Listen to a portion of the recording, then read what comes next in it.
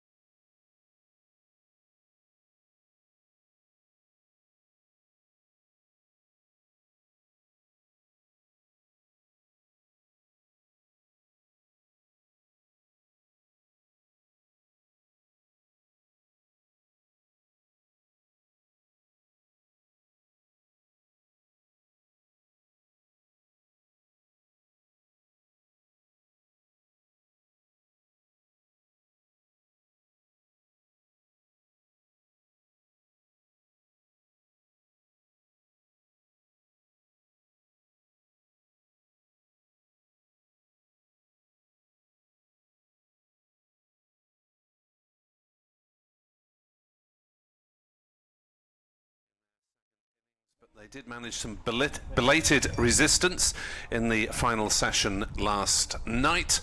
There are 107 runs in arrears. In other words, short of avoiding an innings defeat. I'm Nick Webb. Jonathan Deutsch is our visiting commentator. How do you rate Yorkshire's chances of pressing home their advantage, Jonathan? Well, I have just been for a delightful walk in the park at the other side of the Taff, and I've got to say I can see this being anything but that for Yorkshire. On a very docile pitch, taking wickets yesterday clearly proved very difficult, whether you were a frontline batter, barring the odd one, or a tail ender. So, yeah, I think it's going to be a grind. And I think probably the favourite would be, looking at the deficit of 107, that at some point that'll be rubbed off and that Yorkshire will need to bat again if they're going to be good enough to win this match. Yep, we could have any length of match today, from one session to late past 6 o'clock, should Yorkshire still be pressing at that point. Got Dom Bess, who's bowled a lot in this game. 52 overs already, and has taken up residence at the River Taff end. He's bowling the first ball of the morning to Sam Northeast, who is on 45 not out, and looking possibly the less uncomfortable of the two batters last night, because Byram had a couple of hairy moments, notably against Matt Revis. So, Bess has a word with the umpire for some reason. Just make sure your fingers are well flexed. Would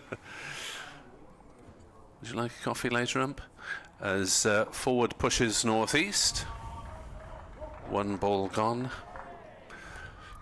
95.5 overs. Yes, I was trying to work out how many balls 95.5 overs were, but unable to do that off the top of my head at this time of the morning anyway. As Bass bowls and Northeast leaves it through to Tattersall. First day of the 4, in which we've had a 10:30 start. Last couple of days it's been 11, and we lost a little bit more on the first day as well. As Northeast drives down the ground and picks up the first run of the morning up to long on. The appetite of the Welsh public to see a grind to avoid defeat is not considerable, obviously. The crowd is sparse at this early stage of the day. Hopefully, with the sun out, it will increase during the course of the day, but there's plenty of room. Sparse would be an understatement, my friend. As Bass bowls to Byram, who blocks it on the leg side. Yes, just the 14,900 spaces available. Get here quickly to avoid the rush. Bass around the wicket to Byram, who drives into the offside. There'll be a single there, as it's just eluded the man in short at extra cover, Wharton. And they go through for another single. You could probably fit them all on that top layer above the sight screen at the River Taff end, couldn't you? Sitting side by side. Little gantry up there. It's a shame that the season has petered out in such a way for Glamorgan. As Northeast drives, misses, and that has gone through, I suspect, everything. Yes, 4 byes. But Bass might be encouraged. Tattersall will be annoyed, and Glamorgan get 4 more. 126 for 2 at the at the end of the first over. The deficit is 101. Yeah, so 6 rubbed off. It was wide in the footholds. I thought at first it had pitched and shot, but actually it was the other way around. It pitched and it looked like it kicked slightly out of one of the bowler's footmarks in the follow through. So he found an area there, but it was very wide, wasn't it? Of the stumps, it would have been maybe a chop on or a nick to slip that might have taken the wicket. Jordan Thompson is going to start from this Cathedral Road end. Puts the hairpiece in place. Field-wise, Well, it's Eddie Byram on strike, left-handed, of course, so there's a long leg way down at the River Taff end. Matthew Revis has come a long way across and has now gone to deep backward square on the boundary. There's a straight mid-wicket, mid-on, mid-off, cover, point, gully, and one slip as Thompson coming round the wicket to Byram. He's crashed, he recovers for 4, first ball. That's going to continue to help the Glamorgan cause, down to 97 now the deficit. And that customary limp, as we've seen quite a bit from Jordan after his first delivery or two this season, which he seems to be able to shrug off and run through. I'm glad you're aware of that, because at first sight that's quite alarming. Left ankle, unless it's something different, but he's hobbled a little bit just early on, and then it's apparently like nothing's happened, although he hasn't hobbled quite as significantly as that, and he's throwing his head up in the air as if there is some serious pain going on here. Just held the back of his left ankle as if it might be an Achilles problem, maybe. Well, that's only me guessing. He's going to continue. How's he going to get in 30 yards to bowl this one? He's as tough as old boots.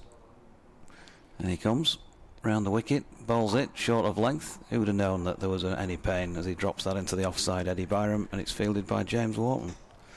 And he's still walking slightly gingerly, if not anything like as pronounced in terms of a limp as he makes his way back. 130 for 2. Probably take a wicket now. I think he'd lull Derbyshire into a false sense of security at Chesterfield when he did that, and then got somebody out fairly soon afterwards. Comes striding in now past umpire Newell. Ball short of length, dropped into the leg side where George Hill does the fielding. In the women's games in the Rachel Hayhoe Flint Trophy, Northern Diamonds have been put into bat by Northern rivals Thunder at Sale Cricket Club. Just starting there. Important one that as well. If they win it, then there'll be something in the match that I'm covering up at Chesterley Street with the last game of the qualifying rounds, if you like, on Saturday. Thompson to Byram. Ooh, he's pushed that one aerially between cover and Ben Code at mid-off. He's chasing after it, and they're going to get back for 2. But that was catchable height for somebody who'd been in that line. It was in the air for quite a while. 2 runs. Was that one that maybe stopped in the pitch a little bit? Felt as though he was through the shot a bit too soon. Certainly mistimed it. Was looping frustratingly between 2 fielders as far as Yorkshire are concerned. Here comes Jordan again, wide on the crease. Just can't get that one angled in sufficiently to get Byram to play at it this time. As far as Western Storm, the regional side for West of England and Wales, are concerned, they're playing against Central Sparks at Taunton. Western Storm were put into bat there. Score updates, of course, on the available on the BBC website. One to come in the second over of the day, 46th of this Glamorgan second innings. Thompson to Byram, who's asked to play at this one and pushes it into the offside. 132 for 2. Nothing in those first couple of overs has really changed the opinion that this is going to be a real grind. It looks about as placid and tennis ball bouncy as you can get, really. There's a start by delay, by the way, at Canterbury, 10:45 there. Kent Notts, Nottinghamshire, 4 runs behind, but only 5 second innings wickets standing. That would be a big win for Kent if they can see it through today in terms of staying up. Northants Warwickshire looks like petering out, doesn't it, into a draw. Barely had enough play at Edgbaston. Lancs 150 in front with 5 wickets remaining. They could really put some pressure on Middlesex today. Old Trafford. As Bass starts a new over, gets some turn. North East just about deals with it. Defensive push off the back foot. Yes, suspect we're going to see Middlesex next season as opponents for both these 2 sides, as North East is forward, playing out to Code at point, and there is no run. Slip and a short leg. Mid-wicket is in pretty close as well. Crouching as Northeast pushes forward, defends to short leg, and this has got to be the pattern of the day for Glamorgan to defend for their lives, but also to take anything wide that is on offer as Northeast comes down the wicket and drives through the covers for 4 runs, trying to upset Bess's rhythm. A handsome shot, and that brings up the Northeast half century of 106 deliveries. Well drilled, the school children down to our left, who are forming at least half the attendance today, because they were up and cheering for Sam Northeast there. Obviously brought his fan club with him. That was his 6th 4. It was Northeast, wasn't it? Who was hitting it, what, sort of southwest. Very good. Best bowls, and Northeast is pushing forward. They're interested, they're not getting. Well, be interesting to see that one from the other angle as well. As what's that one hit on the way through? Well, keeper took the bails off just in case. As Bess bowls and Northeast pushes forward, but I think they were convinced that it had hit a pad or an edge. I'm not quite sure. It was a what do you got sort of appeal. Yeah, the unfortunate thing for Don Bess is that the footmarks that have been made, there have been so much bowling from wide round the wicket that they're too wide really, and that both those deliveries this morning, the one there that drew the appeal and the one earlier that kicked a little bit, are so wide that the potential for dismissal is pretty slim, you would have thought. He could have done with his bowlers bowling really close to the stumps, but of course then round the wicket getting off proves to be a significant problem. So I'm not sure what materials he's got to work with. We know it's a 5th day pitch effectively now, given the international last week, but it's still playing docile as it is. Well, too well for the liking of the Yorkshire bowlers, I'm sure.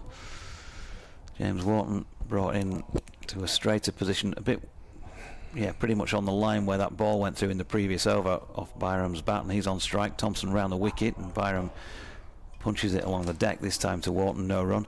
Just to continue those few scores, Leicestershire, who of course had a significant win against Yorkshire at the start of the season at Headingley when they knocked off 300 and well, almost 400. They needed almost 500 to win at the start of their second innings. They still need a further 267, but they've got 7 wickets remaining. All day to go at it. That could be potentially a big win for them. Sussex obviously will hope to have a big say. Thompson in again, and Byram opens the face and runs it out to point, no run. Derbyshire have finally been bowled out, looks like early on this morning, by Gloucestershire at Bristol. They lead by 26 runs in a game that's yeah. If we thought this could be a stalemate on the final day, then that really, yeah, you can imagine, can't you? Ed and Fletch there. At least this is a stalemate with some interest and a decent possibility of a positive result, albeit only on one side. Thompson coming into bowl to Byram, goes short, but it's misdirected, too wide of off stump to interest Byram in playing at it. Yes, the game and probably the pitch at Bristol going the way of Monty Python's parrot.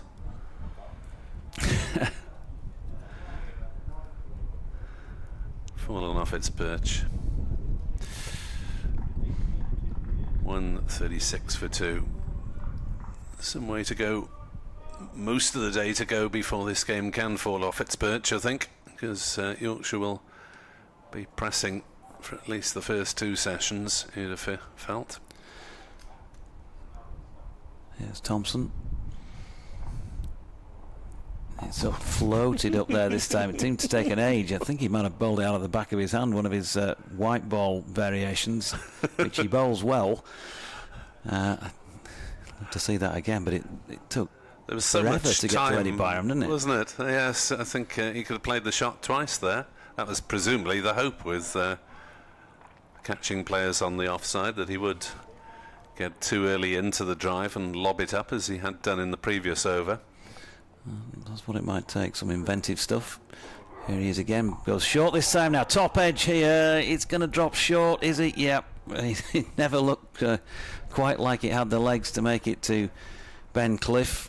So a second Byram false shot of the morning, but he's been safe on both occasions. That one takes him to 60, the total to 137 for 2, a deficit of 90, and there's one ball left in the 48th. The other thing is, second new ball, Yorkshire would certainly want to have taken more wickets before they get to that stage, but that is still 32 overs away, so pretty much we'll be talking the afternoon session for that. But it still might be just something that offers them a little bit of hope if they've chipped away maybe a few more this morning by that stage. And at that stage you'd expect Glamorgan to be something like level in front maybe. As North East gets a short ball and guides it round the corner to Don Bess at deep backward square for 1. He's on to 51. It's 138 for 2. Deficit of 89 then at the end of the 48th over. The over 8 is +8. Yorkshire making sure that after their points deduction of 2 at Scarborough last week, they're safe on that front at least.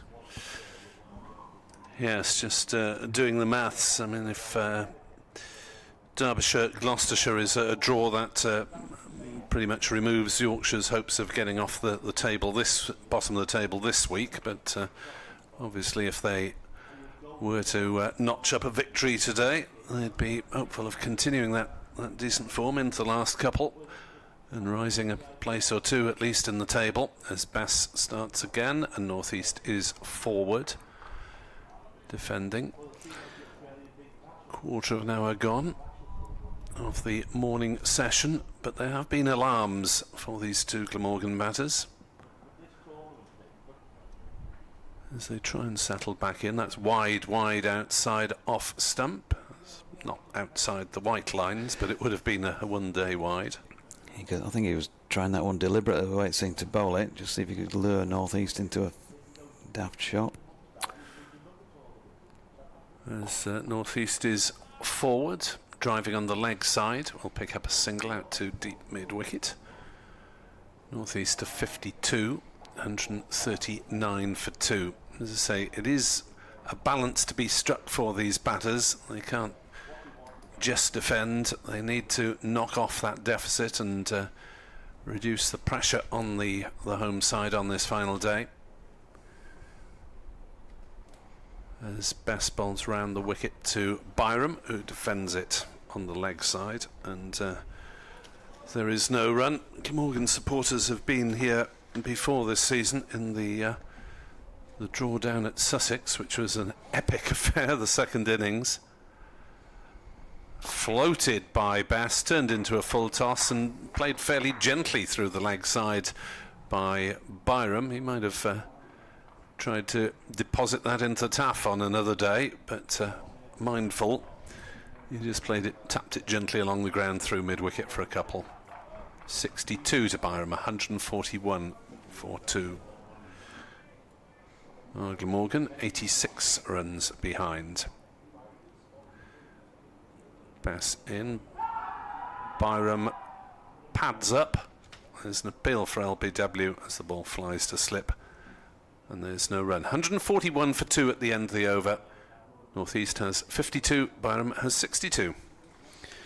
Bent Nielsen has tweeted good morning, a few early wickets would do nicely, about 8 or so. Andy Walker says big push, maybe Blackadder style, and Lily says she's looking forward to today's play. It'll be interesting. Happy to see the man who makes things happen, Jordan Thompson, bowling. I would get Ben Code on soon, calls Lily as the Yorkshire coach by proxy. It is at Jonathan Doidge, at Nick Webb 2017, or BBC West Yorkshire Sport at gmail.com if you want to get in touch. Jordan Thompson continuing in the Cardiff sunshine, bowling here to northeast. Another slower ball which he reaches for, waiting for it. I think that's the first one he's bowled at northeast this morning. Pushed into the offside, no run.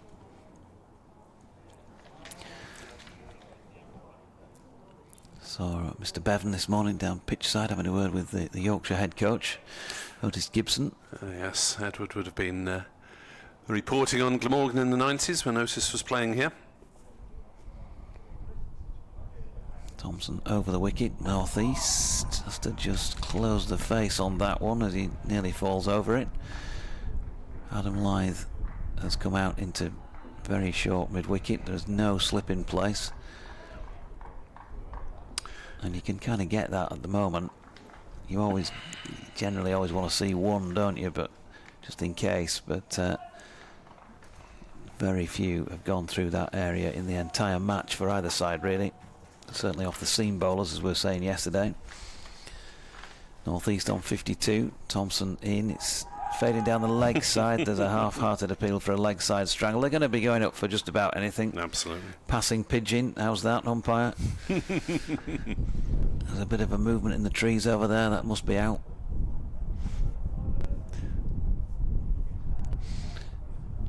Desperate for some wickets. They've dominated this game from the first day, but at the moment closing it out is proving to be a challenge. In comes Jordan Thompson again, bangs it in short. Northeast takes on the pull, but he's got over the top of it.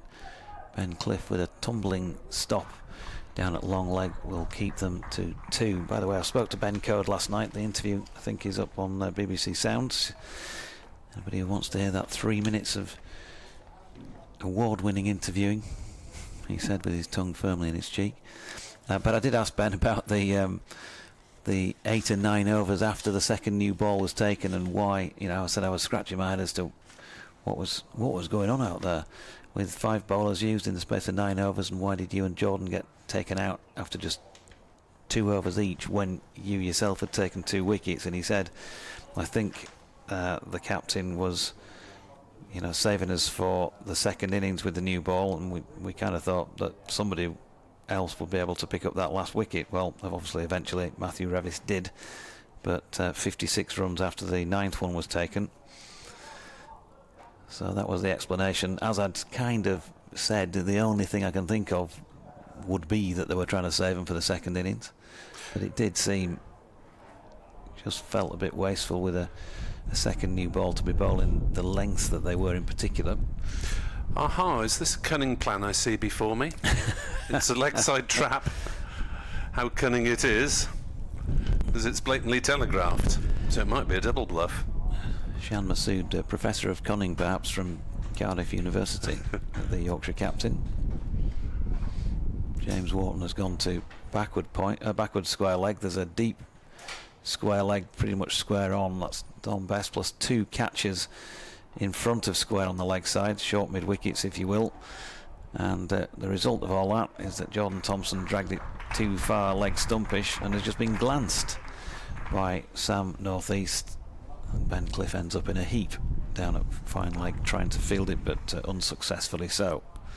Nicely played. There's no real bounce about it, and it just looks almost as if this pitch is a bit like a sponge, and it's just sapping the life out of everything, and maybe sapping the life out of this match. Thompson in again. He's gone short. It's pulled with control, bang on square on the leg side where Best fields. Nicely played by Northeast, who's on to 59, 148 for 2. 50 overs complete. So it's still 30 before a second new ball can be taken. They need to get in and among before that point. Who is going to buy Yorkshire a wicket or 2? They only now have a 79 run lead. Yeah, looking back on Glamorgan's previous efforts to save draws, well, down at Hove they were 358 behind on first innings and batted through just over 2 days to salvage the draw, making 737. They started the final day there effectively on 140 for 5 in their second innings in terms of the lead, as Bess is in to bowl to northeast, who works it to mid-wicket, and there's no run. Probably a closer parallel is the game at Durham, where Glamorgan were 240 behind on first innings there. As northeast steps back and cracks one into the offside, but will only pick up a single because there's a sweeper out on the cover boundary. 149 for 2 there. Glamorgan, as I said, were 240 behind on first innings. They've started the final day 81 behind with 4 wickets down, as that one turns sharply from Bass but away from the left-handed Byram, who plays no shot. And at Chester Street, starting effectively on minus 81 for 4 and losing a wicket on the first in the first over, as Byram again plays no shot through to Tattersall. They managed to finish the day with just 7 wickets down in all, and a lead of 186, with Chris Cook batting through 90 odd overs of the day, as Byram is forward defending on the offside. So Glamorgan know they can salvage games, but frustration is getting in those positions in the first place, I guess. As forward comes Byram, plays it back to Bass. There's been a season of frustration for Glamorgan in the Championship with so many draws. Some of them were salvaged, but the match at Headingley, Yorkshire 9 down, and the match at home to Sussex, in which the visitors here were 9 down for considerably longer in the last session. Source of absolute frustration, and meant that Glamorgan, even if they'd had the bowling resources in this final month, short of promotion, their target for the season, obviously, as indeed is the target for all 8 clubs in the second division every year. John Thompson, Ben Code deciding what might happen from a fielding placement point of view. They've gone with the same field as they had to northeast at the end of the last over, and Jordan, you can see what he's trying to do, bowl it middle and leg, something like that, to get northeast to flick it in that aerial way, but he just slid that one down past leg stump again. Dot ball. The Northern Diamonds, by the way, in the 6th over of that match against Thunder, vital one for them. They need to win it today up at Sale. They're 29 for 1. Stir Callis gone for 8, bowled by Phoebe Graham, her old teammate. Lauren Winfield Hill 15 and Holly Armitage 4 at this moment in time. Thompson in again. He's just gone a bit too leg side of straight. He's nearly there, but not quite. And at northeast again plays a nice leg glance. Ben Cliff this time managing to field it, so 1 run. And having tried to get the radar right against the right-hander, of course, they've now switched ends, and so he's got to adjust and goes around the wicket to the left-hander. All part of the game, though. All part of what you practice for. Tosses the ball up once or twice, Jordan, and then leaves us behind and comes in now. Short ball cut by Byram. Don Bess with a typically tumbling stop. Doesn't use 1 stride when 3 will do. Extraordinary goings on at Edgbaston this morning. Warwickshire have declared on 147 for 4 in their first innings to try to make a game of it against Northants, 103 runs behind. They bowled 11 overs in 20 minutes for the concession of just 5 runs. Thompson in short, Byram ducks underneath it.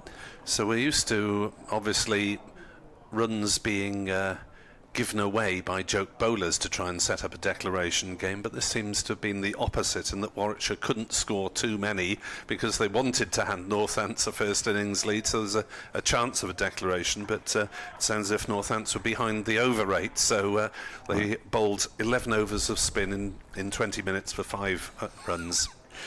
A few wide of off stump that they've probably just left. Here's Thompson, ball short of length. Byram drops it into the offside. No run. But seriously, it is good to hear of declarations and run chases being arranged in county games that have been affected by the weather, because that seems to have dropped out of fashion somewhat. Yeah, 150 for 2 here, and the deficit 77. Yorkshire still needing 8. Glamorgan second in his wickets for fewer than that 77 if they're going to win by an innings. Looking nigh on impossible as Jordan Thompson bowls a full delivery wide of off stump, and Byram leaves again. 28 minutes played this morning, which I reckon is... I didn't make a note of how many overs had been bowled last night, actually. Last night was 44 overs. So overnight. 8 overs. And they've added a further 30 runs. It's always going to be a reasonably quick over 8 with Bess bowling at one end. When Edward and I were on together yesterday, we actually put the stopwatch on when Dom Bess over, and it was 1 minute 28 seconds. That was just with a single in it. The ball didn't go far. 150 for 2. Bess bowls to northeast, who slaps it into the offside. Will pick up the single out to deep cover. 151 for 2. Both batters on 62 not out. As I say, Byram has looked the more uncomfortable at times as he pushes forward. A couple of balls from Revis which were spooned over keeper or slips in succession that he didn't have any control over at all.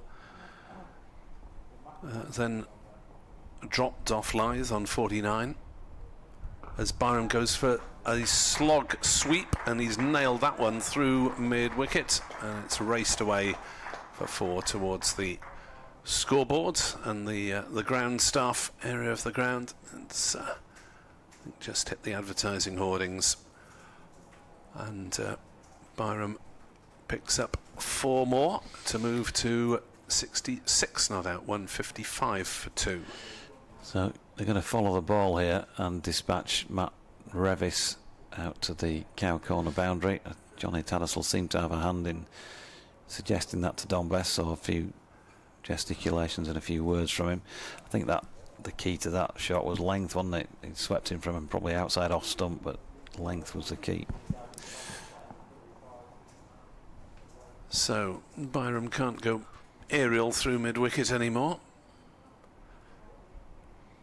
as he just dabs that one into the mid wicket area and wanders through for a single.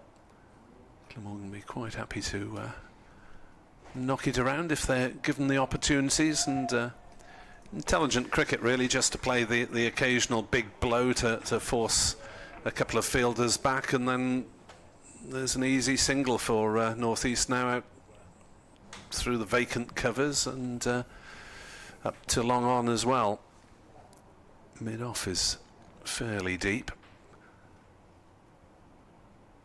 Slip and short leg remain, but are not in business as North East drives through the covers, and will pick up at least a couple of runs as it's hauled up by Revis on the deep extra cover boundary. And North East moves onwards to 64 in total, onto 158 for 2. The deficit is 69, and Glamorgan will be hoping that this is setting the tone for the morning session, as North East's, well, jabbed at that rather uncertainly. The ball has bounced through, and I think off Tattersall's pads, and they've run a bye. 159 for 2. The deficit is 68. As we watch again that Bess delivery that did spin quite sharply and spun away off Tattersall's gloves. Edward Bevan is lurking with intent. Yeah, you can have a cup of tea first, Edward. 10 minutes. Look, I had a nice coffee sitting in the park, as I mentioned earlier on, and I think I might need to go back to the cafe at some point today, Nick, and get 4 shots in the next one, because it's quite sedate out there, isn't it? I think we need to stay awake here. Yeah, well, as I say, I've been through 2 of these already this season. Lengthy defensive efforts. 159 for 2, 68 behind. Matthew Revis now replacing Jordan Thompson. First change of the day. And 9 overs in. 33 minutes of play so far. Revis then striding into Bolton northeast. It's a good length ball, which is flicked off around about leg stump down to Ben Cliff for 1. Yeah, so Revis did find a few patches of uncertainty. Not quite a corridor of uncertainty, but maybe a spot of uncertainty. Bowling around the wicket to the left-hander, and also it's gone up and down a little bit from outside the right-hander's off stump from this Cathedral Road end, and this is the situation in which Revis discomforted Byram, bowling around the wicket to the left-hander, and maybe he might employ a fly slip or similar. 16.2 overs in the first innings. Matthew Revis has bowled just 1 ball into his 5th over here so far in the second. Could have a big part to play again. And continues his development as an all-round cricketer. Well, it's not quite a fly slip, it's a short third man. Yeah, Adam Lyth. So Revis round the wicket to Byram.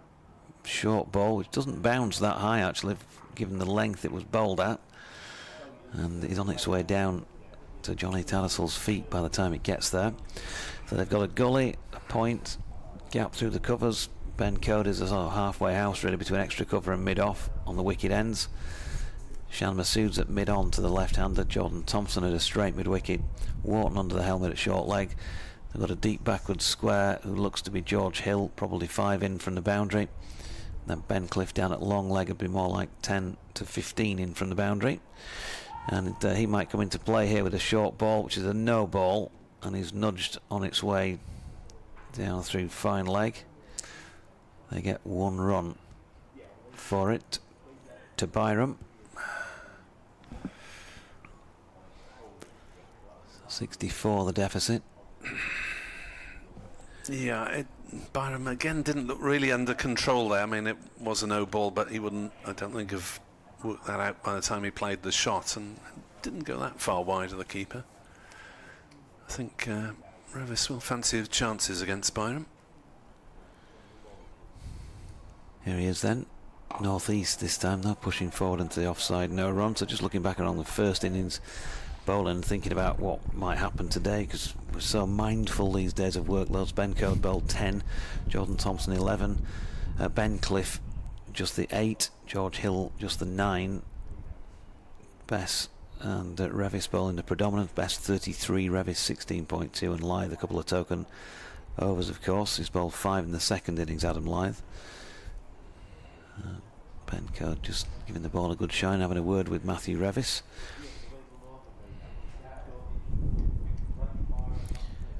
Who comes in now to bowl to northeast. That's pushed into the offside, and there's no run.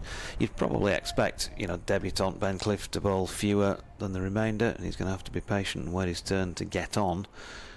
He was used in the first innings as first change, in the second innings second change. 5 overs for 26.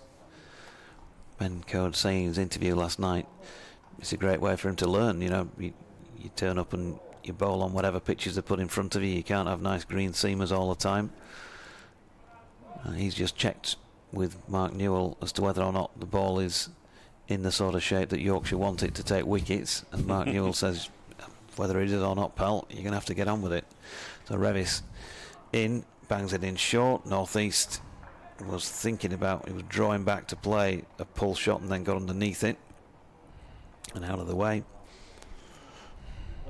So in some matches like this, when you've got a new player in, it can kind of, you know the drill, Nick, from seeing so many yourself, they tend to be underused, so it's not quite like having half a bowler in your side, but you know what I'm saying. Because they're obviously trying to give them experience at the right times. As Revis is in, and that's pushed back to him by Northeast. And at the end of the 54th over at 163 for 2. So you've got a debutant in. You might still feel slightly light. You certainly feel light on experience at the very least. And he's got a pitch that's not giving him the greatest start because it's proving very unhelpful. And then even for the very experienced bowlers, as we're seeing, taking wickets, well, it is very, very tough. And we were discussing the odd events at Edgbaston where Northants spinners bowled 11 overs for 5 runs. Warwickshire, to be fair, have put up an explanation on their website of what's going off out there, which is really good to see, because a lot of people would be baffled by that. As Best bowls and Byram paddles it round down towards fine leg fairly gently, but it is a long and fruitless charge for Code round from square leg, and it is 4 more runs to Byram, who moves to 72. That Warwickshire explanation with Northants needing a win in their fight for safety, and agreement's been struck between the two captains. What Warwickshire will chase and how many overs is uncertain, but it may well be an exciting finish. The one caveat was the visitors' over 8, which was -5, therefore we had to get to parity before the Bears could declare. Best bowls, and Byram whacks another one through the leg side. This time it's a chase the other way for Code, and one which he will win this time as they're back for 2 runs. So the farce continues with Warwickshire obviously needing to give Northants some runs in the second innings, so their keeper Michael Burgess opened the bowling, as that's through outside off stump from Bass. It sounds odd, doesn't it, from the outside, that agreements can be reached. You think, ooh, that's match fixing, but it isn't. Both sides are trying to win. As Byram goes for the sweep shot and makes a bit of a hash of it. Makes little, if any, contact, and Tattersall removes the bails, just in case. 169 for 2. So Bass round the wicket to the left-hander. 2 slips now, and Byram stretching forward and dead batting that on the offside. So rather than being match fixing, it's just creating a situation in which either side can win, and which they're happy to play out from there. As Byram plays no shot. This one outside off stump. 169 for 2 at the end of the over. Glamorgan 58 short of avoiding an innings defeat. The oddest one that I saw was a Glamorgan, I think it was Worcestershire game at Abergavenny, where Glamorgan were set a mammoth target of 490 odd, reached say 200 for 4 or thereabouts, and sort of thought, well, we're not going to get there now, and then were fed runs by Worcestershire during the final innings run chase. Have another 100 for free, and we'll play from there, which really was odd. Yeah. Strange. Revis, another word with Ben Code. Martin Bluefield, good morning to you. Says, morning JD. If all else fails, perhaps they could switch the bails around, aka Stuart Broad. That's at Jonathan Doidge or at Nick Webb 2017 or BBC West Yorkshire Sport at gmail.com. There's a bit of strolling around going on at this moment in time. Glamorgan have added 49 this morning without further loss, so partnership now worth 139 for this third wicket is beginning to make the draw seem significantly more likely than it has ever looked until probably about tea yesterday, when at that stage you'd have said Yorkshire looked nailed on. They may still win it, and there's one thing you can say about this Yorkshire side, is that they will not stop trying to win it until the last chance has gone. Revis is in. Northeast punches out to Shan Masood at mid-off, and there's no run, but That is one thing that they really do possess, is a fighting spirit. They'll keep battling. Mickey Edwards is out there at the moment. He's not tied his hair up today. He's gone for the surfer look. Mane of blonde hair beneath his cap. Number 90 on his back. He's at cover. Revis in and bowling straight to northeast, who punches it straight to Ben Code coming round from mid-on. So who's left the field for the moment? We have Ben Cliff at point. Adam Lyth down at long leg. Could be thinking for a moment it might be Don Best, but no, he's out at square leg. Jordan Thompson, I think it is, who's gone, as Revis is in and banging another one in short. And well, Sam Northeast and Eddie Byram are probably going to get a few back stretching exercises in here, because they're getting down low quite a bit to Revis, as you'd expect. And Edward Bevan is alongside. Good morning, young man. Kind of you to address me in that manner. Good morning to you, younger man. Revis back at his mark. Beautiful sunshine in Cardiff this morning. Oh, that was nearly the first wicket of the day. A wide one that he's had to put his had a go at putting his hands through. Sam Northeast, thick inside edge, and that must have been close to cannoning onto the stumps. Yeah, very wide. Oh my word! Dear me. It's, I think it might have hit his foot off his bat, and therefore could have gone anyway. He didn't know much about it at all. So that's the first chink in the northeast armour this morning. Byram's been a little less obdurate with one or two chancy shots, but there goes northeast back on it with a push wide of Masood at mid-off for a single. 170 for 2, the deficit 57, 1 to come in this over. But look at how he bowled that. Those who can see the replay, it was probably wouldn't have hit another set in terms of its width, probably about 7th stump, and he's gone after it, and the thick inside bottom sort of edge. Little lapse of concentration there from northeast.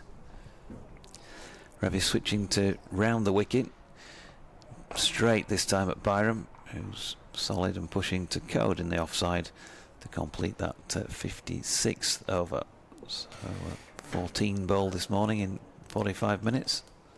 And the problem, a couple of problems I think for Yorkshire is because, as I've said, been telling you throughout the game, this pitch does go placid, and now the sun is out.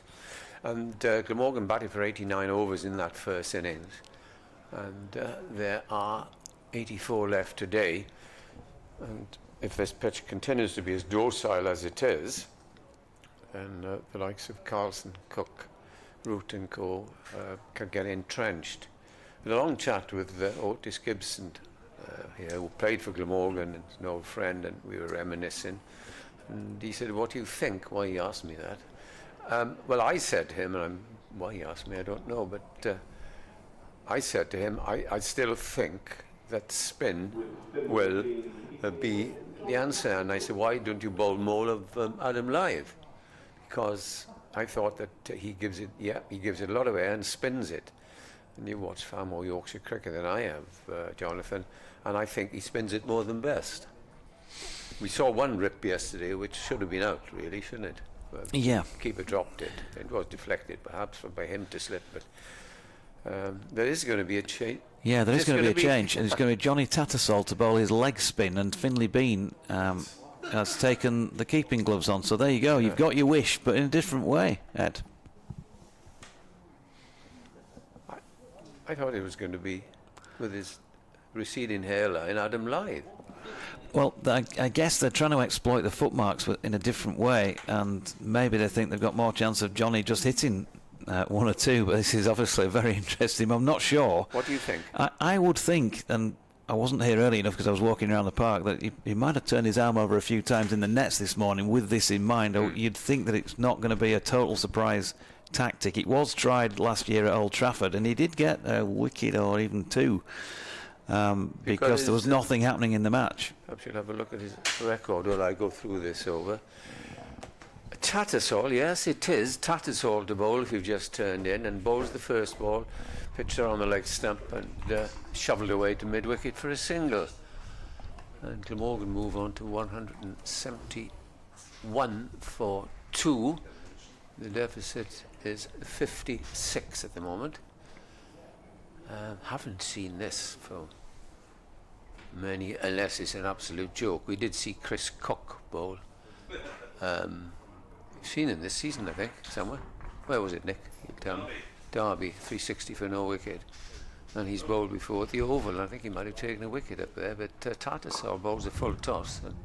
Correction, Cheltenham. Cheltenham, that's right, he bowled at Cheltenham this year. He bowled twice last year, actually. I'd forgotten the other occasion. He bowled 4 overs, 2 for 27 at Old Trafford against Lancashire, and then he bowled 2 overs for 20 when they were being annihilated at the Oval at Surrey. Yeah, he bowls again. Previous ball was a full toss, which Byram should have hit for 4, but he hit it straight to mid-on, 171 for 2. So his career average in first class, his career figures in first class cricket prior to coming on today were 6 overs, no maidens, 2 for 47, averaging 23. Surely Adam Lyth should have come on before him. That's the sort of figures that would strike fear into any batter out there in the middle, because they wouldn't want to get out to him, would they? Well, no. But this is the sort of stuff you do get out to. You lick your lips, you lose concentration, and you have a slog and hold out at the long on or somewhere. But he pitched that one, and he's off-break bowler by look, is he? Or what? He's bowling leggies, I think. Okay. I suppose that, you can justify him bowling, but if you've got a spinner like Lyth there, you should perhaps have given him a role. We shall see, though. Makes it all more interesting. Here's Tattersall in, bowls. Not the greatest action I've ever seen. He's definitely bowling leggies. Yeah. Right. A very wide leggy on that occasion to the left-hander. Yeah, confirmed there are good folk next door on the machines that he is bowling leggies. Here he is, bowls another, brings him forward and pushes it back down the pitch. Well, I've seen worse overs. Tattersall had just the one run off that over, 171 for 2, the deficit just 56 runs. I mean, these are the things that make great interviews, aren't they, really? Talking to him about his bowling career afterwards today. Well, 7 overs he's now bowled. Yeah, but if he takes 5 for 70 and wins the game, you'll have an interview of about 20 minutes. Perhaps you don't remember the name, A.C. Smith. He was a former England wicketkeeper, not the best wicketkeeper that Warwickshire ever had. Took his pads off when in this sort of situation against Glamorgan back in the 1960s, I was told, and proceeded to take a hat-trick. So, stranger things have happened in this wonderful game. I'm not saying nothing's happened today, Ed, but 51 minutes in, apart from saying day 4, 13th of the 9th, 23, my notepad has not had any further addition to it since play began. I think might say that North East was in the smidgen of playing on. That's the only thing I've seen. Here's Revis from the Cathedral Road end, bowling to the right-handed North East, who gets a delivery of good length, and he leans into it, flicks it away on the leg side, Ben Code Fields. One run. Shall we bring the saying, which we don't particularly like? 1 brings 2, brings 3. Bang, bang these days. Come on, get with it. Get down with the kids. Doing a bit out here, lads. It's doing a bit as you approach the crease. Do you know that goes on in junior cricket, so my grandson tells me? Yeah, oh yeah, it does. Yeah, I know. I've umpired quite a lot of junior games, and the stuff that's said makes you cringe, but it's all what they hear from up above. Yeah, it is, isn't it? As a short ball here from Revis is played by Byram down to third man, where Adam Lyth does the fielding, and they get 2. Byram on to 76. Glamorgan 174 for 2.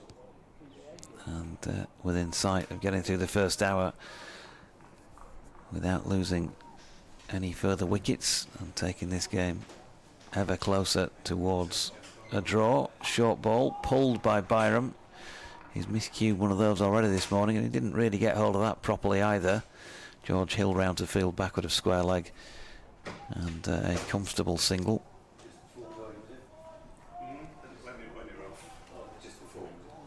Pitch, as in the entire surface, looks a picture with the crisscross cut of the outfield. What a beautiful day, and Yeah. the outfield is looking absolutely superb. As It if is. it's in the middle of May. And it's a quick outfield. I mean, I've been down at pitch level, as I know you have, but I Yeah. wandered around on a couple of lunch times, and it is closely cropped, lovely flat outfield. Revis in, and George Hill does the fielding at mid-wicket to that flick into the leg side by northeast. Otis Gibson was telling you this morning when he was assistant coach of England, that they loved playing here and still do, the England side. They've got a pretty good record here, in fact. And it was an unforgettable day when they played the first Test match in a series, which was much criticised by others around the country, against Australia, which was a huge success. Very well organised, and a terrific end to the game with Messrs Anderson and Panesar.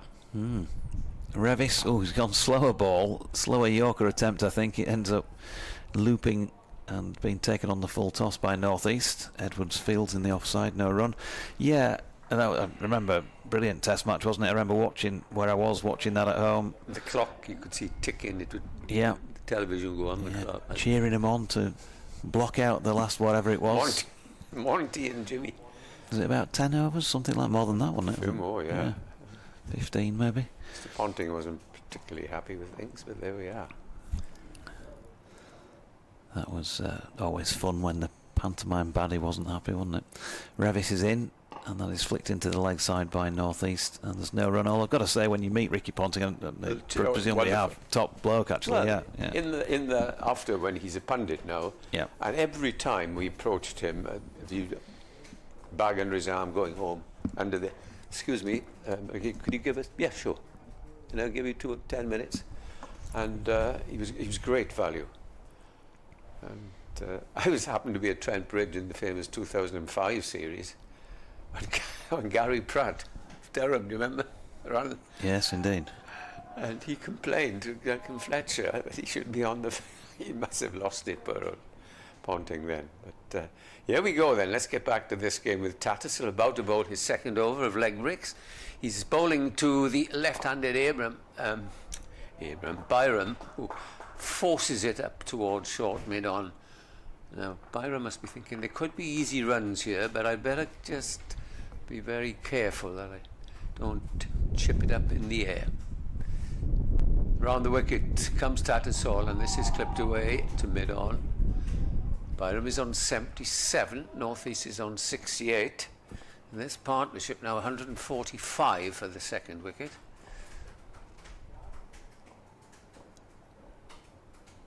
Tattersall coming round the wicket, past the umpire now. Half trucker which is pulled vigorously out to deep mid wicket, and they go through for a single.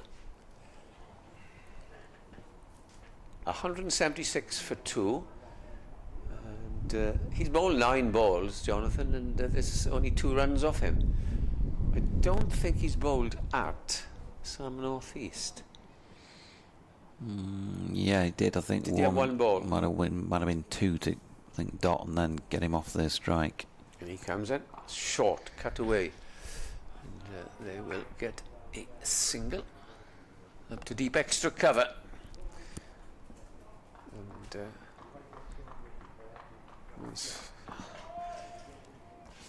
It's good to know that Otis is following your suggestions, though, Ed, isn't it? I mean, big feather in your cap. don't start that now. Spin well, only. It's just a thought. I didn't mention Tattersall, mind you. Here he comes, bowls. And I think spin will hold the key, because I think you'll agree there's nothing in it for the seamers. Maybe a short-term loan signing for 20 overs of Trevor Chappell, something like that, bit of underarm. The infamous Trevor Chappell, yes. Well, you can say one thing. He's bowling a nice length, and he's given some loop, and he's just conceded the 3 runs as he Tattersall. If you just join me and think that something's wrong with the radio or the television, yes, it is Tattersall bowling for Yorkshire, the wicket keeper, because he does, as my colleague Jonathan Dodge says, bowl a little bit of leg breaks, and he's been brought on, but nothing threatening at the moment. And I just keep on saying, why haven't they bowled live? Because we saw yesterday, created a chance, another half chance, beat the bat, and gives it plenty of air, which you need as an off spinner to get some appreciable turn.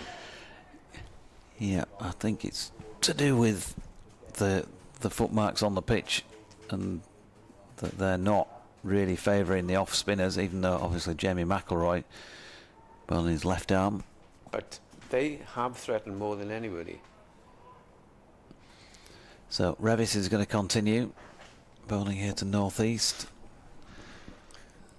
And in he comes, past umpire Mark Newell. It's up there and flicked into the leg side and fielded by Tattersall at straight mid-wicket. No run. Just about the first hour ticked off. 57 runs have been added from the overnight, 120 for 2. Yorkshire haven't taken a wicket and haven't really looked likely to do so. 20 overs to the new ball, but by that time, Glamorgan, if they go on like this, will be in credit. Here's Revis again. Bangs one in short, pulled with control by northeast. He does get over the top of that well out there in the deep Don Bess fields, and they get through for another 1. Revis 5 for in the first innings. He's not managed to trouble the wickets column yet in this one. 7 overs and 2 balls. He's bowled 1 maiden, 34 against his name. What have you got next week? Leicestershire at Grace Road. Here's Revis angled in towards Byram, who opens the face and pushes it to point. No run. Leicestershire, who won that famous run chase at the beginning of the season. Yes, yeah.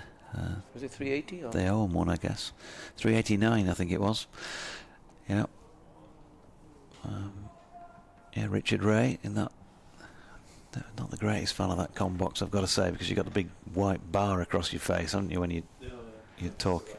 Especially for people of my height.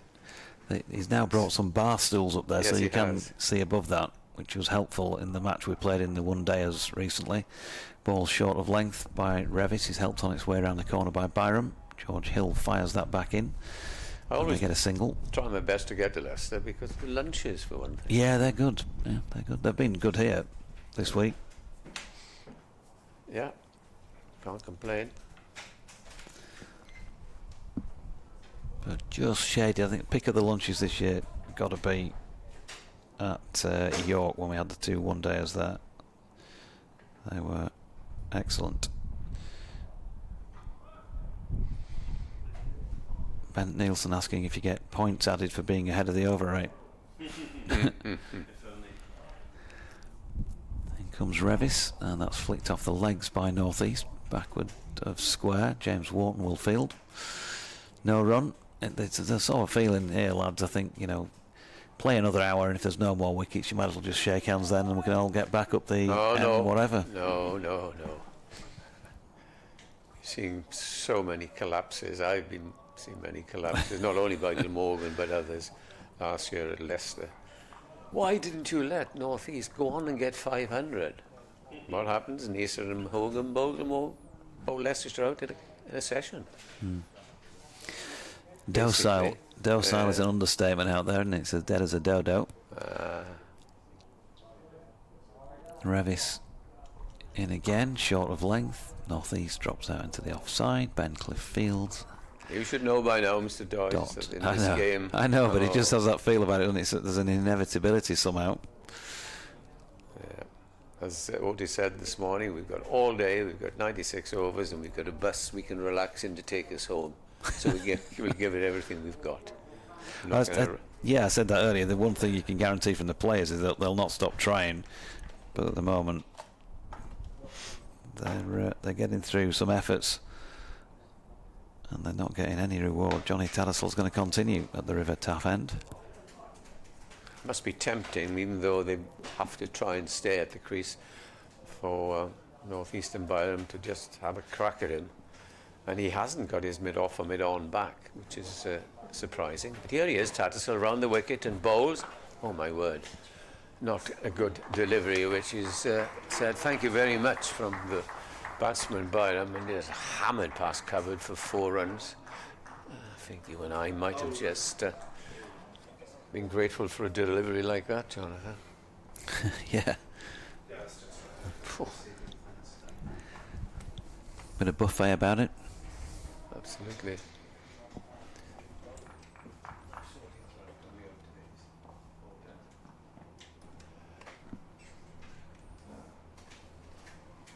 Here is the next to the one. That's another one. Short. Another boundary.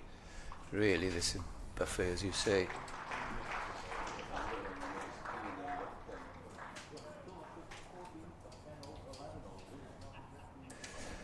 Well, 8 of 2 balls is the last thing, and perhaps he won't have another over.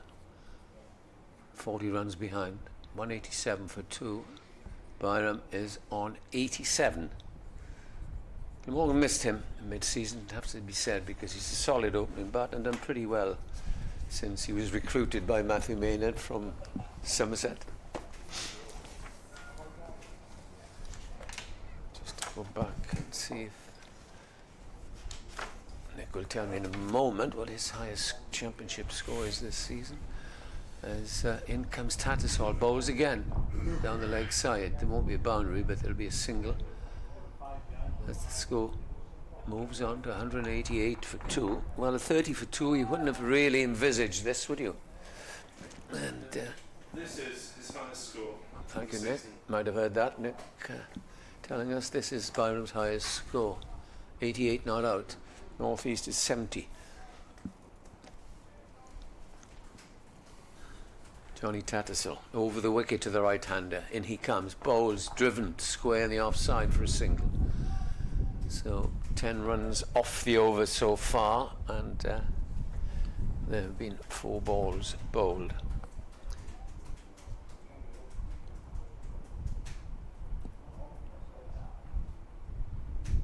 I wouldn't particularly be happy fielding where one man is there at short leg, 3 yards from the bat. As in comes the next delivery. That's a better ball. Hits him on the pad as he lurches forward. He foot or so outside the off stump. And no run. 188. Or is that 189? 189 for 2. 169 partnership.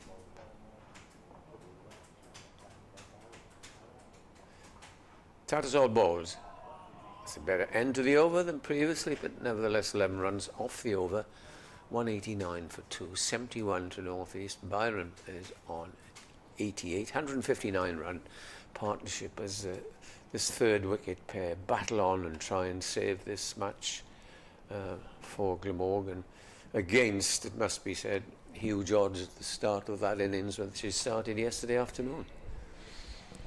And especially when Al Hassan was out in the first over for naught for 1, 30 for 2 when Ingram went. But then it's been all about these 2 batsmen resisting and being very selective. There's going to be a committee meeting now between 4 members of the Yorkshire side. Yep, all 4 bowlers there. And Matthew Revis, Jordan Thompson, Ben Coden and Johnny Tattersall. And the captain's not there. No. Where is he? He's off the field, I think, at the moment. I thought he'd wandered off. So who'll take over? Live? I would think Johnny Tat, because he's the captain when Shan's not around. Who brought him on? He brought himself on, perhaps? I think Shan was still on the field at the time, wasn't he? I think so. Mickey Edwards has been out there as a kind of constant 12th man with players revolving on and off the field around him. Jordan Thompson was off for a while, he's back on. And there's been some debate as to where to bowl it here, but they're going to keep the same field, so I'm not quite sure what he's going to do different in terms of what he produces with the ball, Matthew Revis. But here he is, bowling to northeast, around about off stump and pushed back to the bowler. What he hasn't done this morning is employ the short ball, which he persisted in doing, and brought him a couple of, well, he took 5-4, and 2 or 3 of those were the result of banging it in and batsman. Carlson just popped one up to short mid on, but what it did do was to unsettle the batsman's concentration. Here he is again. This time he goes short and he's pulled by northeast, and that's inevitably going to reach the boundary for 4 through Cowshot corner. Don Bess had a too lengthy a run to try and cut it off. It wasn't timed particularly well by northeast and took a while to get there. I think bottom of the bat. But same result. 75 to him, 193 for 2. Being pompous, I think you heard Nick and I saying we've seen this so many times, and it wouldn't surprise us when we said it 2 or 3 days ago that this would happen, in as much as it's gone absolutely dead. There is nothing at all unless you hit the rough with the off spin. Yeah, Revis in, short, pulled, this time squarer, and Bess is, well, in absolutely the right spot, just has to bend down and pick it up on the boundary edge, and they get 1. You see, he banged that in, Revis, as hard as he could, and it got up about just over pad high. Yeah. It's not like the other end of the spectrum. It's not like that it's breaking up and then shooting, is it? It's just it's bouncing lower than you expect, sapping the life out of it, but it's so slow. It's just, for batters of this quality, it's easy to make the adjustment, isn't it? And even when you bowl spin, it's slow unless you hit the rough. And Matthew Revis, it's not quite run in enough times in this match, so he's having to stop again. I'm sure he'd be delighted that Adam Lyth had forgotten where he was standing, sort of under 12 style there, and had to move around from wider third man to finer third man while Rev was halfway through his run up. He's where second slip would be if he was 50 yards closer. Ball short of length down the leg side, almost a little flick around to Finlay Bean, who's not really had much to take, has he, since he took the gloves of any note. Did he keep second team, Finlay Bean? Good question. I know he's got a fair bit of experience keeping wicket.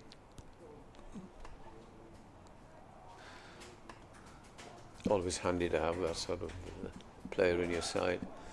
Glamorgan had David Lloyd, who's deputised at times, and Colin Ingram did keep wicket in his youth quite a lot. Ball short of length from Revis. Byram gets it at the bottom of the bat, bangs it into the turf backward of square. Adam Lyth would have had a comedy dive, and Ben Cliff cleans up. They get 1.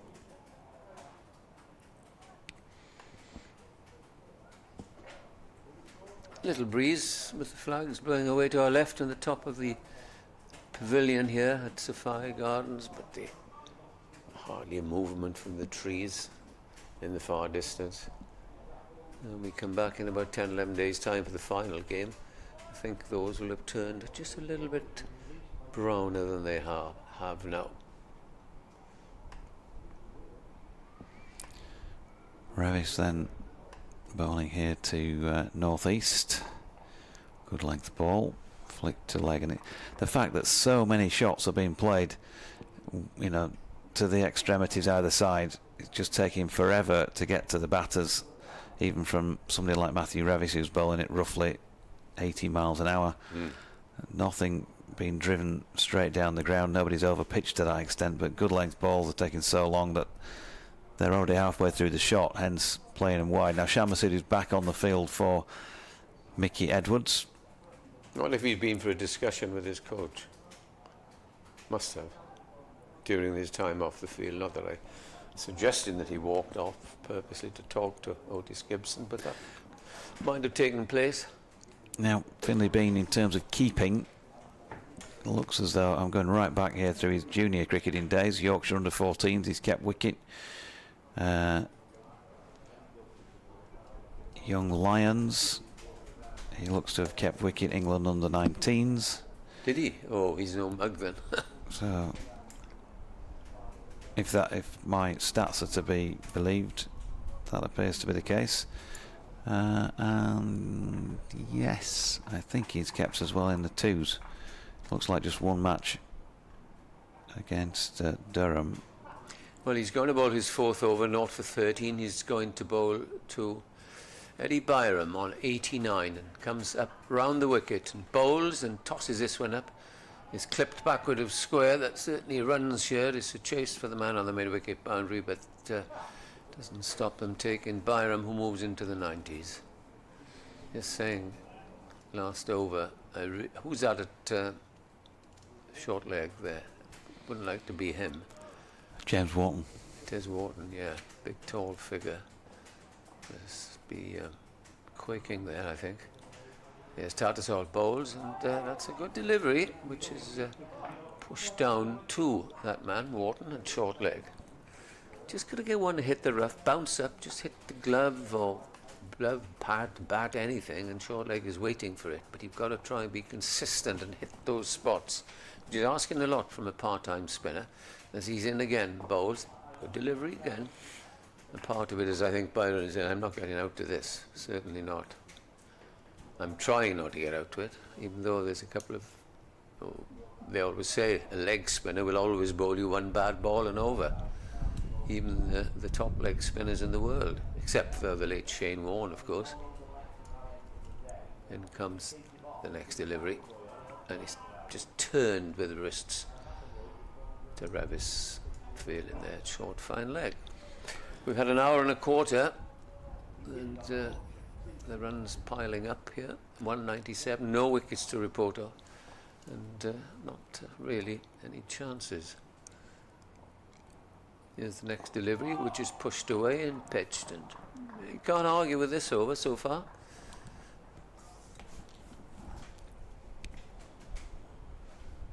If the great Shane Warne was bowling here, he'd be thinking of moving his men and doing everything he could think of to try and dismiss the batsman. As the next ball is outside the leg stump, and Warden takes evasive action, and it's 4 more runs. That's your bad ball. Yep. Oh, the over. Kicks the ground in frustration, Johnny It was a good over before that. Brings up to 200 for Glamorgan. 201 for 2, and the deficit now is just 26 runs. So, yeah, going to be here this afternoon. He kicked the ground in frustration, then he turned around and put his palm down and kind of tried to make good, because of course these days, kick the ground in frustration, you could be in trouble. Got to be very careful. Yeah. What you do. Ben Cliff, is he leaving the field, or is he just picking up a drink or something? Possibly. Don Bess looks like he's now going to come on at this Cathedral Road end to replace Matthew Revis. I think he had 1 over, 2 overs this end in the first game. No more. Yeah, not a lot. 1 over, I think.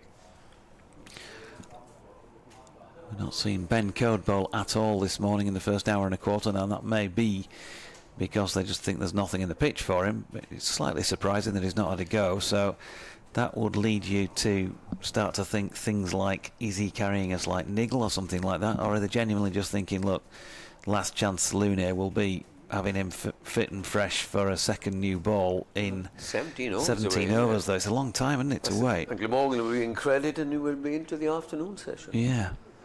So you would have thought he'd have had, even if it was a 2 or 3 over blast this morning, just to see if he could get into them. Hopefully there isn't a niggle, but does start to cross your mind. There's been no George Hill though either, has there? He would have been another option, of course. Yeah. And there's been what have we got? We had a bit of Jordan Thompson, a bit of Matthew Revis, and we've had Don Bess and Johnny Tattersall. Hurry up, young lady. The Yorkshire physio dashing behind the bowler's arm and running towards the pavilion because somebody's gone off. I suppose she's needed for some treatment, but she was right behind the bowler's arm, and she'd be admonished if she stayed there. Now then, they've changed things back, so that messing about was the fact that Johnny Tattersall's given up on the bowling side of things. He's got the helmet and gloves and pads back on, and Finlay Bean's back out in the outfield with his floppy on at straight mid-wicket. And Don Best for his first delivery from the Cathedral Road end today, bowling to northeast. That one dropped into the leg side. There's no run. There may have been other things at play as well in terms of would Johnny just rough things up a bit from where he was bowling at that end. You know, there's that angle to it as well. Let's give him a few overs and see if he can just disturb the surface. That's something for Dom to bowl into. Nothing obvious from that delivery, which was pushed backward a point to code. And here's Bess again. Northeast dropping into the offside. Asks Eddie Byram, are you going to go with me or not? And they get through 4-1. 4 overs for 19. Tattersall's little spell was, and apart from 1 over where he went for 11 runs, it was tidy enough, but barely threatening. Quite 2 slips there,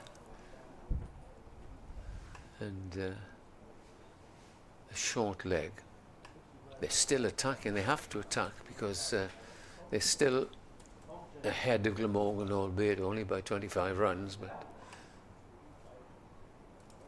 they'll be racking their brains, especially if Glamorgan don't lose the wicket before lunch. And they constantly change in the field, which you know, is good. They're trying everything. Let's have a look here. What 1, 2, 5 on the onside, and there's a ring, a straight line of fielders on the offside, saving 1 there. And Captain Masood is on. He's at mid-on with hands on his hips, wondering what can I do to get a wicket here. Here's Bess, reverse sweep, 4 runs. Nobody out there. And Byram took that from, well, a long way outside what is leg stump as he stands. It felt like it was anyway. Certainly about leg stump, if no straighter than that. Got it away pretty square on the other side through what would originally have been point. Byram is on 99. I'll just take this up for a moment, but this will be a landmark as Bess comes into the left-hander, bowls, and Byron sweeps and is cleared the wicket-keeper. He's cleared slip, it's going down towards the boundary, but the most important thing of all for him and his team is that he's reached his century, and a fine innings by the Glamorgan opener. He's faced 192 balls. The details of boundaries I'll give you in just a moment, but he raises his bat up high. It has been a quite superb innings. Glamorgan in deep trouble when he opened the innings. He lost his opening partner without a run on the board, and it was 30 for 2, but he stayed there ever since. Reaches his 100, his best score of the season. He is now 101 not out. Yep, well played. Here's Best then to Byram. Ooh, he tries another reverse sweep, and that's not so far away from nipping the top of his leg stump. It's a dot ball. 17 4 says Nick, yep. So fine innings. 93 balls. I think the main thing really, and we know it's a docile pitch, so he's going to bat on much more difficult surfaces. Yeah. The main thing is the fact that his team were in the mire, and it's the levels of concentration, isn't it? He's given an odd, semblance of a chance, just like the shot in which he got his ton from that went. That top end sweep. Yeah. And there's been a few of those slightly iffy shots, more so than the man who's out there with him northeast. They were both in the 60s at the same time, but he's raced on to 101 by comparison to northeast, who's still there on 77, and we're going to get another change of bowling. This time at the River Taff end. It looks as though George Hill is going to get a try. He's impressed me, George Hill, in this, albeit he hasn't taken wicket, but he comes in hard, bowls straight, which is the main thing. And even on a slow pitch, if you bowl straight, you can get dismissed. So he will come back at the River end. And Glamorgan, 18 runs, 19 runs short of parity. Yeah, 20 overs have been bowled, I think, today. Is that right? It's 22, in fact, I think, today. 22. In the first hour and 22 minutes. And what's been added? 88. So run rate has been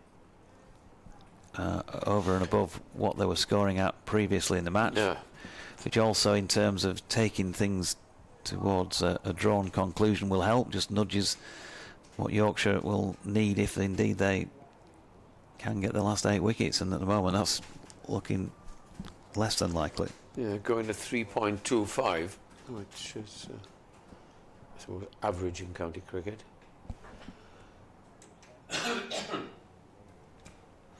In comes Hill for his first ball, and North East pushes it out into the covers. There is, in fact, a deep gully cover, extra cover, and a mid-off. And then you've got a man on the drive on the onside, an orthodox mid-on, fine leg. No slip.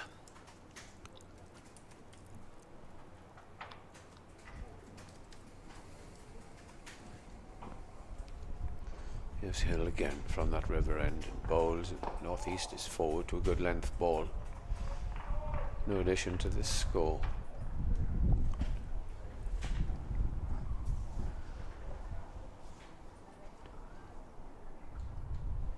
I'm missing a fielder here somewhere. Oh yes, he's on the very, very straight, not far off the cut strip here. So there are in fact 5 fielders on the onside. Might well be onto the reverse swing business. It's a docile little delivery which is pushed into the cover. Determination and great application by these two, it must be said, as they try and save the match for their team. North East is on 77. He'll be eyeing 3 figures, but that's far for him in his mind at the moment, simply because he's there to defend and pick off the runs and deny the bowlers. That's a good looking shot. Back to Hill, who threatens but doesn't really throw the ball back and try and run the batsman out because he hasn't left his crease.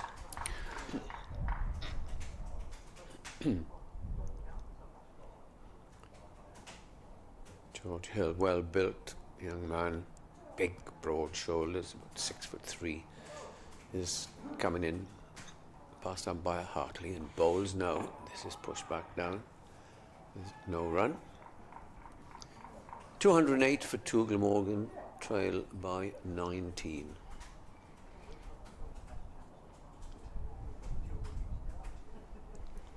And as far as Yorkshire's concerned, they'll still be saying to themselves, well, yeah, they are behind. If we could nick 1 or 2 out now, we're still in business.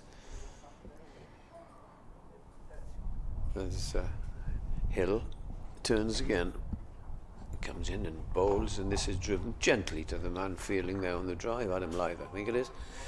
And that's the end of a maiden over. 208 for 2, 101 for Eddie Byron, and 77 for Sam North East. What we've seen: Cole, Thompson, Bess, Revis, Tattersall and Lythe so far. I think I'm right in saying. Yep. When I spoke to Ben Code last night, he thought it was a great effort to bowl Glamorgan out for 273 first time around, and when you've seen how it's played second innings, you'd say, yeah, that was like a collapse for 273 all out by comparison to the 500 Yorkshire put up. Has gone far more placid, I think you'll agree. Whom haven't we seen who bowled in that first innings? We've seen Cliff. Yeah, with 7 bowlers, haven't we? Have we seen Cliff in the second innings? Yeah, we have. Yeah, we have. Not today, though. So no Cliff bowlers. And no Code today. And no Lythe today. And it'll be best to continue. Bowling here to Byram, who flicks off his legs, and that is George Hill doing the fielding. No run. Just has the feeling at the moment of no way through. Bess in again, and Byram tries a reverse sweep, and Revis does well to field that at on his point. Comes square leg with the reverse sweep.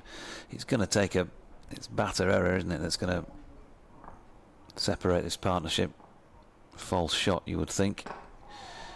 Yeah, first time I've seen that. Difficult. Yeah, Byram giving Bess the charge, and then pats it to Shan Masood at mid-on. Bess in again, down the leg side, no run. Interesting that he's bowling off spin at a left-hander, which is naturally taking the ball, or should be taking the ball away from the lefty. There are only 3 fielders in the offside, and everybody else is to the leg side of straight. So Byram tries another reverse sweep, and he's bowled him, I think. Yep. There you go, there is your batter error. Byram has tried it once too often, and middle and off stump are splayed, and Eddie Byram has gone for 101. So that concentration lasted until he put the 3 figures on the board. It's still been a tremendous effort either way from a Glamorgan point of view, but Yorkshire have finally made a breakthrough on this final morning, almost an hour and a half into the last day's play. Glamorgan 208 for 4, still 19 runs behind. Yeah, and far be it from me to criticise Eddie Byram, who's played a superb innings there. But you do wonder perhaps why he's kept on reverse sweeping. David Lloyd, Bumble as we know him, the former England coach, always says, why do you have to try and reverse sweep when you could just push it into the covers or push it to square leg? But he's gone, and a sniff, as you would say, for the Yorkshire side here. It was quite rightly described by Jonathan as a false shot, and that has brought down his downfall, and he knows it because he hangs his head down, as we see the slow-mo on the screen alongside us. It was just a premeditated sweep, and well, it went straight on, didn't spin, hit the off stump. Not huge celebrations from the fielder, the wicket-keeper, but still, a wicket is a wicket, and Kieran Carlson will come in half an hour before lunch. Yeah, interesting times then, because he scores, generally speaking. I'm going to come back in a minute or two. I've just got one little thing that I have to do as Nick comes back, so fear not. 2 minutes and I'll take your place. Generally speaking, he just scores at that little bit more sprightly pace than the remainder, and of course prepared to use his feet against Dom Bess, so that could bring other things into the equation. But 101 from 199 deliveries, Eddie Byram, including 17 fours, an excellent effort from him. And if Glamorgan do see this through to a draw, then there'll be a few handshakes in his direction, no doubt, come later on today. 65 overs and 5 balls in. Glamorgan 208 for 3, trailing by 19. Indeed, it's a job well done by Eddie Byram, but is it the whole job as far as saving his side is concerned? Well, there's a long, long way to go, and it'll need another couple of substantial spells at the crease for Glamorgan, who are 19 runs behind still, and if Yorkshire can get another wicket or two before that deficit is knocked off, then they will really think that they are back in business. Spin doing its job. Bess 2 for 57, and he's blocked up an end, and he's certainly allowed the seamers to remain fresh at the other end. So Carlson out there. I'm not sure why there's a protracted wait before the first ball to the new man. Of course, they've got a pair of right-handers to bowl at here, so that might help that the lefty has gone in terms of concentration of efforts. Short leg, slip, and Carlson immediately off the mark, stepping away to leg and opening up the offside. Ben Code round to point to field. So Bess 27 overs, 8 maidens, 2 for 58. Glamorgan 209 for 3. At the end of the 66th, still 14 overs before a second new ball can be taken. And of course, they would love to see maybe these two, the back of these two by then.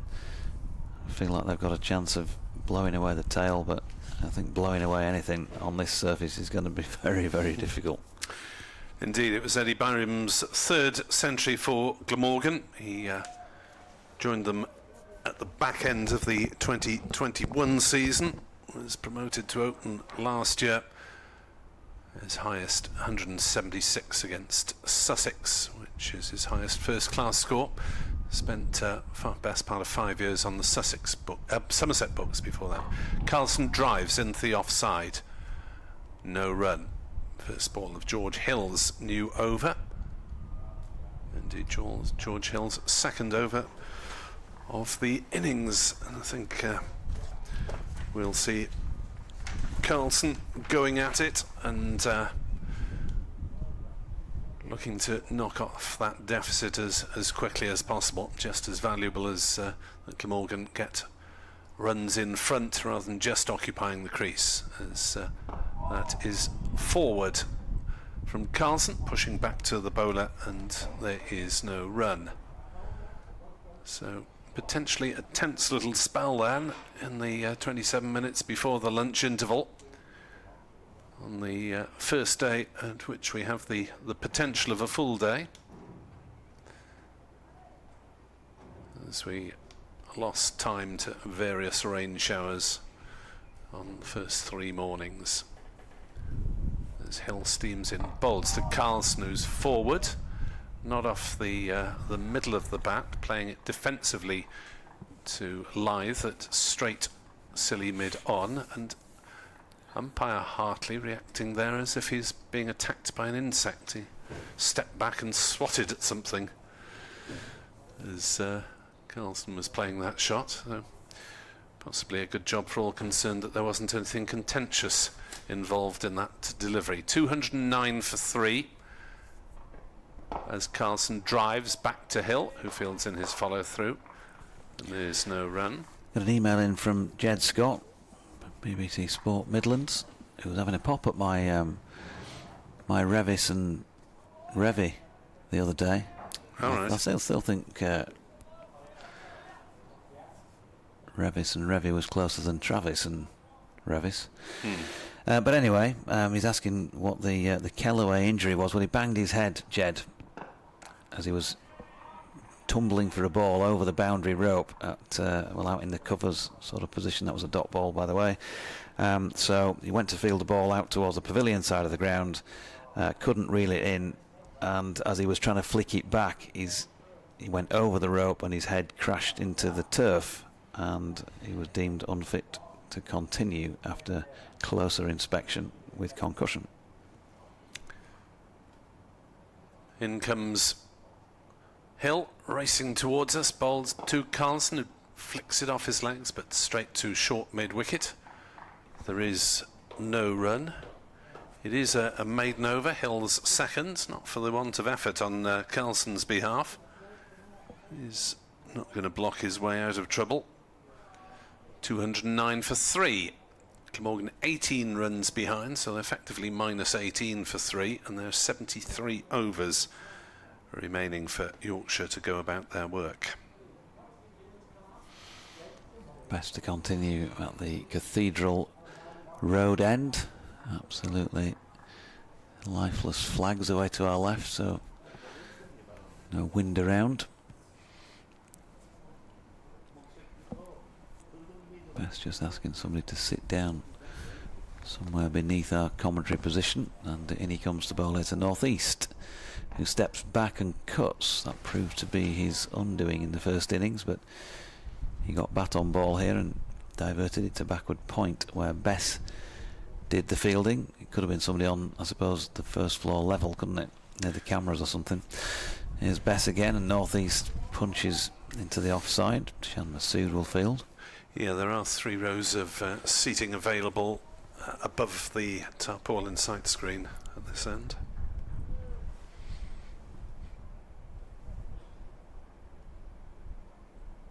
Bess in again over the wicket. Northeast using his feet, flicks it beyond Carlson and up to Jordan Thompson, who's deepish at mid-on. They get a run.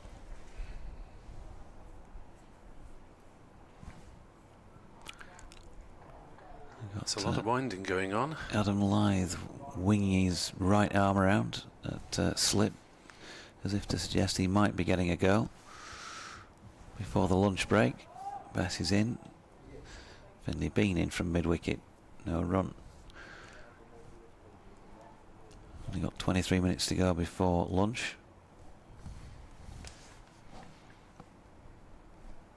There's Bess, and pushing into the offside, Carlson, with big areas to play into. We'll stroll through for another one. Deficit now just 16. Yorkshire still needing 7 Glamorgan second innings wickets. And time ebbing away. Bess is in, and North East pushes back to him to complete that 68th over, so 12 before a second new ball can be taken. We were saying it would be round about lunch or just after. Well, it's going to be a fair bit after, isn't it? 20 minutes or so, probably. And if there's nothing happens initially with that, then I think we might as well shake hands. Well, Yorkshire have got their faster bowlers fresh, haven't they? With Jonathan leaving his lengthy morning stint. Sorry for leaving you in situ for so long, Jonathan, but I was working, doing a bit of writing on another matter which may well see the light of day at some point this month. 211 for 3. North East has 78. Carlson has 2, and we're to see the return of Adam Lythe from the River Taff end, and who I've been calling for. In he comes and bowls a bit of turn. Carlson plays it into that gap on the offside, off the back foot. Ambles through for a single. 212 for 3, 15 runs behind. Well, Yorkshire certainly going through their options. Used 8 bowlers in this innings, including the wicket-keeper, who is now back behind the stumps, Johnny Tattersall, as that is driven through the offside by North East. Another single. 213 for 3, 14 runs behind. Finlay Bean was behind the stumps for 7 overs, between overs 57 and 63 inclusive. As Lythe is in to bowl, and Carlson pushes forward defensively. Yeah, he has, as you might have heard, Nick, Jonathan saying he's kept for England 19, so he can't be the worst in the world. Finlay Bean. Indeed. Keepers Union there, let you know. Thank you. 213 for 3. Carlson on strike on 3. As he drives that one through the offside. Single taken out to Revis, sweeping on the cover boundary in front of the empty grandstand in the sunshine, with Otis Gibson, Yorkshire coach, on hand to offer some thoughts on that boundary. Lythe bowls slightly quicker. Carlson plays it into the offside, but too close to code at point to take a single on that occasion. Well, they're tempting Carlson to hit on the leg side, aren't they, with a deep square and a long on, as Carlson works that one straight into the pads of Wharton at short leg. No run. 214 for 3. Glamorgan trail by 13 runs. 71 overs remain. Just thinking 177 for the 3rd wicket. Glam v Yorkies. Probably not a record. It's in the yearbook. Johnson's got better. Well, it's not for each county, I don't think so. Always used to be. Jonathan has got access to the stats site, so might ask him if he's got a moment or two later to have a look at Martin Emerson. Did Marty tell you? Fountain of knowledge. To be honest, I can't quite remember which website these things are on. Right. So we've got Mr. Hill swapping ends here. Yes, and at the time we described the field for you, it will have changed in the next 25 seconds, because it's that sort of day. They're trying everything. I can tell you at the moment there's a man just 2 yards off the cut strip on the drive where England used to always post a man for Matthew Hayden for some reason, and then 10 yards to his right there's another man on the drive, and in between them, deep at mid-on, is another fielder. But here's Hill, comes in and bowls, and this is played off his legs by Carlson for a single. He moves gently onto 5, 215 for 3. Glamorgan, the round dozen, 12 runs away from not asking, but ensuring that Yorkshire bat again.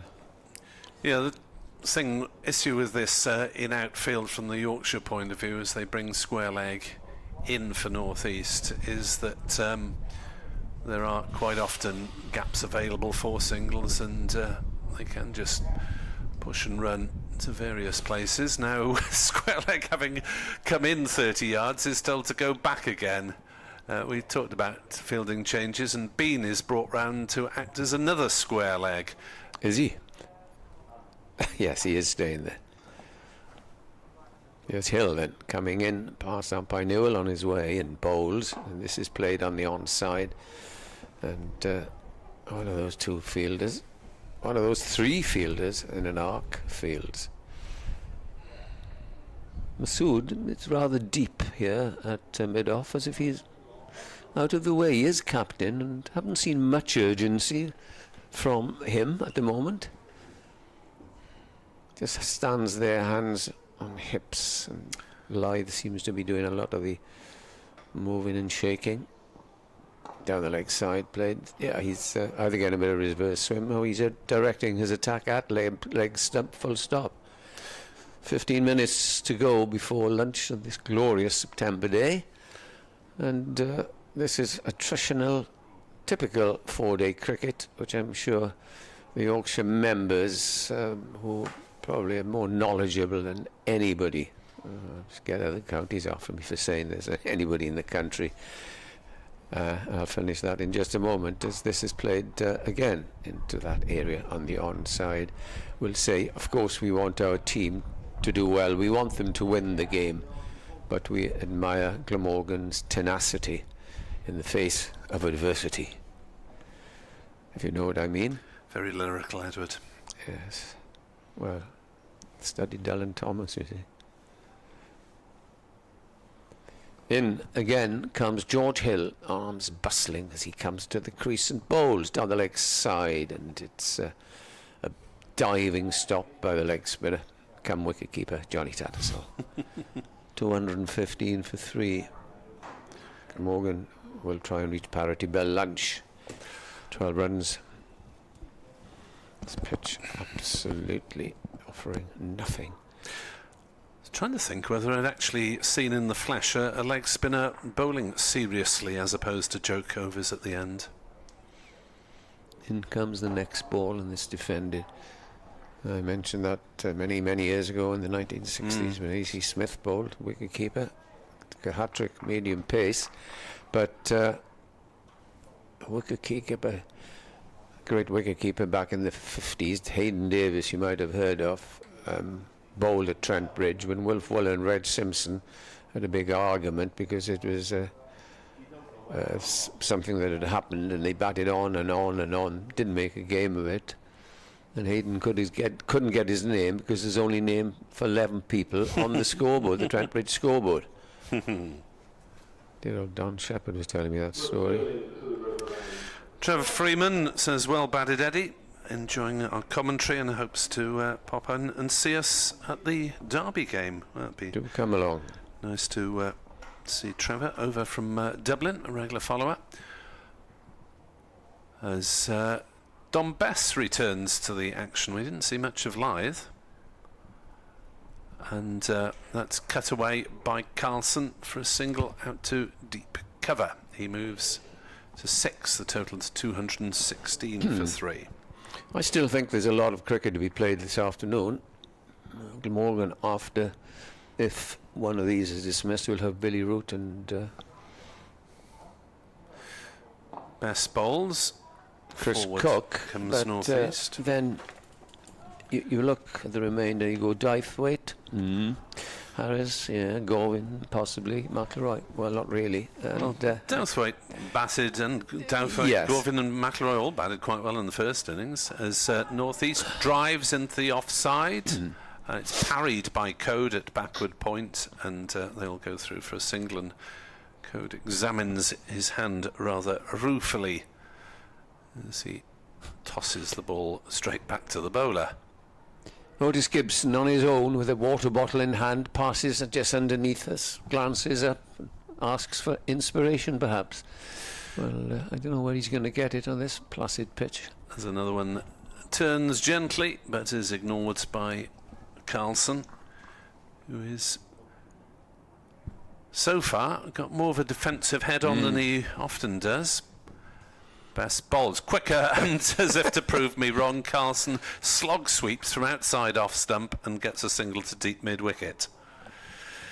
Yeah. Well, I suppose he's got to rein himself in, because he realises that the Glamorgan have a very good chance of saving this game.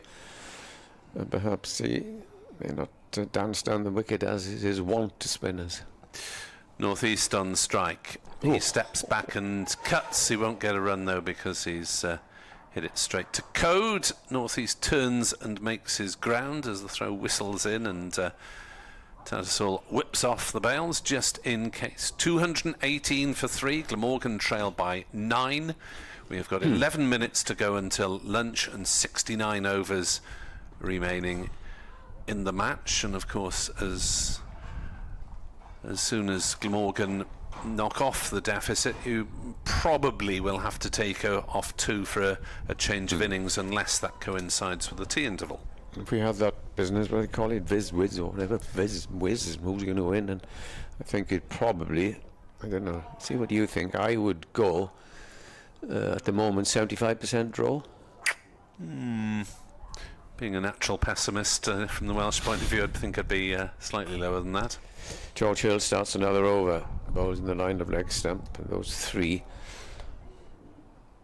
You haven't got the man near the cut strip now. He's moved, and there's 5 yards between one fielder and the other, the man in the middle, and the one on the left wing is another 5 yards. So picture a football field, and in the old jargon we used to say left half, centre half and wing half. They're in that row, fielding on the onside. As in come the next ball, that's driven confidently up to mid-on. He'll have to hurry, and does so as the throw comes in at the mid-on, and he was safely home, which takes the batsman Carlson up to 8. As a regular observer of Swansea City, Edward, it's probably a while since you saw a team line up in 2-3-5 or whatever is this formation.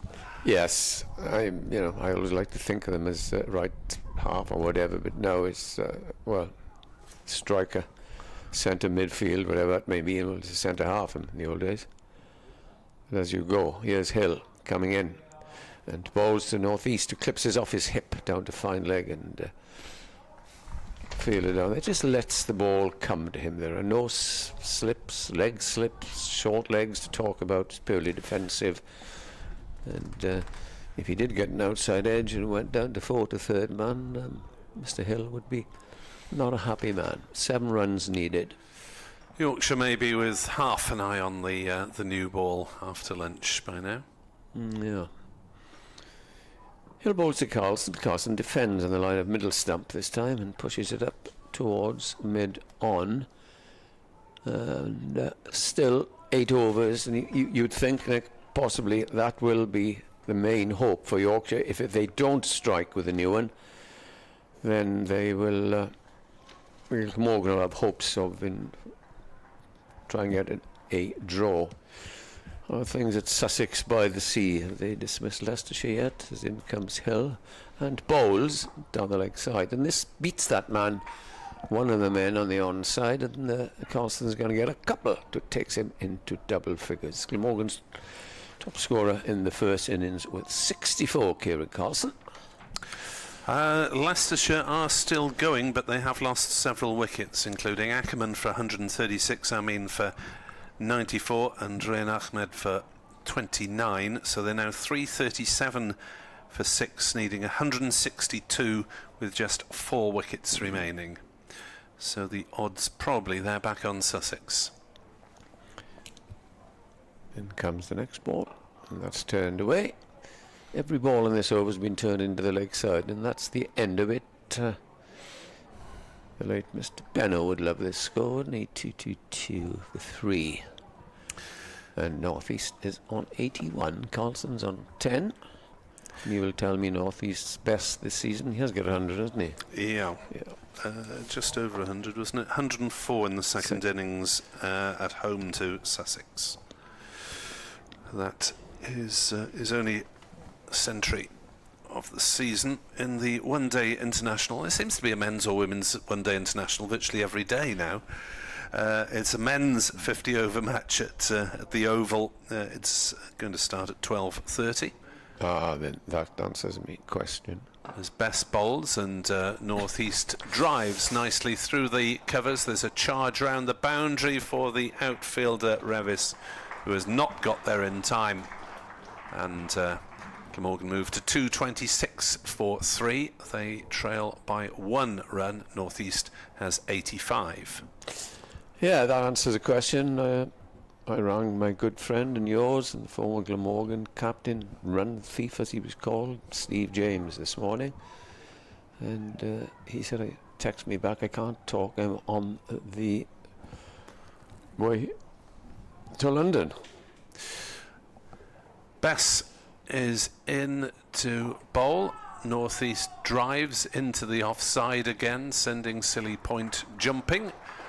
And the applause is for Glamorgan going level with Yorkshire, 227 for 3 in their second innings, which means that Yorkshire will have to bat again. Yes, well done. It's a great effort, really. But Glamorgan need to keep going for several hours yet, as Carlson puts Glamorgan into the positive by playing one. They're struggling, aren't they? 1 for 3. 1 for 3 effectively.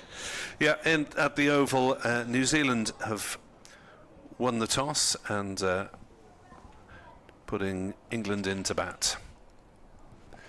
Bess to North East, over pitch, driven very firmly, and it's a top ball up to mid-off. As that was effectively a full toss. So New Zealand opting to bowl first at the Oval, as North East again drives into the offside single taken. Glamorgan's lead is doubled to 2. So if you fancy listening to a bit of that during the lunchtime interval here, then we'll allow you to do that, but feel free, yeah. but come back to us at 1:10 if you would. That would be much appreciated, or keep an eye on both if you can, if you have enough devices. Those best bowls, wide outside off stump. Carlson ignores it, quite rightly. 229 for 3, 4 minutes away from the lunch interval. Glamorgan, if they have any sense, will have a little conversation and a little less action, as Elvis nearly said. Yes. A little more conversation, a little less action, to make sure that Yorkshire don't get in 2 more overs. They've got 7 to go until the new ball. So that was Steve on his way to the Oval for the Thunderer. For the Times. The umpteenth one-day international of the summer, with several against Ireland to come as well, for effectively England's reserve team, because the first team squad are flying out to India for the World Cup. Interesting interview with David Willey. I don't know if you saw it last night. I happened to pick it up. Called himself a donkey. Pleading more or less for the England side because he was left out for Archer, who was training yesterday. As George Hill starts, probably not the last over. It might be the last over before lunch, and it's played defensively. Yeah, David Willey's not actually involved in today's match. Chris Wokes replaces him. Played in the first 2. That's the reason, I think. And David Milan is in for Harry Brook. Milan back after the birth of his first child. Second, he said in the paper. So they've got that wrong. Well, somebody has. Someone's got it wrong. Yeah. No, still no Jason Roy, who had a back spasm. Oh, well, no, better not say anything. George Hill is running in and bowls, and Sam Northeast plays it 13 runs now away. Plays it defensively from his second 100 of the summer. Unlucky in Australia, isn't it? 87. 87 is. I say his second century of the summer because this to me is summer, even though we're in the second week of September. Well, the sun's out at least. The last 3 or 4 Septembers have been lovely. And if there are any Glamorgan supporters in the vicinity and fancy seeing a bit more of the struggle this afternoon, plenty of spaces here. Just about. Hill bowls down the leg side, clipped away to that man just backward of square. No run. It's a race between Hill and the clock. Yeah, I think the batters need to find an urgent need to retie their laces or something. I don't really think that Yorkshire fussed whether they bowl that over or not. Yeah. They'll come out and Hill comes in and bowls down the leg side. This is a single. Northeast moves on to 88. Latest from the 2 women's games relating to these 2 counties. Northern Diamonds 141 for 4 after 33 of their 50 overs against Thunder at Sale, with Lauren Winfield Hill 79 not out, their main contributor there. And Taunton, give you after this ball. Hill is in, bowls, and this is resolutely blocked by the batsman. And we have got 1 ball left, which I suspect might be enough. It's on the verge of 12:30. Taunton Western Storm, the regional side for this part of the world, 112 for 4 in the 28th over against Central Sparks, so they're struggling rather. Emma Corney made 32, Fran Wilson is 30 not out. The Welsh opener Alex Griffiths made 18. On my clock, and the clock on the ground, it says 12:30. Let's see, 1 ball to go. Hill bowls. Again, it's blocked. Off they go. Lunch is called. And it's been a very good morning yet again for Glamorgan. 230 for 3, and they lead by 3. Sam Northeast, amid some yelling from some children. It's good to hear. Really See the children here. Sam Northeast is not out.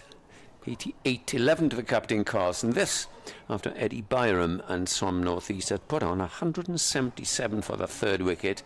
Who knows, they might have saved the day for Glamorgan. We will return in 40 minutes. Enjoy your lunch, and we'll talk to you then.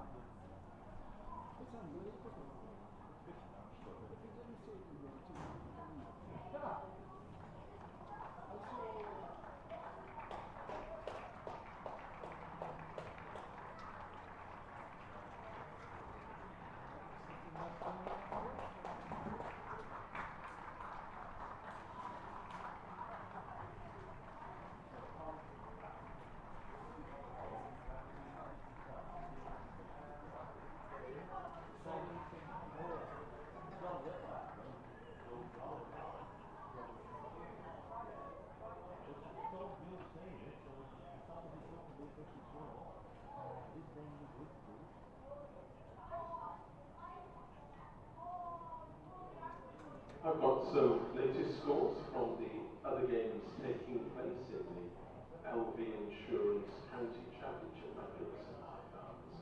They are all in their final day. After a blank day yesterday in Edgbaston, play began on time this morning with Warwickshire declaring on 147 for 4. Northampton have gone in for a second time there. They have reached 72 without loss and are leading by 175 runs. At home, Leicestershire chasing a target of 499. Leicestershire are currently 345 for 6, so Leicestershire still require a further 154 runs. Sussex require 4.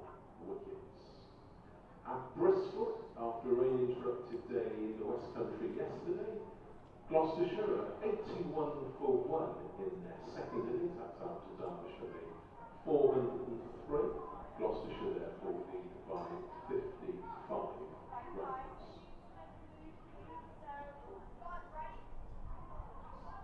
At Old Trafford, Lancashire were dismissed by Middlesex for 413, batting for a second time Middlesex 35 for one, still trailing by 184 runs. It's lunch as well at Spitfire St Lawrence in Canterbury, where Nottinghamshire were 235 for 7, leading Kent by 54 runs. A reminder that if you're seeking a score sheet for this game, they're available free of charge from reception. That's situated on the ground floor of the Thatcher's Pavilion. That's where you can also purchase a copy of the 2023 Glamorgan yearbook. Alternatively, you can buy one and much, much more from the Glamorgan Club shop, which is run by Missouri Sports. Situated opposite Gate 2, will be open until around about 5 o'clock this evening. And as always, selling a wide range of cricket equipment and other items, including replica Glamorgan kit, plus a range of recently published cricket books. As far as refreshments are concerned, food and drink can be purchased from the kiosk situated in the concourse area beneath the pavilion stand. You can also obtain food and drink from the mobile unit beneath the Castet Owl stand. Snacks can also be purchased from the vending machines at the rear of the indoor school. The CC4 Museum of Welsh Cricket is also open today. It's situated on the first floor of the National Cricket Centre with many fascinating displays, including one celebrating the long-standing friendship between Don Bradman, the Australian batting maestro, and Doug Davis, a club cricketer here in South Wales. Doug and the Don were pen pals for over 40 years. There's also a special display celebrating the 75th anniversary of Glamorgan winning the county championship for the very first time back in August 1948. There's also another display celebrating the success of Welsh schoolgirl Sophia Smale, who last year played for the Western Storm and the Oval Invincibles, and over the winter represented the England under-19 team in the World Cup in South Africa. There's also a number of second-hand cricket books and old Glamorgan yearbooks which are on sale in the museum. The museum will be closing at the end of the tea interval at approximately 3:30 this afternoon.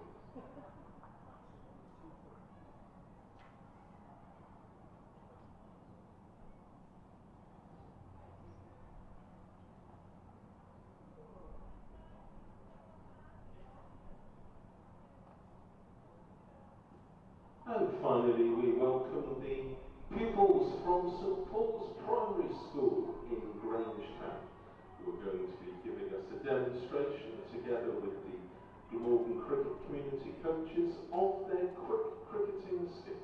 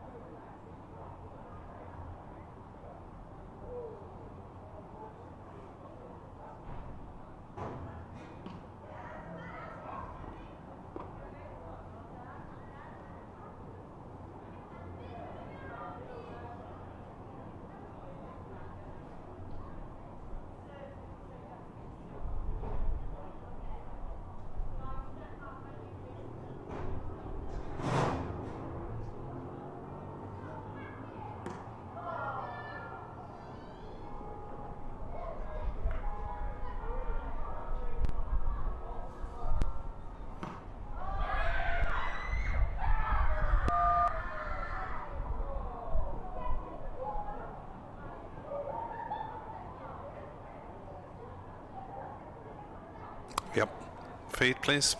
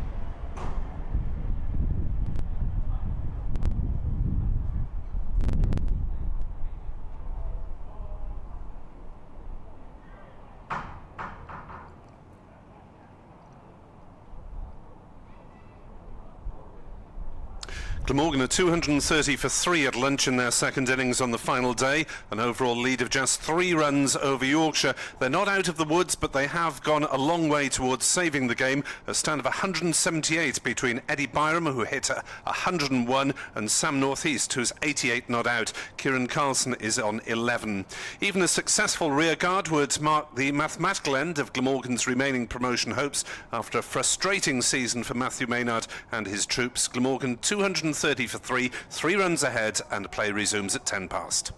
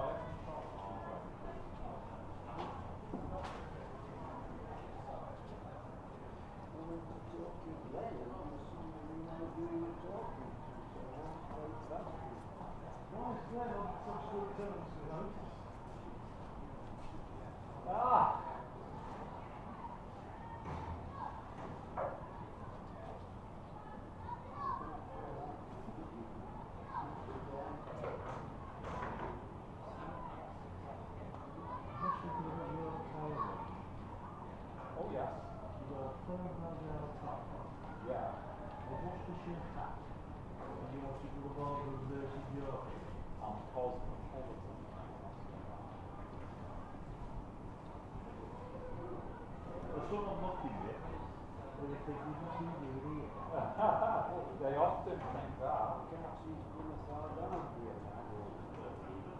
Because we mentioned it, it's only bad, but I would have thought it'd be on our high actually, going up, but you started as a can.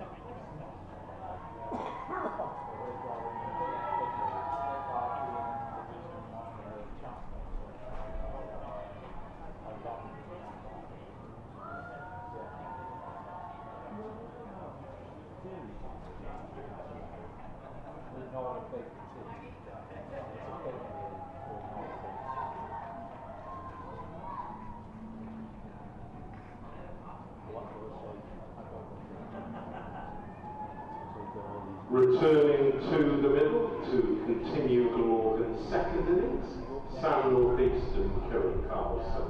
Many thanks as well to the girls and boys from St Paul's Primary School for performing today's Guards of Honour, as well as entertaining us with a display of their quick cricketing skills during the lunch interval. We hope everyone you enjoy your day here at the home of the back here in the not too distant future.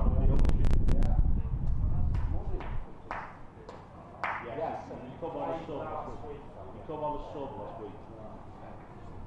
And to resume the bowling duties for Yorkshire at the River End, it's Don Pass.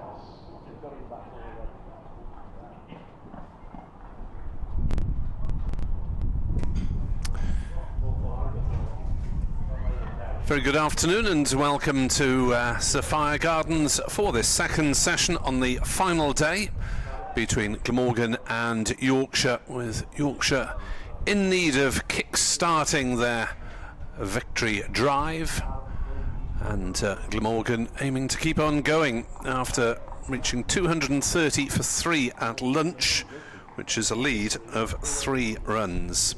They have 3 wickets down, so it's effectively 3 for 3 in their second innings, despite the fact that we've had a century from Eddie Byram. He was bowled by Dom Bess for 101, and Sam North East is 88 not out. Kieran Carlson is on 11. He needs a further 13 runs to reach 1,000 first-class runs in a season for the first time.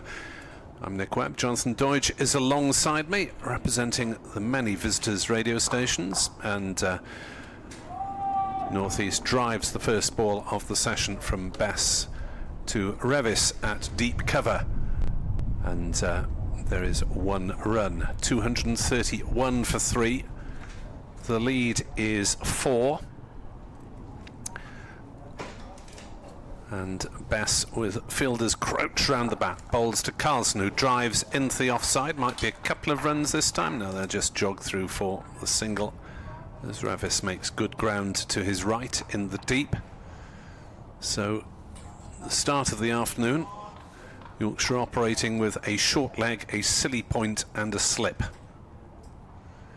Mid-wicket's fairly close as well, as Carlson drives into the offside, and North East drives into the offside in identical manner to the previous ball from dispatched by Carlson. North East moves to 90 not out.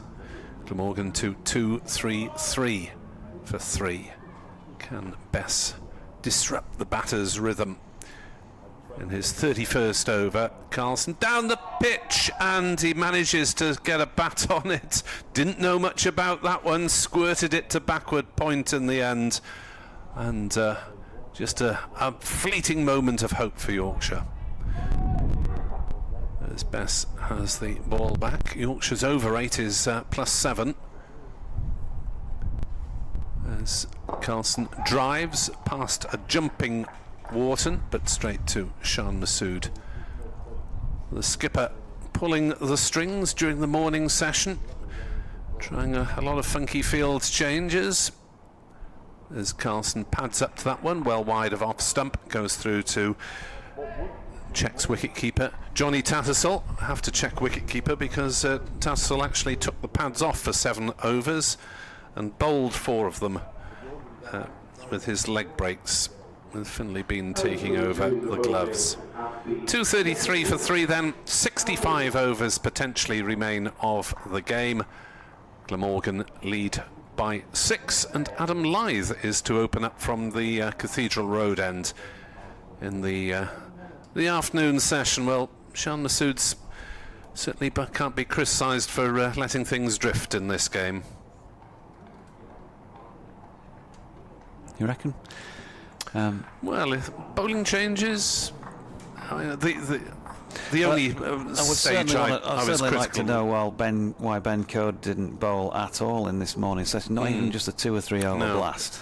Not really sure. Well, I didn't say he was getting it right. I said he wasn't letting it drift. Yeah, okay. Adam Lyth in from the Cathedral Road end, flicked into the leg side where Finlay Bean does the fielding, no run. You're just concerned from Yorkshire's perspective, as I always say, that he might have a niggle or something, unless it's just all eggs in one basket waiting for a second new ball.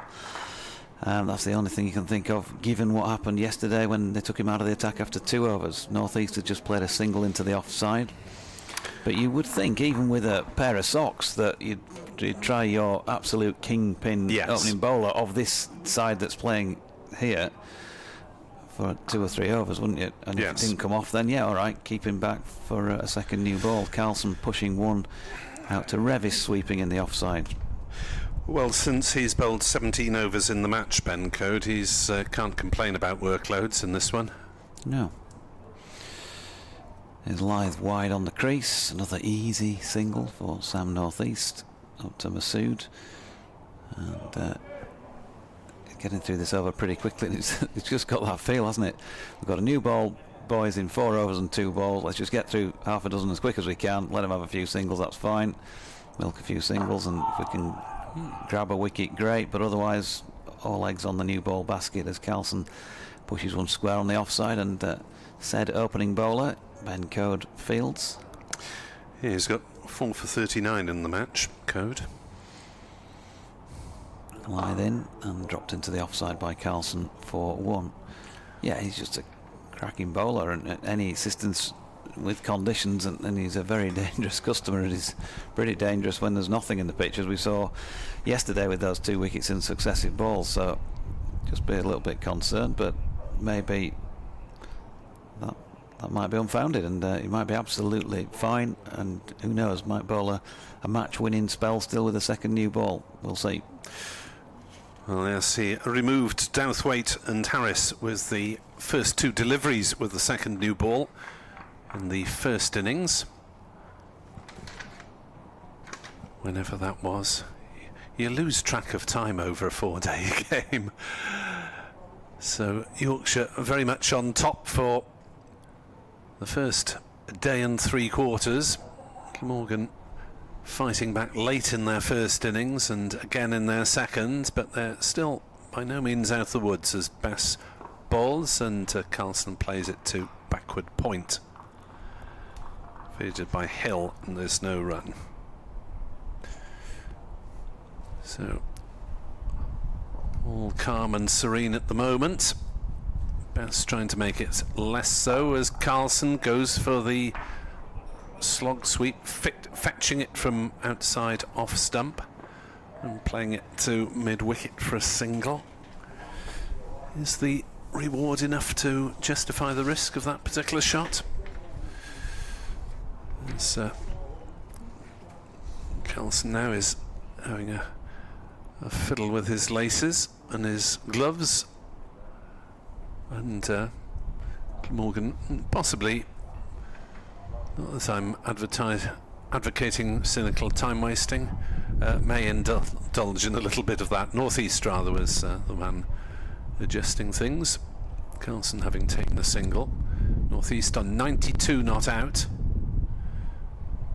As Bess bowls a little bit quicker, and Northeast knocks it into the offside for a single. The breeze just getting up on our effects microphone, even though it's not noticeably disturbing the trees at the far end. 239 for 3. Carlson back on his stumps, pushes it to short leg, who pushes it back at the stumps. Glad to see the Yorkshire fielders still alert, but Carlson's back leg was still at home. 239 for 3. Glamorgan lead by 12 as Carlson drives again into the offside, and will pick up a single to deep cover. 240 for 3. Carlson is on 16. If he gets to 24, that will be his 1,000 runs for the season for the first time. As Bass bowls to Northeast, who drives on the onside, no run, end of the Bass over. 240 for 3, 13 runs ahead. Northeast 93, Carlson 16. And the number of overs left in the day, 63. I should think he'll find it nigh on impossible not to get to 24 on this surface. He's going to have the strike to face Adam Lyth. The only real thing that's going to get you out here is yourself, I think, as we saw really with Eddie Byram's dismissal. I mean, credit Don Bess with at least bowling it straight, but it was a shot that he'd been having a pop at and playing with varying degrees of accuracy and reward. Proved his undoing. Here's Lyth to Carlson, goes back foot. There's one of those 8 that he needs for his 1,000. Ben Cliff fielding out in the covers. He was getting loose. He hasn't bowled today, Ben Cliff. He was getting loose away to our left on those practice strips across the lunch break. Mickey Edwards getting through a bit of bowling as well, so maybe he's close to being used at first team level. Again, as Lyth's latest delivery balloons off Northeast pad to Don Bess, who is at 45 behind square on the leg side. Lyth again over the wicket, and a big appeal for LBW here. That didn't look a bad shout at first glance. We'll have to see it again on the replay for those who can. Northeast stepping back, as he has done quite a bit to make room outside the off stump.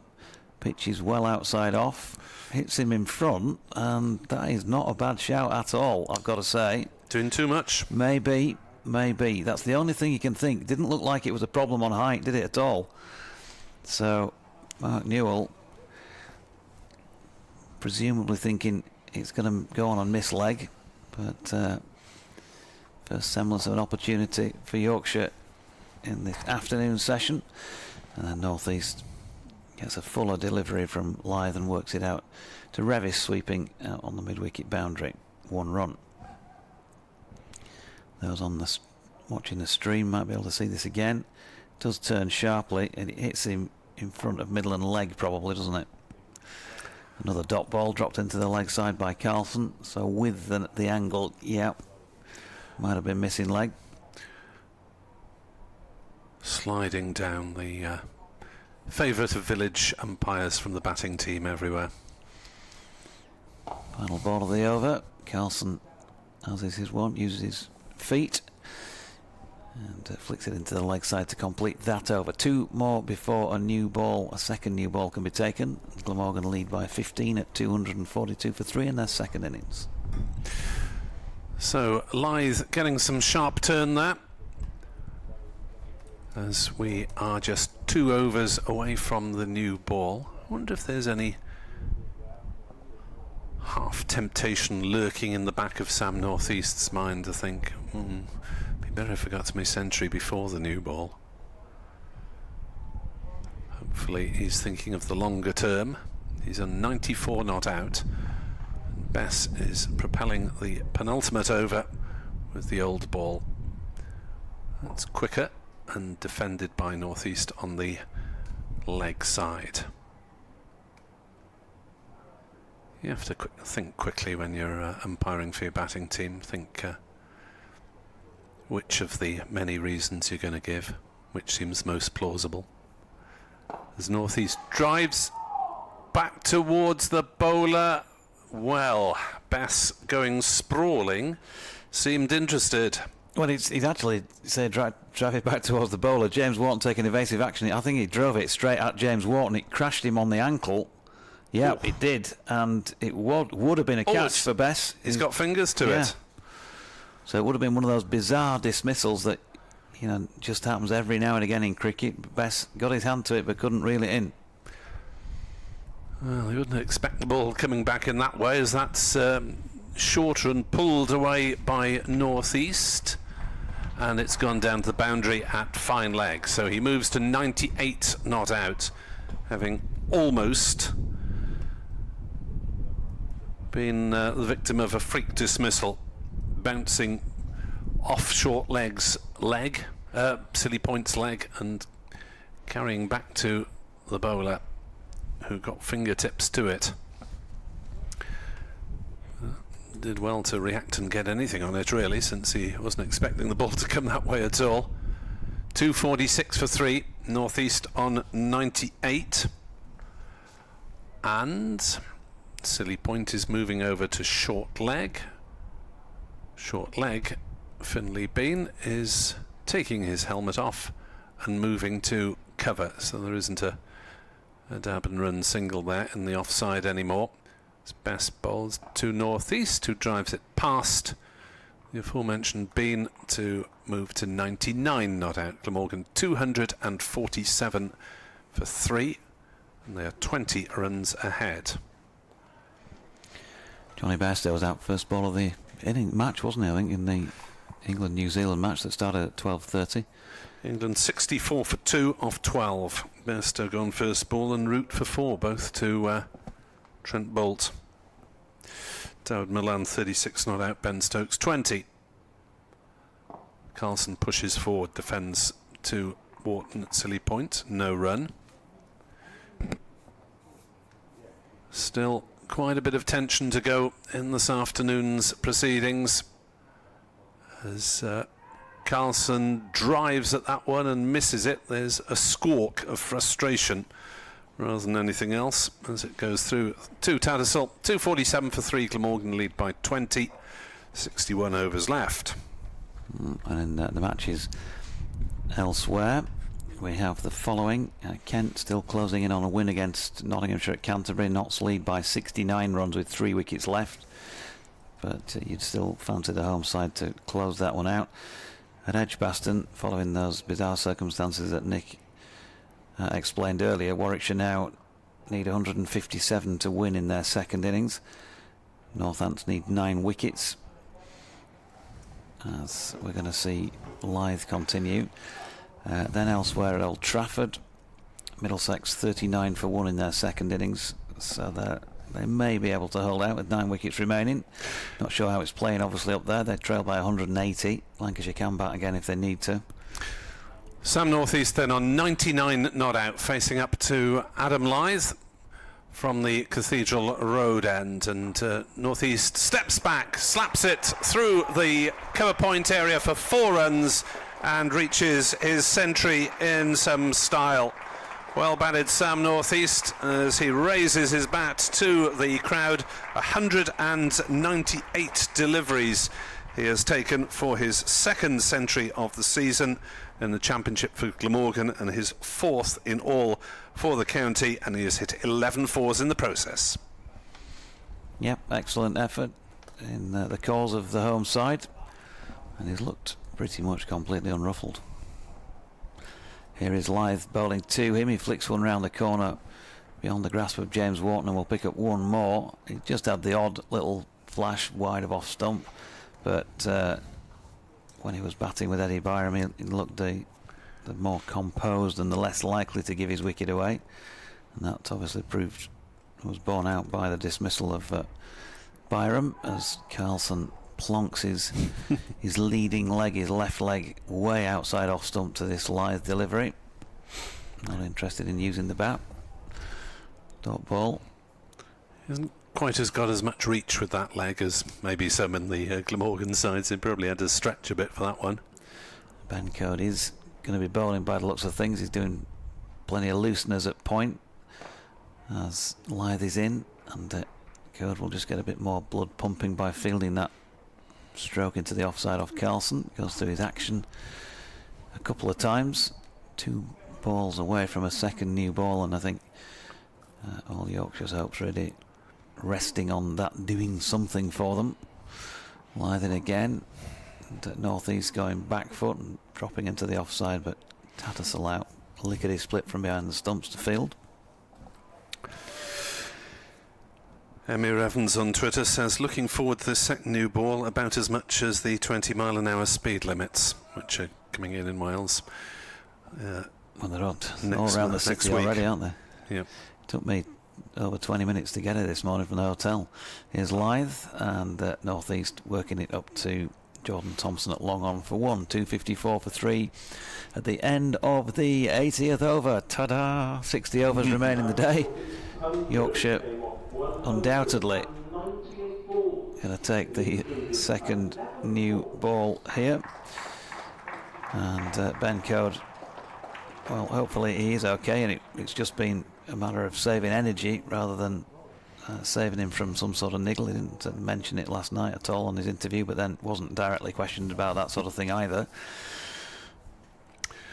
Yeah. Any injuries you'd like to declare, or any other?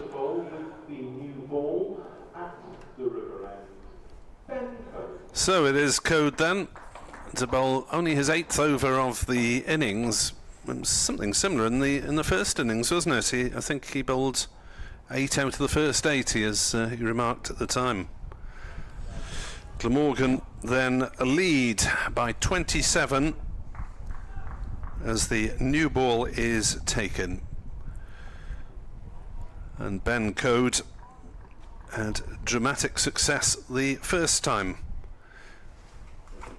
In the first innings, Code races in, bowls, North East gets runs down to fine leg, or Glamorgan get runs? Yes, North East get runs as it races away to the boundary.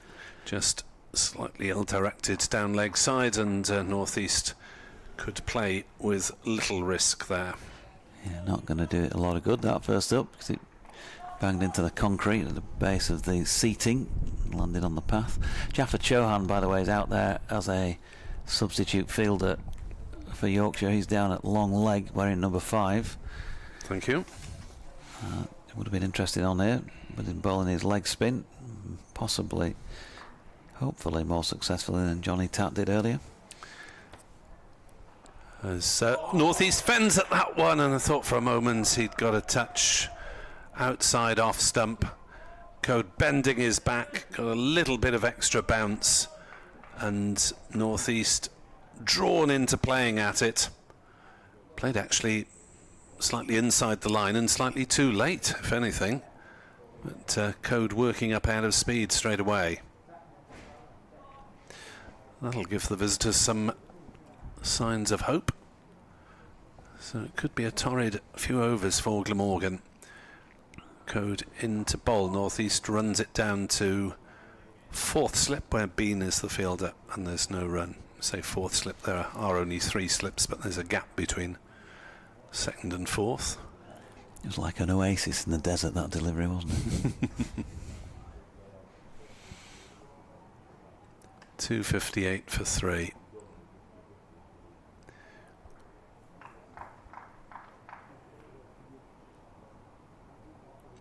As Code runs in towards us. Bonds to North East, who's forward defensively, playing that to Revis at cover, and there is no run. North East 109, Carlson 18, the only man out today. Byram bowled by Bess for 101. Having reached that century, his first championship century of the season, of 193 balls and with 17 fours. As In comes Cope, bowls, Northeast carefully forward, very watchfully, defending back to the bowler. There's no run. Byram hit 17 fours. Northeast has been less prolific with the boundaries. That one in this over was only his 12th. And Carlson, unusually for him, hasn't hit any of his first 43 deliveries. So caution from the captain as Northeast defends the next ball. Back down the pitch, no run, 258 for 3, boundary off the first ball, a near miss off the second as Northeast fiddled outside off stump and was beaten by Code. 59 overs to go. Yeah, but dare say Yorkshire would be desperate really for a Matthew Fisher out there at this stage. A little bit of extra pace, the height, try and get this second new ball to swing, but of course Fish side niggle. Hope that's improving if he's with us and watching or listening in. Not sure on his availability or otherwise for either next week or any of the 2 remaining games. Leicestershire away next week for Yorkshire, and then Worcestershire at home to complete the season at Headingley the week after. Jordan Thompson though is going to have a go with the new ball himself. None for 24 from 8 in this Glamorgan second innings so far. 2 slips and a gully. He's going to start off over the wicket here to Kieran Carlson, who's going to start off by hammering that one through extra cover for 4. Thank you very much. It was short of length. Sat up and said, go on then, hit me. So Jordan's loosener, 35 now the lead. If they are going to take any wickets, then that lead will obviously begin to become more sharper focused, because they're going to have to knock them off. Still got 58 overs and 5 balls remaining in the match. Thompson in, Carlson, good piece of fielding by James Wharton, who dived early, went down and then managed to somehow stretch further and make a good stop at point. He's checking his studs to make sure everything's still in place. Saved Jordan Thompson a few runs there because he got a fair bit on that, did Kieran Carlson, and I think would have gone for 4 through point. 262 for 3, Carlson on 22, needing I think 2 now to get to that 1,000 for the season. Not from this delivery because he's flicked it leg side and Ben Cliff makes a stop. So you would imagine, and I say this advisedly after they both bowled just 2 overs with the second new ball in the previous innings, but you'd imagine that they'd stay on longer here, the pair of them, and then if not, given that Ben Cliff's been getting loosened, maybe he might have a go with a still fairly new ball, try his luck at getting a first class wicket. Here's Thompson in, and that is short of length, and Carlson doesn't play it altogether comfortably, taking one hand off the bat as he drops it out into the offside. Shan Masood has ball in hand at mid-off. Chauhan on means that somebody is off, and looks as though that could be Dom Bess right at this moment. Thompson in, punched off the back foot. Wharton covers the ground pretty well, the long striding James Wharton, and they get back for 2, and there you go. There is Kieran Carlson's 1,000 runs in first-class cricket for the first time in his career. He got near a couple of seasons ago. He's kept the consistency going this season. Kieran Carlson reaches 1,000. And Glamorgan 264 for 3, 37 run lead.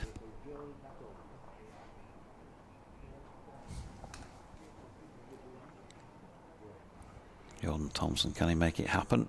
Right arm over the wicket is straight, which is certainly what's required, and Carlson pushes into the onside, and there's no run, so no immediate breakthrough for either new ball bowler in this match on this occasion.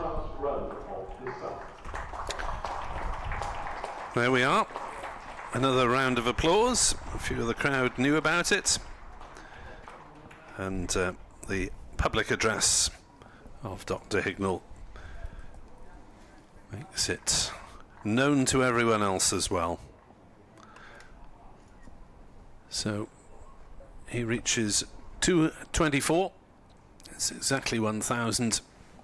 Got to about 920 off the top of my head a couple of years ago, but didn't have that great a September, so fell just short. 264 for 3. Northeast is 109. And Ben Code is bowling to him, having beaten him once with the first over the new ball. And Carlson is forward, playing it into the leg side. There was a moment of hesitation mid-pitch, but it was safely a single, as it was fielded at backward square by Cliff.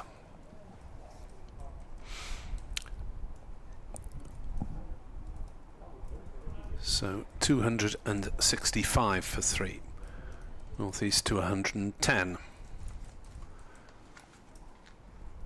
As Carlson plays that one down nicely between gully and point, and will pick up a couple of runs as it's fielded by Wharton about 2/3 the way back to the boundary, and he's still fielding in his well, they're more than shin pads, aren't they? They're the equivalent of wicket-keeping pads these days that the close fielders wear. Almost produced a catch a couple of overs ago when the ball bounced back to Dom Bess off Wharton. Carlson plays this one defensively on the offside, no run. 267 for 3, 40 runs ahead. So part of a series of epic saves, I suppose, for Glamorgan, if they manage to go the distance in this match. As they batting through 2 days to salvage a draw against Sussex, and starting the final day at Durham with 4 down and in some trouble. Next delivery defended by Carlson off the back foot to cover, and there's no run. Obviously there have been games in which they've been better placed to win. 1 wicket short against Yorkshire at Headingley and against Sussex in Cardiff. Frustration there, not quite the bowling resources to finish it off.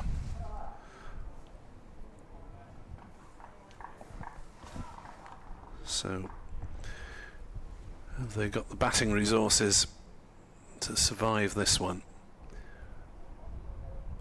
Code to Carlson, who drives through the offside. He's timed that one nicely. It'll race away to the boundary, up to the scoreboard, away to our right at the River Taff end. And Carlson moves to 30, and Glamorgan's 271 for 3. Yep, a bit too wide from Ben Code. Not quite got the radar as we'd normally expect with the new ball just yet. In terms of that top of off stump that he always talks about, and they've dispensed with one of the slips as a result of that. So Adam Lyther's now gone to gully, and Finlay Bean's come out of gully and gone to short extra cover. So the offside thickly populated, but can Carlson be tempted into indiscretion? Well, not if he gets one on leg stump. He won't be, because there's only 3 on the leg side. He's turned it down to Bess at deep backward square. They go through for a single. Carlson retains the strike for the next over. He's 31. Northeast is 110. Glamorgan 272 for 3, lead by 45. 57 overs remain in the game, and Glamorgan have got through 2 overs with the new ball from Ben Code's end. Bent Nielsen said, I see Yorkshire apply the tactics of a short off jumper. Wharton. Referring to Mr. Wharton taking evasive action quite often, I guess. So, yeah. You do wonder what the players feel about, I mean, that's all of them, not just the fielding side, but the batting side as well, about the worth of sort of playing a 4-day match on a pitch like this when realistic prospects of a result, anything other than a draw, now looking far away. Kieran Carlson is going to retake his guard to face Jordan Thompson. If anybody can make it happen, this could be the man looking for his first wicket in the second innings. First ball is straight and turned into the leg side by Carlson. Ben Cliff doing the fielding, they get 2. While you were watching the ball, I was watching the bowler. Jordan Thompson had both his arms out wide. Whether it was in prayer or frustration, I'm not quite sure. As if he was almost celebrating a wicket. Looks like he might be switching to round the wicket, is he? Sam Northeast has stayed. Northeast is acting as blocker. Yeah, now he's going to come over the wicket again. Just going on an arcing walk around, enjoying the scenery.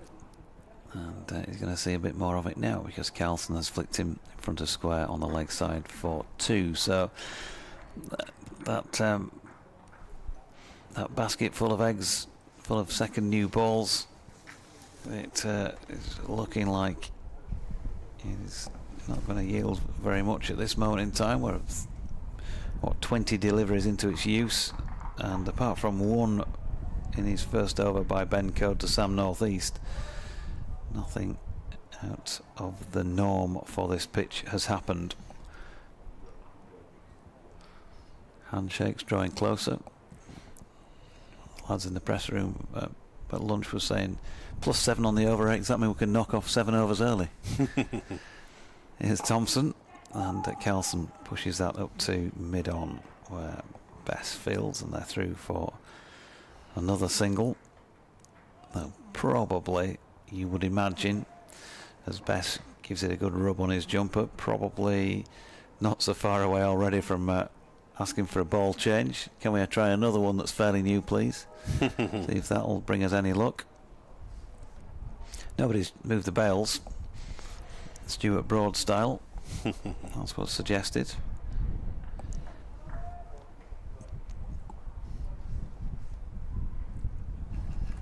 Jordan Thompson in again from this Cathedral Road end, driven into the offside by Northeast and fielded by Shan Masood at mid-off.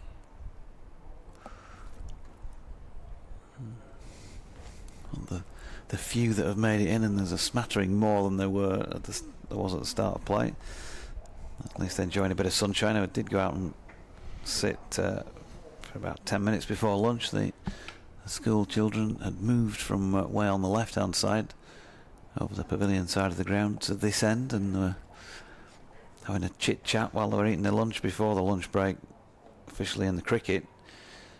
As Thompson is in, Northeast plays it to Bess at mid-on, no run, and yeah, just chitter chatter away, but school teacher still had to go and stand in front of him and say, could he just keep the noise down, because some of the people are trying to enjoy the cricket.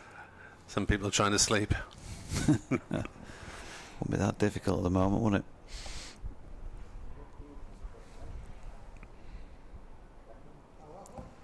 Jordan Thompson, ball back in hand again.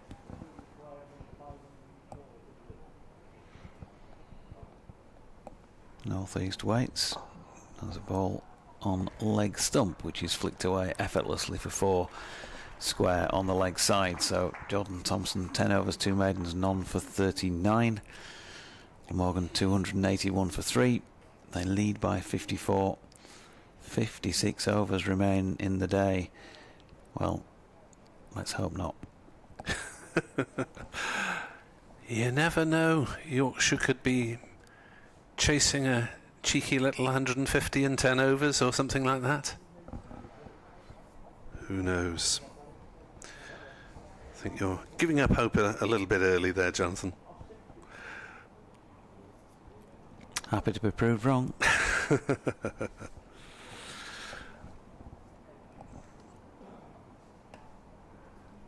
Code then to continue his efforts from the Cathedral Road end, from the River Taff end rather, running towards us at the Cathedral Road end in the media centre, 3 stories up, and looking straight over the batter's head as Kieran Carlson plays one to mid-wicket, and there's no run. Well, Paul Weller spoke of my ever-changing moods. Sean Masood has adapted that to ever-changing fields. The latest one is a slip, a gully, backward point, a couple of cover fielders, mid-off, mid-on, mid-wicket, and fine leg, one of the more conventional ones, as Carlson is forward. He didn't know where that one had gone for a moment. It rolled just a metre or so towards the square leg umpire, but he wasn't in control of that defensive shot really, as Code almost squeezed one through and hit the boot. Could have gone anywhere. So Code will take that as a moral victory.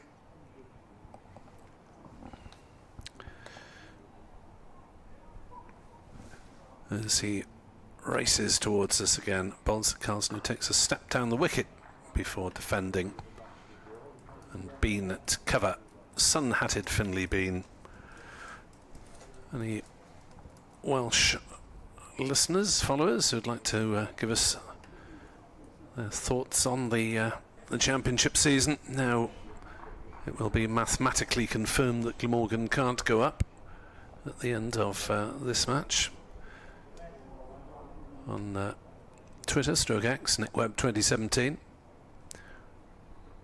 as Carlson defends that one into the offside, and there's no run. I see on social media mention of Ben Sanderson hat-trick.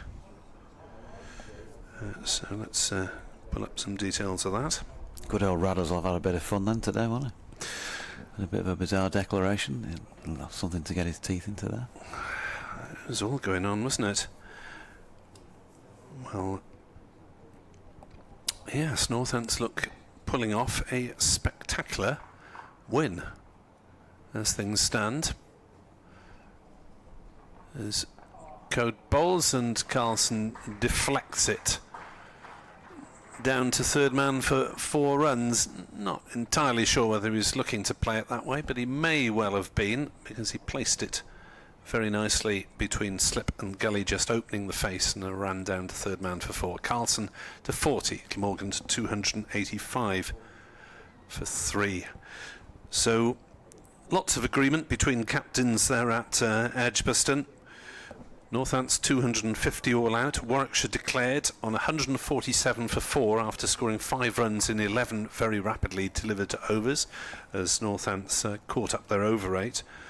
Northants then made 72 without loss in 22 overs, 8 of which were delivered by the wicketkeeper. As Code bowls and Carlson plays out into the offside, and there is no run. The outcome of that is that Warwickshire, in their second innings, have stumbled to 24 for 5. Ben Sanderson has 4 for 15, including a hat-trick, and they require another 152 runs to win. So full marks to Northants captain Luke Proctor if they pull off a remarkable win from a very unlikely situation. I mean, that's not a huge chase, is it? What, 224 they were set, Warwickshire, in the final innings, but 5 down already. Yeah.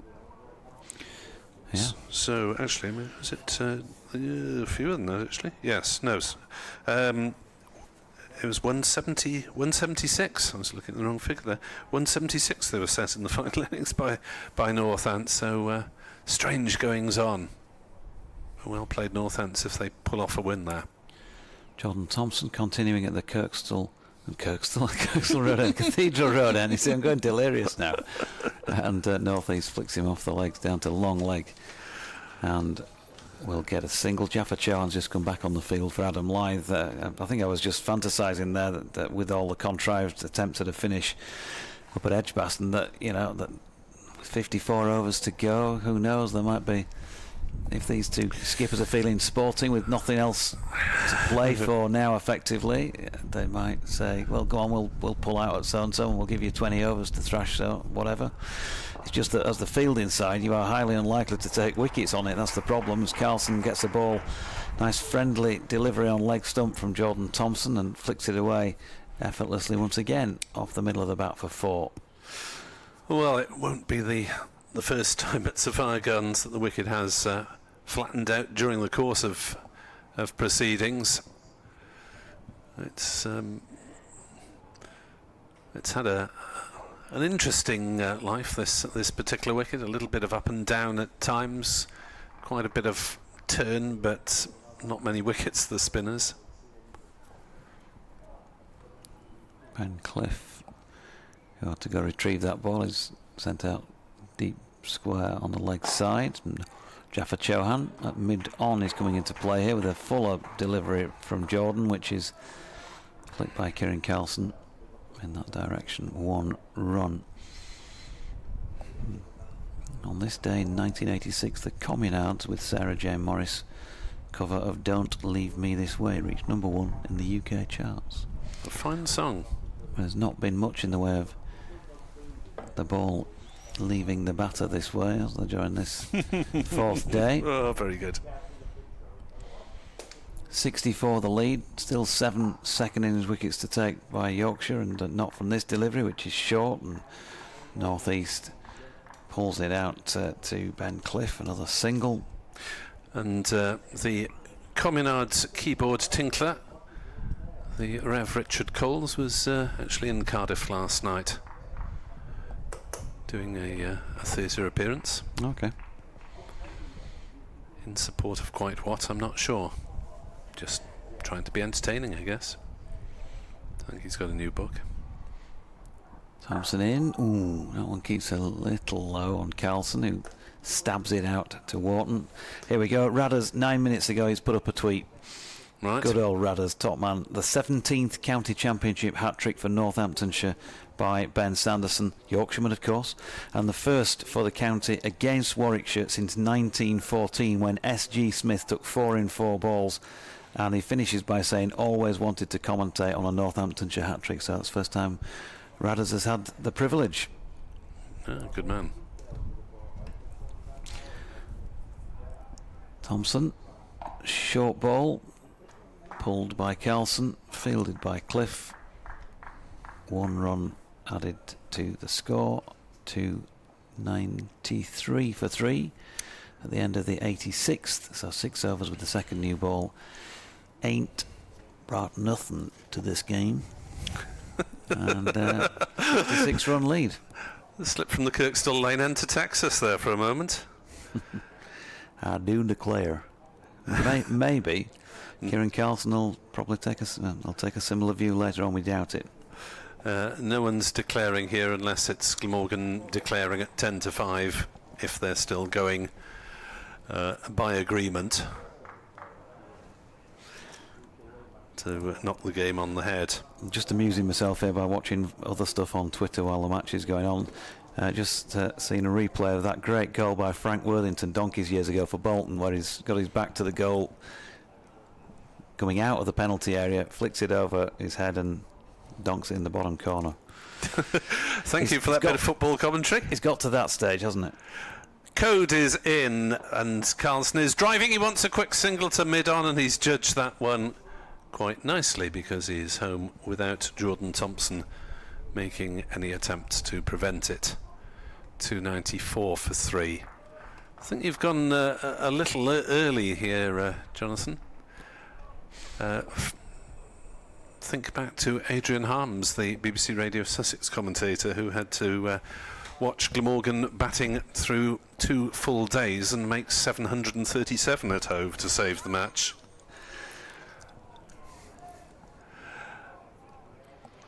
there were quite a lot of people on that occasion saying, why don't they declare on the last afternoon? Well, if you've batted for a day and a half, you're not going to throw it away then, are you? As North East pushes forward and defends to cover, and there's no run. It's just a case of the maths were never quite right on the final day, that they weren't quite far enough ahead at any juncture at which they could have had a realistic hope of taking 10 Sussex wickets. 294 for 3. And of course the effort at Chester Street delighted our friend in the north, as Glamorgan saw out the last day, losing just 3 wickets in the second innings, or a further 3. As that is driven nicely by North East, drilled down the ground, and he reaches 120. Glamorgan 298 for 3. Don't think about going into Doubt's commentary, will you? Not unless he reaches a further 60 runs on top of his 120. But I think Dart's commentary might be a little esoteric on an audio stream. In comes Code, bowls to North East, who defends it on the offside. Doidge stepping up to the oche, pint of lager in hand. Is there a sport that you haven't commentated on and are probably unlikely to do so now that you'd love to have a go at? I did find myself bizarrely commentating on a couple of snooker balls on the radio on the grounds that a title was about to be decided. I think it was the Welsh Open when they came live to me for a bulletin update, and so I commentated on the pink and the black to win it, or whatever it was. So that is defended by North East back to Code, and there is no run. For those listening in black and white, the red ball is out there on the pitch somewhere. Yeah. Stephen Moss on Twitter, some chap called Hogan has taken 5 for 60 at Canterbury. Could be a useful signing for Glamorgan with their very slim seam bowling resources. Did we ever discover why he left? Well, he made up his mind to leave, and then got a tempting offer from Kent. As that's down leg side, flicked away by North East. Single taken. 299 for 3. North East has 121. That is the end of the over. Ian Evans says, a curate's egg of a season. Carlson has been more consistent. The bowling attack not so. Worried about our overseas policy. We signed great players who are hardly available. Referencing Labuschagne playing 5 championship games and Nisa 6, as Revis returns to the attack. And of course Glamorgan knew that Ingram would be available as the overseas batter all season, so they didn't move to replace Labuschagne. But Nisa, there was a bit of uncertainty around mid-season, but he was always likely to be mostly with the Aussies at that juncture. And then again, they couldn't find someone of sufficient quality in this back half of the season, and they send a spinner instead for the middle block of the championship in Mitch Swepson, one of the many signings from Queensland over the last few years. Revis then, Cathedral Road End. 72-run lead for Glamorgan in their second innings. 3 down. Make that 73 because a short ball has just been played out square on the offside by North East, and they've picked up 1 run. Ripple of applause for the 300.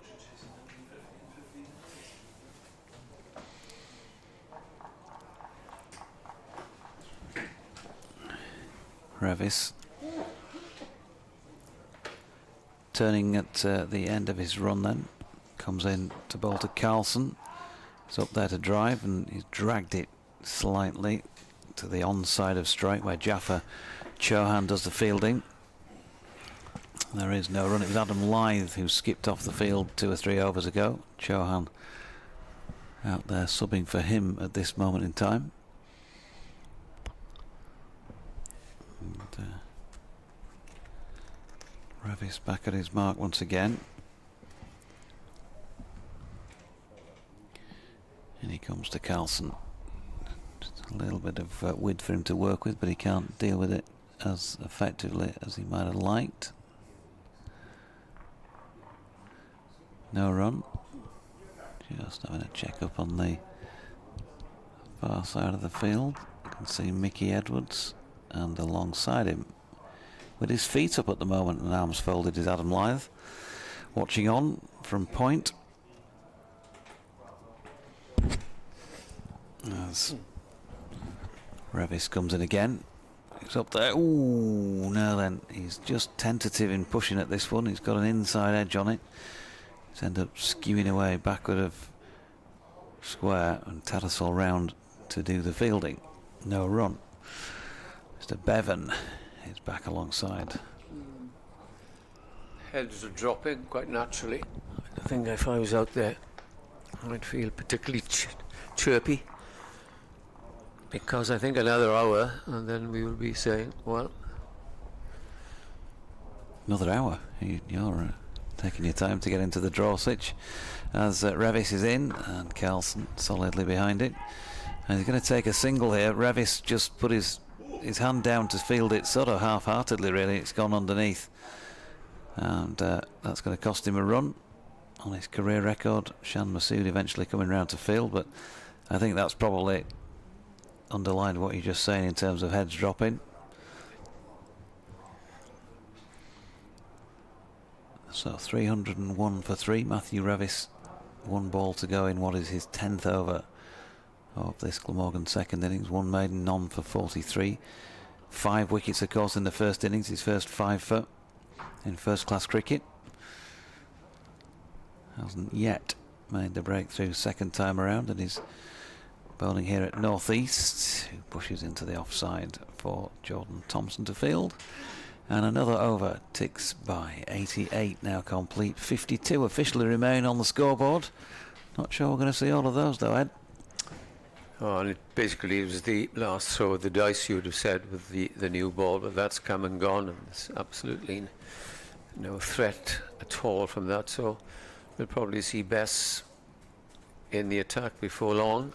He's not coming on at the moment, but he's bowled pretty well on this pitch, I think. And Ben Cliff. we're going to have a change of bowling. Yep, first bowling that we've seen from him today.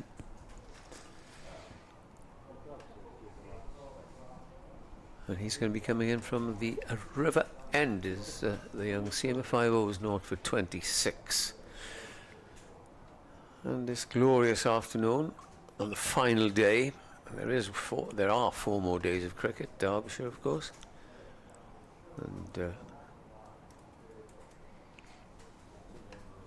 a bit early to say they're just going through the rituals here, but you still think a couple of wickets here, and then put a little bit of nerves in the batsman. But it doesn't look like it at this moment. 2 runs for Carlson to get his second 50 of the game. Well, North East just goes on and on. 122 not out. 2 batsmen exchange views, and it'll be Cliff to bowl. From the river end then, bright sunshine, and he comes and bowls the first ball, which is short and pulled away. Will that bisect mid-wicket and fine leg? Yes, it will. 4 runs. And that's Carlson's second 50 of the game. Raises his bat, having early in the innings passed 1,000 runs for the season. I take it, Nick, that with championship run, did he play in the university game at the start of the season? Doesn't count. It doesn't count. It's not first class. No, it always confuses me, because it used to be, then it wasn't, then it was. Just clear that. 4 runs off the first ball as Cliff comes bounding in, just a slip in the gully, and bowls again, and that's down the leg side. The appeal for catch of the wicket, and he's gone, caught down the leg side, and Carlson goes for 52, and there will be a glimmer of hope for Yorkshire, one feels, but well, I was arguing about this yesterday. Strangled down the leg side. Well, if you get a wicket, you don't get strangled. You're out because perhaps you shouldn't have played the shot. Well, it'll be a wicket that Ben Cliff never forgets, because that is his first-class wicket, and that was why everybody has run in to mob him.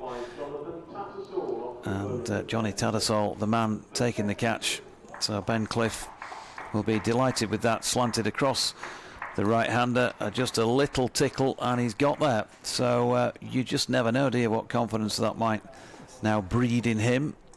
That's exactly what I mentioned at the start of the innings. You just don't know, do you?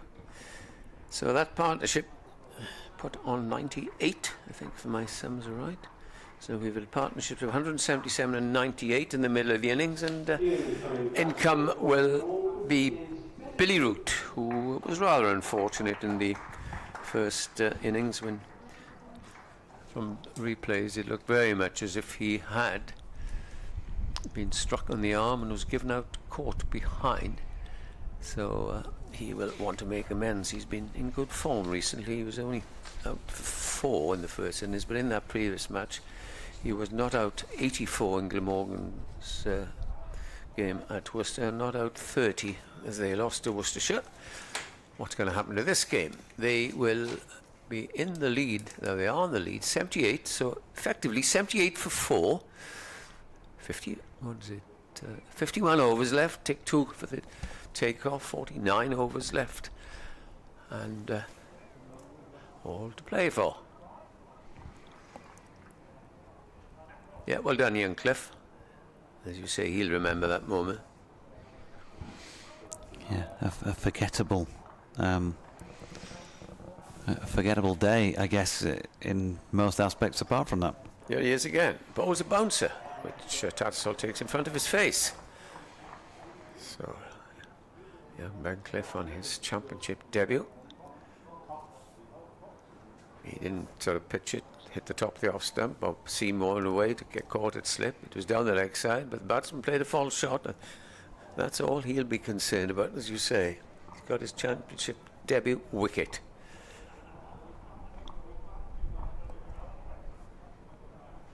He comes in, full of endeavour, and bowls outside the off stump, taken low down by the keeper. The score remains at 305 for 4. The lead is now 78.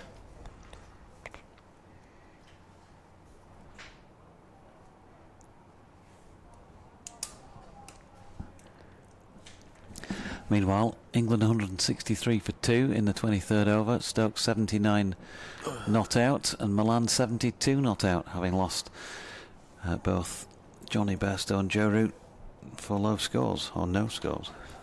I don't know these Yorkshiremen. Cliff is bowling and bowls, and Billy Root is off the mark with a nice dab down to deep extra cover. Bairstow out first ball, wasn't he?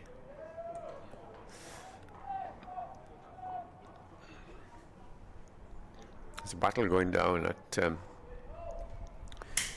Kent, that lovely ground, the St Lawrence ground in Canterbury. Kent pressing for the win there. Our good friend Michael Hogan, 5 for 48 when I last looked. I think they were 7 down. So he's proven a point or two. In comes the last ball of the over, and it's turned away by Sam North East down to fine leg for a single. Well bowled, young Cliff. A wicket there for him, 307 for 4. And Glamorgan move on to an 80-run lead. And applause from these faithful Yorkshire supporters who've travelled a long way, and I'm pretty sure that they've enjoyed their 4 days for Wales. You have, haven't you? It's been lovely. Good. Nightclub every night. It's been lovely. Good. We hope that you come down next year and enjoy the hospitality. Well, I suspect we will be, unless for any reason Yorkshire are relegated to the 3rd division. National county's good enough. Or Glamorgan indeed are relegated to the 3rd division, who knows. Northern Diamonds, by the way, for those Yorkshire supporting listeners in particular, they made just 196 all out in that match at Sale against the Thunder.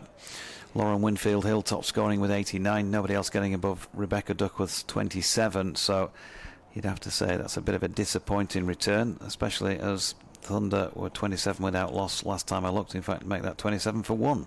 So who knows? It looks like Liberty Heap's been bowled by Jess Woolston for 14. Matthew Revis, meanwhile, here at Cardiff, bowling to Sam Northeast, and he pushes 1 up to Ben Code at mid-on.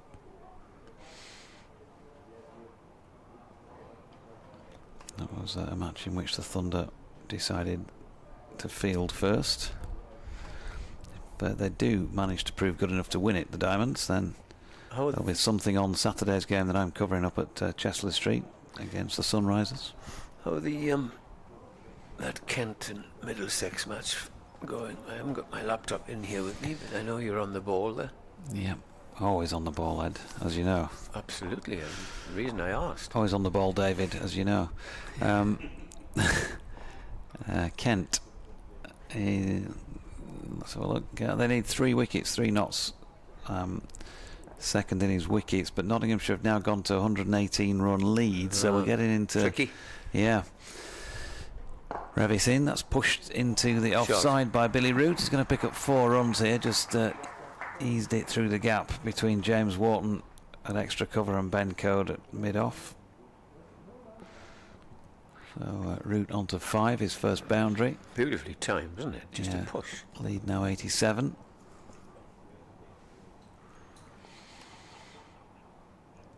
Ben Revis looks as if life is not treating him very well. He just ambles back to his mark. Decides he's going to come round the wicket. Throws the disc down. At least he hasn't been painting lines as most fast bowlers do.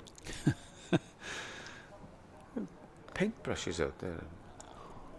Yeah, aerosol these days, I think, isn't it? That's the easy option. There's blue lines and orange lines down there.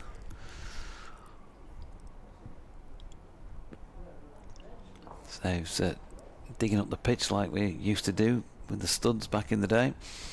Revis round the wicket, speared in towards Billy Root. It's short of length and swatted away through the covers for 4. He looks very unhappy with life, doesn't he? He's got a tendency to do that, Matthew Revis. It's just hung dog. Yeah. 5 wickets in the first half of this game, but then nothing in the second. No, he's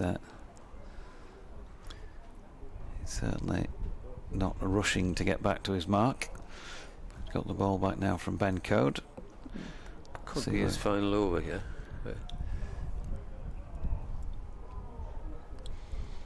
Gone for 54 so far. And he comes in round the wicket again, wide on the crease, short. Root ducking away from that one. Just come in from wherever you've been this morning. I can tell you that only 2 wickets have fallen throughout the day. We saw a big partnership of 173 between Sam Northeast and Eddie Byram. Byram scoring 101 before he was bowled by Bess, reverse sweeping, and a breezy 52 from Kieran Carlson. He put on 98 with Northeast. He was out for 52, but Northeast has been there since yesterday and is 124 not out. Revis in again. Ooh, that one just spits off the pitch, and a pretty well aimed short ball. And Billy Root, well, he give him credit for actually playing it pretty well in the end. Got his bat well down and out of the way of it, over his left shoulder. Bent Nielsen says, though I've had my share of pints in life, I find that I'm an astounding number of hectolitres of beer short of having the voice to announce the score in darts. And follows up with nice one, Ben Cliff.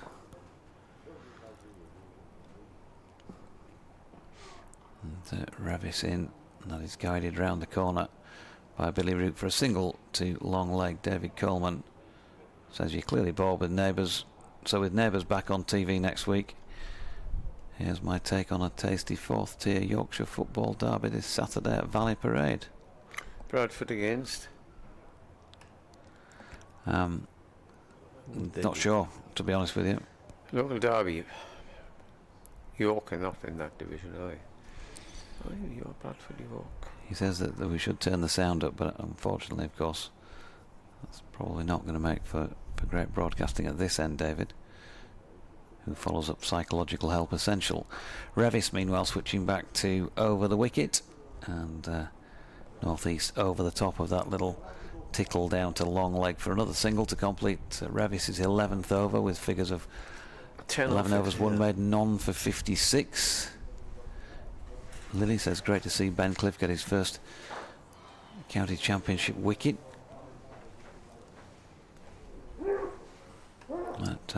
But when you started to say, if you're just joining us, I thought you were going to follow up by saying, then turn around and go back and do whatever you were doing.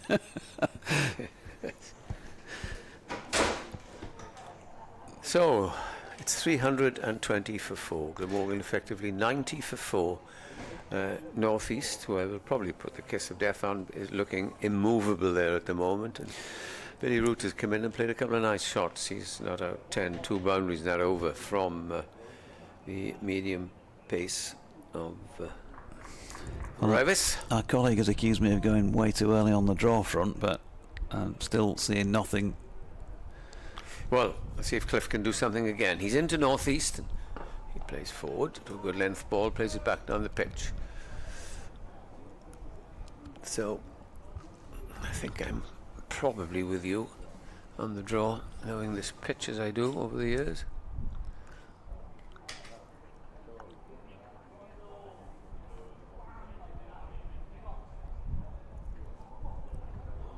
If this game does finish 5-ish, I would advise you, as we just wait now for Cliff to bowl, and that's played away for no single. It's stopped at short extra cover. I would wait till 6 quarter past, because you leave here at 5, you'll be toe to toe, if you like, or bumper to bumper, getting out to Cardiff. Whereas if you wait till about 6 o'clock, most of them have gone. Are the roadworks still on the M4, do you know? Not until the weekend, no. Oh, right, so they're off during the week. 15th until the 18th. Good. Well, at least that's... You don't have to go far something. up the M4, do you? Past the infernal bridges. To Celtic Manor. Not the bridges, the tunnels, which have been holding the traffic up for people over a number of years, and will continue to do so, as there's no relief road being planned. Every night you listen to the BBC Wales traffic news. Traffic is building up near the Bringlass tunnels. Cliff in down the leg side and is clipped away for a single. It's, I think, doing this job, it's the worst thing about the job, really, is that travelling per se, you accept that you've got to travel, and that's fine. But when you look at your sat nav and it says 4 hours, and then it always seems to take 6. We're talking. Spent a lot of time this game with Dean Koska, the former Glamorgan, and he's now a referee, match referee. He goes many times now, he says, by train, when the trains run. That's another thing. For instance, he said, I've got to be at Lord's next week, so I'll catch a train from Cardiff, Paddington. I always travel to Manchester, says he, and I get off and jump on the tram, go to my hotel. But with us, you see, if we get to wait half an hour, or you do now, I don't have to do it, interviews, and you don't know when the game's going to finish, as this ball is bowled to Billy Root, who drives to mid-on for no run. We don't know quite when you're going to finish. You can't say, OK, I'll be ready for 6 o'clock, or this 20 past 6 train, when you could be here filing reports and doing interviews. Yeah. It's lovely to travel by train. I've done it a couple of times. But then, you could be waiting on a train station for an hour and a half. Especially if you've got to change. Yeah. Here comes Cliff round the wicket to the left-handed route. Threatens to have a little dart at that, but doesn't. It's not a case of, OK, yeah, we go straight to Leeds, because you've got to change, you get to Leeds, and not a lot of people live in Leeds. It's such a big, the broad acres county.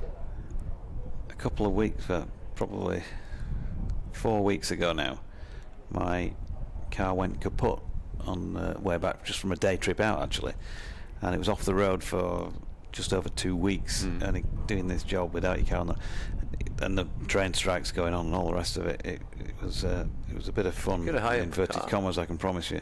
I did eventually. The BBC kindly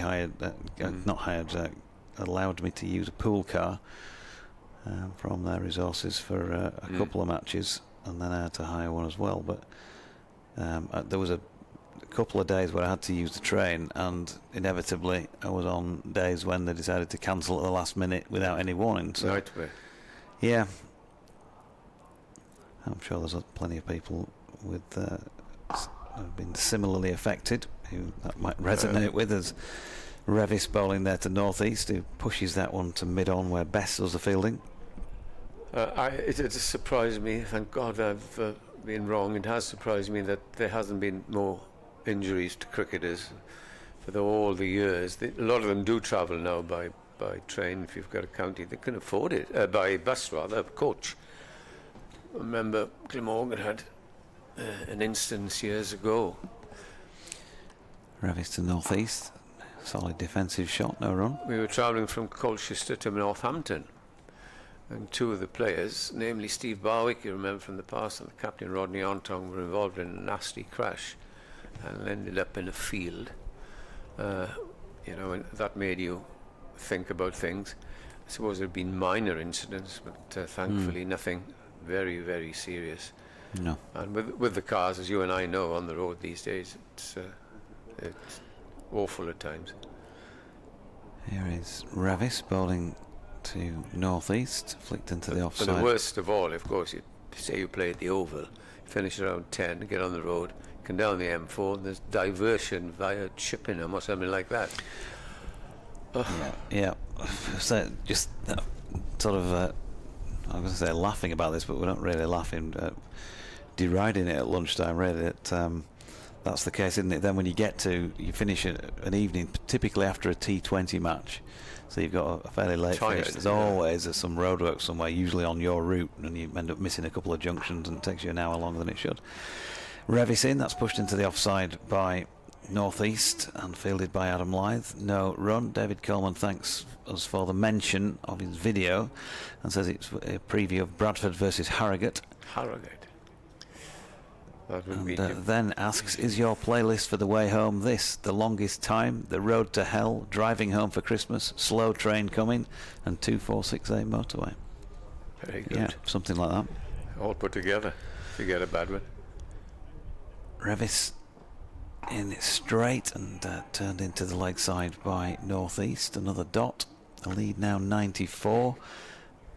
I remember in my very early days, many years ago, Glamorgan were playing at Chelmsford and the M25 wasn't completed. And coming home, that was a 50 over match. I got completely lost and I wandered into a police station, basically said, where am I? And they guided me back to a route where I would get on the M4 and got home about 2 or 3 in the morning. Revis to northeast, punches off the back foot. Mickey Edwards is out there on as a 12th man. They've had pretty much a rolling 12thers today, Yorkshire, of one form or another, and they settled on 1 run. 92 overs bowled, so 12 with this second new ball, and only 1 wicket has been taken since it was taken. That was Ben Cliff's maiden first-class wicket. He took Kieran Carlson, caught strangled really down the leg side by Johnny Tattersall for 52. 48 overs remain in the match, from which all life seemingly is ebbing away. Have a break, Jonathan, they'll come in. That was a cue. He's gone. He's gone. Ben Cliff then, who's got his maiden championship wicket, he will continue. And his figures to date are 7 overs, 1 for 33. Here's the first ball of the over that North East playing so correctly and treating every ball on its merit. How would you play, Nick? And I often think if I was 127 not out, I'd be playing a few shots by now. He's played some lovely shots, but he's equally determined to rescue this game for I think that's what's known as the ultimate hypothetical question in my case, Edward. There's Cliff. He's over the wicket and bowls north-east, drives firmly and beats Cliff's attempt at a caught and bowled, and it's stopped just on the edge of the boundary, and they cross for 2. Umpire Hartley questions the umpire, and he will say, the fielder, I don't really know. So there's 2 runs. 324 for 4, and the north-east goes marching on, 129 not out. Cliff in past umpire Hartley, and bowls. That's split off the back foot for a single out to deep extra.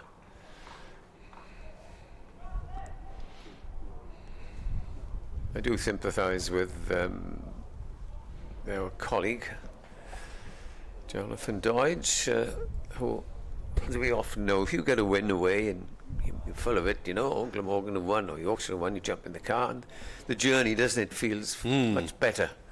When you've had a draw like this, when really you thought you were going to win quite easily, must have thought that. And you tend to be a little disappointed as Root pushes forward, and it's a tumbling stop in the gully. 325 for 4. Glamorgan encroaching on that 100-run lead. They now lead by 98. Root has moved into double figures at 10. Northeast is 130. England going well.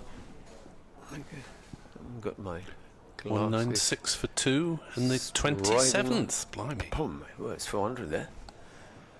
Having lost 2 early wickets. Cliff is round the wicket to Root and bowls to him, and he pulls that out to deep mid-wicket for a single. So Stokes is in the 90s. Milan is approaching the 90s. 89 not out.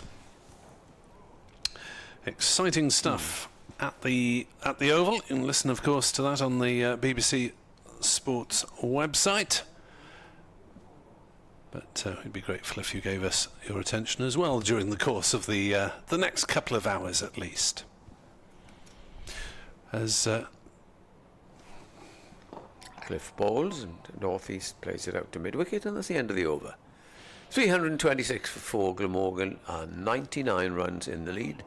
So they are 99 for 4. 47 overs, minus 2, 45 overs, and slowly this game is going away, I think, from the visitors, Nick. And viz, or whatever you call it, a win, draw. I'd go draw at the moment, and I haven't changed from 75%. I don't know about you. Come on, pessimist. Yeah, I think a draw is now at least 75%. Yorkshire. Well, they've got what about... They have got 25 overs, really, to take 6 wickets and possibly have a thrash at a 150 to 200 target if they did manage to keep it to that. Revis, then, is in to Root, who plays it gently to mid-off, and there is no run. And of course, as we keep on saying, there are no field restrictions if you're chasing in county cricket. Yeah, I haven't seen one of those in recent years, a sort of final session thrash in the Championship.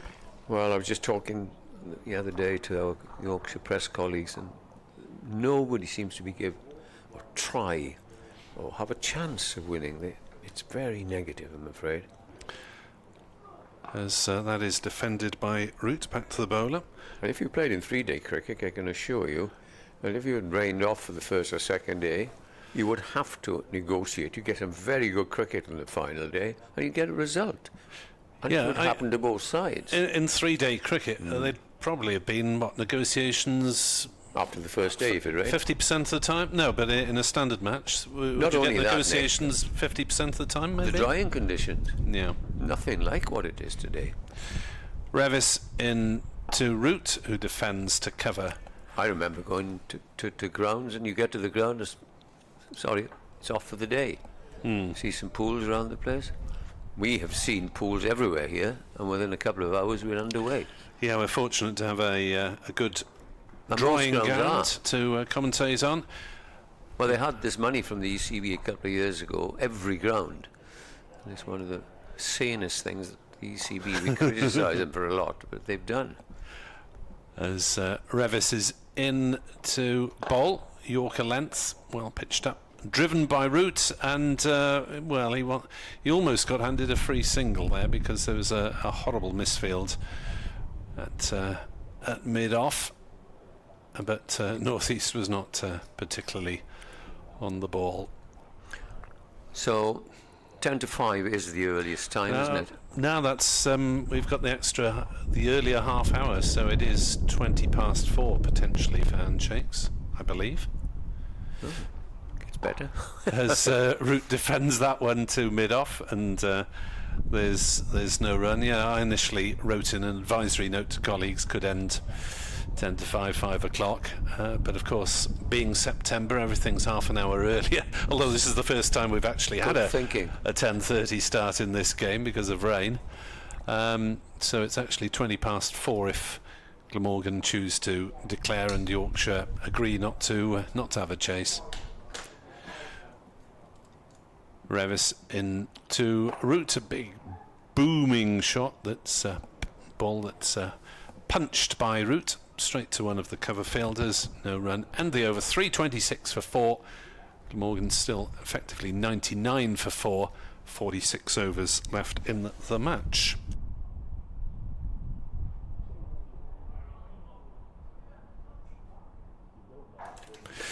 So time moves on, and what time is tea today? Here we go. 10 past 3, is it? And that is 10 past 3. Nothing can move that on the final day. Only if the cake trolley breaks down on the way to the media centre. England 201 for 2 on the 28th. Stokes 97. Not out. 326 for 4. I see your old pal Hogan's taken a 5-4. But they're struggling to take those last 3 wickets down. Yeah. Canterbury. First ball of Ben Cliff's next over is an in-swinger, which is played out to short mid-on. There's no run. Yeah, Joe Clark 120 not out for Notts. Brett Hutton is on 76 not out. Notts are 132 for 7 effectively. Oh, it's getting a bit late to this. Yeah, Kent probably with more hopes than Yorkshire do at the moment. And then you've got Middlesex. This might help Middlesex, as Ben Cliff is over the wicket, ball to the right-handed Northeast, who turns that away down to fine leg and leisurely walks a single to take him to 131. So of the 3 bottom sides in Division 1, Kent will either win or draw. Middlesex will either lose or draw. They're 89 for 3, still 130 short of the innings defeat against Lancashire. And extraordinary stuff at Edgbaston. Yes, Cliff reverts around the wicket to Root and bowls him a bouncer, which he evades. So Northants, after some agreed declarations, set Warwickshire just 176 to win in basically a couple of sessions, reduced them to 24 for 5 with a Ben Sanderson hat-trick, but they've now recovered slightly to 46 for 5. Warwickshire still needing another 130 to win, so that really must have been a fascinating half day so far for our BBC colleagues at Edgbaston. Rudders. Andrew Rudd. In he comes, Cliff. It's a good looking shot. 4 runs. They're very close, the man at extra cover, and it bisects them, and he found the gap and gets 4 runs. He's such a good player on the offside as Billy Root. Moves to 15. Glamorgan now at 104. They've passed the 100 mark in the lead. Looking at that though, Nick, that would have been like the days of old declaration, right? Well, 176 in so many overs, you backed all the way. It's under 200. Now you say you'll go all the way. By that I mean you keep on looking, not put up the shutters, because that's a generous deck.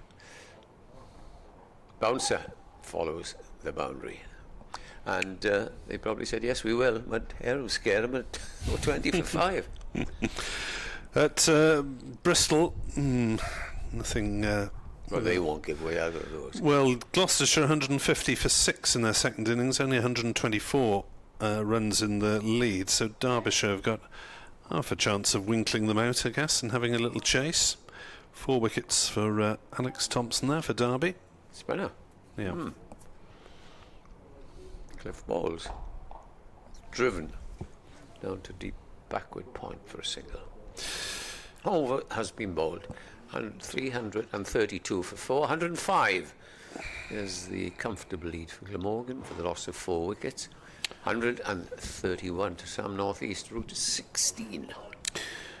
Yorkshire listeners probably won't want to think back to the Leicestershire chase against them, but Leicestershire have been set 499 by Sussex, and they're 440 for 6.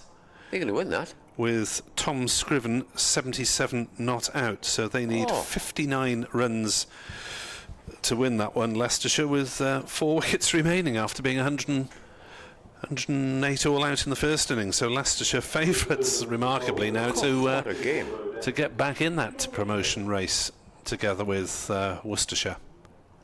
Right, bowling change, and Shan Masood has shuffled his troops.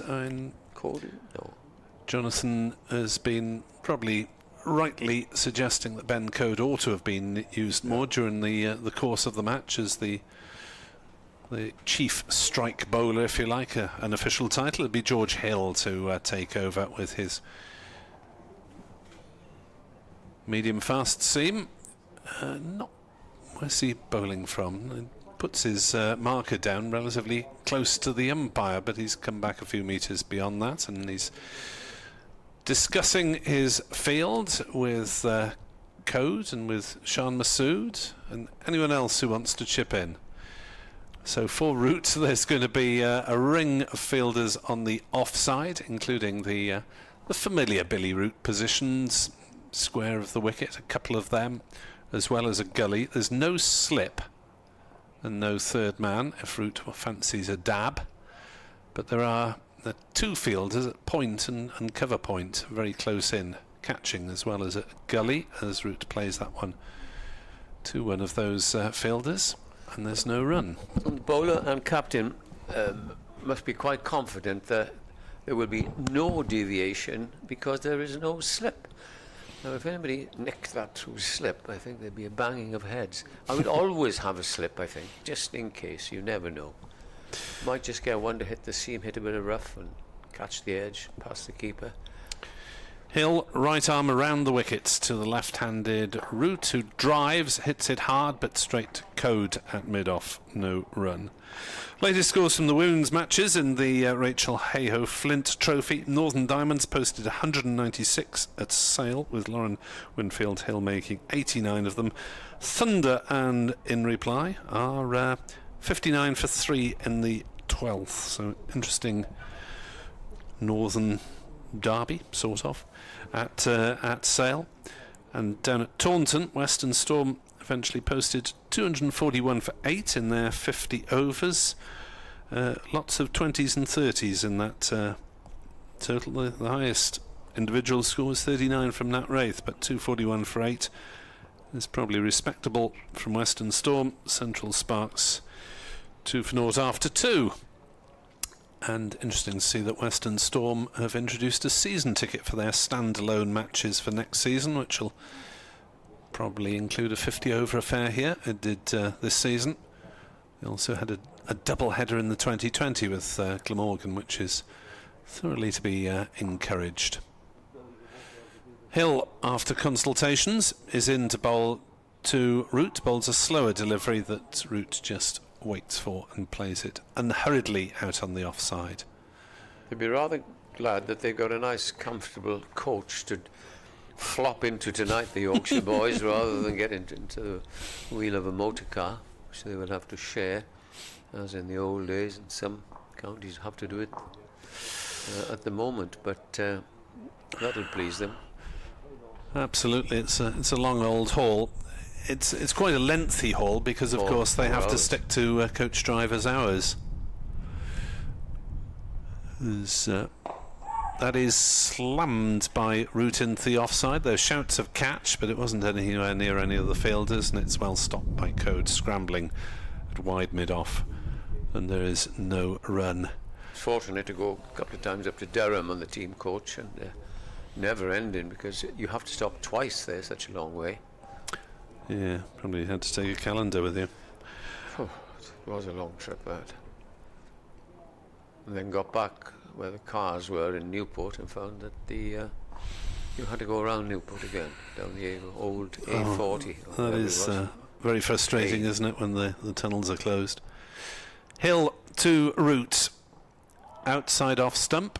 Root lets it go through to Tattersall. No shot played. Comments on Twitter. Alan Metcalf, if Shep were playing, we could declare and win now. Yes, the late great Don Shep would not have probably particularly enjoyed this pitch. I'm sure he'd got something from it, but yeah. Emir Evans, what's the latest on Harry Podmore? Having missed a few second team games, is he carrying an injury? Mulling over options for next season as Hill bowls, and that's played past the point cordon and down to backward, deep backward point for a single by The answer to Root. that, yes, he is. He's injured. Yeah. Went off during the second 11 game a few weeks ago. Steve West says, it seems our batting is superior in the second innings often this season. Can we lobby the ECB to provide batting points for both innings? It would be nice. Glamorgan would be a bit potentially further up the table.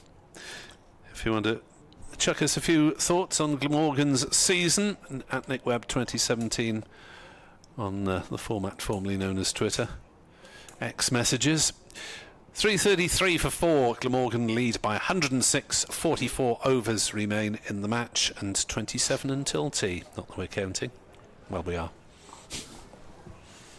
Right, let's see if young Cliff, and he'll have to abort his run-up. There's 3 men. The distance between the 3 men feeling at the offside are about 7 yards. We can work that out. Like 3 slips, feeling at extra cover. Cliff comes into the left-handed Root, and Root drives, and one of those 3 stops the ball. It's a Root ring. We saw Yorkshire employ at Headingley at one point 4 slips and 2 gullies for Billy Root, and he was actually caught by one of the gullies. They often repeat the story of Alan Butcher playing at Lords for Glamorgan in a 50-over match. Mike Gatting put 3 gullies for him, and he still got through and got 100. Here's the next delivery. You've had Butcher on the air this year, I'm sure I've heard, haven't you? Yes, he was at the game at the Oval. One of Right. his former haunts, of course. Good man, a good cricket man is Butch, and he was such a successful player here after he came from Surrey in the days of when Glamorgan used to sign really good players. Colin Metson came the same year and was one of the best wicket keepers in the land, but unfortunately let down by his batting. In comes the next ball. Pulled out to deep mid-wicket for a gentle single. Attempted bouncer, tennis ball Oh, bounce. absolutely. Root had time to make a cup of tea before that one arrived with him. 334 for 4. Glamorgan out of danger, dare I say it. Ooh, wouldn't say that until the tea interval had. No, not with how many overs have we got? Still 43. 25 minutes to tea? Or is it 20 past? I don't know. It's 10 past, I think.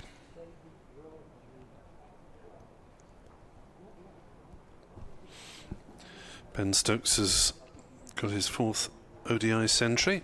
It's also his quickest. Cliff bowls to north-east, who clips this off his toes out to deep mid-wicket. A 1, is it going to be a second? They stutter and decide to stay, and it's just as well. A beautiful return right into the wicket-keeper's gloves. He didn't have to move an inch to Tattersall. That's what you crave for, Nick, on a Saturday or a Sunday afternoon. Into the gloves, Absolutely. rather than grovelling in the dirt. Yeah. In Division 11, you're luckier with most people if it's anywhere within about a 20-yard radius. It's Cliff in bowls, played well by Root, who nudges it away on the onside. You admonish them then and say, gloves, please. No, they're doing their best.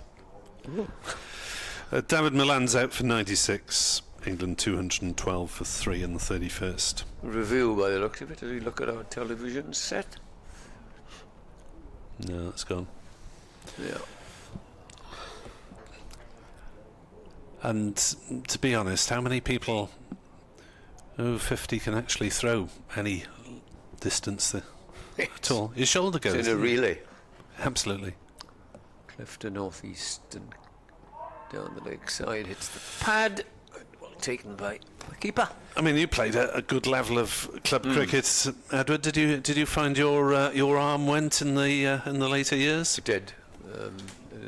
It was awful, really, because you could only feel then that you could feel it cover for a time, but mid-off and mid-on it had to be, because if you're on the boundary, they knew it was two to that old man. Yeah, but when you've got a side containing 7 or 8 players of over 50, then you can't hide them all. But we had some good young players, Yes. you know, in the flush of youth. Some of them were near county second 11 standard. Of course, they used to come in very, very quickly. Yeah. The older players look considerably more contented when there's a couple of teenagers in the team. Right, you're sweeping on the boundary Yes. that side, you're on that side. Your ball. Get on with it. Anything that goes past us is yours. The old policeman wave.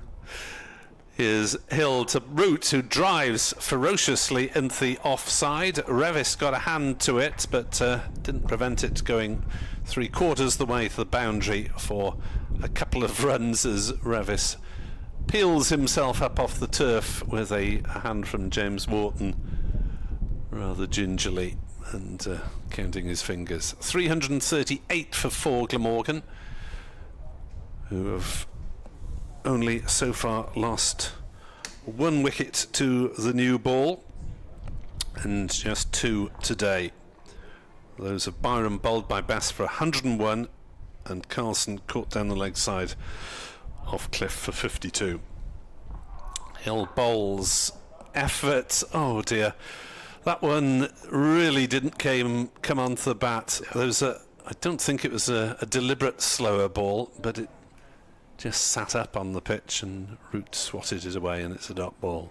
No grass whatsoever can you see on that pitch. I don't think there was a lot at the start either. Did you go out there at the start? Yeah, it was used from the England-New Zealand game, so it's in its 5th day effectively. But what can you do? Such dodgy weather this season, and your heart goes out to the ground staff, really. Look at that field on the offside. 4 in a row now for Root, who still plays it through them and will get a couple of runs down to a deep backward point or wide third man. So for Root, there's a man in the gully, there's a man at deep backward point, as I say, and then there are 4 in a row on the offside, more or less. And if you want to make up fielding positions for them, they're 4 cover fielders effectively, and man at mid-off, mid-on, mid-wicket, and no one else. 7-2 offside field as Root tucks that one into the offside, and it's stopped by a tumbling Revis. But you can almost see the ball stopping now on the pitch. Well, as I mentioned, you know, they haven't got a slip. No semblance of close fielders anyway. No, I thought that was a deep square leg, but he's wearing a bib, so he's one of the Yorkshire subs. He's not on the field to play. 340 for 4, Glamorgan lead by 113, 20 minutes to go until the tea interval and relative safety, as that is clubbed by Root into the offside, and again it hardly goes anywhere. How many times have we seen this, not only this season, Nick, but in the last couple of years, you know, this just died. I think there was a game early on. I'll just have a quick look at me book. I suspect it might have been the Gloucester game. Yeah, Gloucestershire Glamorgan. Glamorgan led by 339 on first innings. As Hill is into bowl. Oh, a bit of swing there. Punched by Root to Revis at cover, but along the ground. I Thought repeat. for a moment he was turning towards the pavilion, but he survives. He's on 23, Northeast 132, Glamorgan 340 for 4, 42 overs left. Yes, Glamorgan, a day and a half to go. They led Gloucestershire by 239 rather. Gloucestershire's second innings on that final day, 569 for 7. That will probably tell you everything about that. But Glamorgan's bowlers have not had the firepower on some occasions this season that they would have wanted. There hasn't been enough pace in the attack. Nisa van der Hoogten and experience. Hogan apart from last year. Apart from that, there has not been the... Things must be done, Nick. Things must be improved here. Bowlers must be strengthened. Yeah, I'm afraid things have deteriorated. Here's Ben Cliff, who's having a good... Now's the ideal time to bowl the young man, because I think all thoughts might have gone about winning down the leg side. And just looking at the scoreboard, 8 points. Yorkshire, in all probability, will end up with 13. Glamorgan will end up with 8. It didn't really reflect the first couple of days, the first 2.5 days. But they would have really been hoping for the maximum haul of 24. But unfortunately for them, it hasn't worked out that way, as Cliff comes in and bowls to Northeast, who gets behind it and pushes it past the bowler for a single.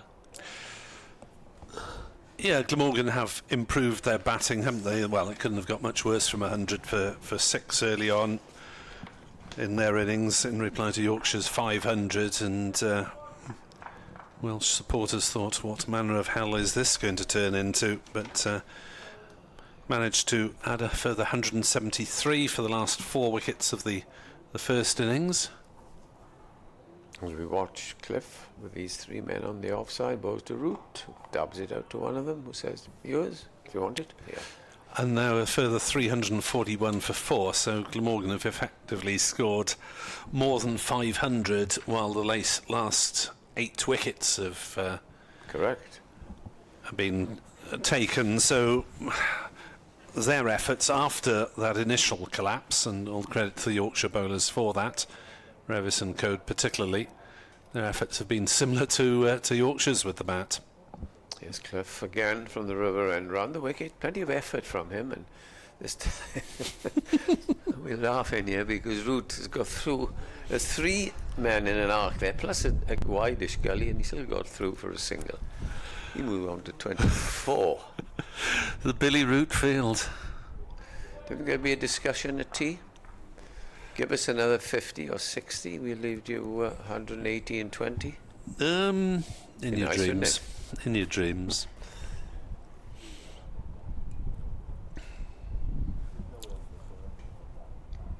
Over the wicket this time comes Cliff and bowls a bouncer.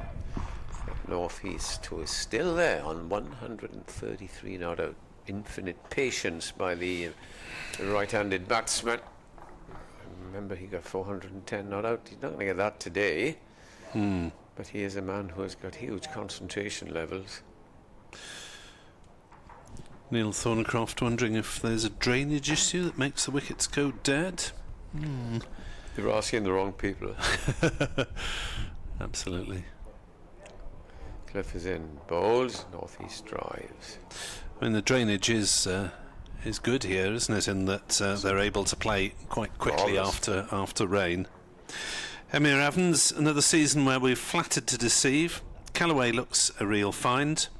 Batting unit looks solid enough. Good to see Horton get a run in the One Day Cup. But bowling unit needs a rethink. Shame we had to overburden TVDG, Van der Hoogten, and McIlroy has improved considerably. We need to add a couple of fresh faces, as we seem a little pedestrian at times. And I think few Glamorgan supporters would disagree with any of those thoughts, Emir, so thank you for that. the main disappointment in which I was at that meeting a couple of weeks ago, the members' meeting, was that Glamorgan hadn't signed, and you keep banging on about Nick, and I agree 100% with you, either an overseas bowler from somewhere, as every other county seemed to find one, or perhaps a bowler on loan. Talking the other day about Surrey, who could field a full second team, which will compete well, and one or two of them are out on loan. As Adam Lythe is brought into the attack and floats one up, which is driven square for a single. I think it's your turn, but we've lulled. Oh, sorry. Yeah, it is absolutely. Thank you for stepping in, Edward. It is late season. The concentration is waning. Not as keen as it was maybe in early April, when of course we saw the rain come down after 4 balls. But thankfully, sunny skies at the end of this season.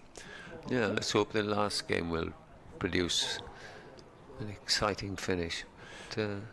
Lythe is in to bowl, turned on the leg side by North East, fielded at short leg. One of those Surrey bowlers is be on his way up north to Yorkshire next year. It's a tall left-hand spinner, who I've always thought is a very useful bowler, Moriarty. Lythe bowls, gets some turn, but North East knocks it into a gap in the offside for a single, where it is fielded with the boot in the good old manner. 344 for 4. Jordan Thompson was the fielder there. Don't want to worry about getting down too quickly when you're a fast bowler. You might injure yourself. Lythe will have a pop from around the wicket then. See if he can find some rough to discomfort Billy Root, who plays that one defensively back to him. And there's no run. 12 minutes until we can go and savage the cake tray.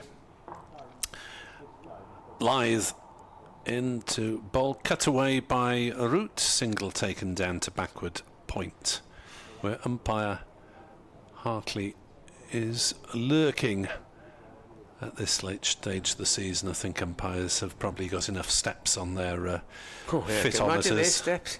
Oh dear me.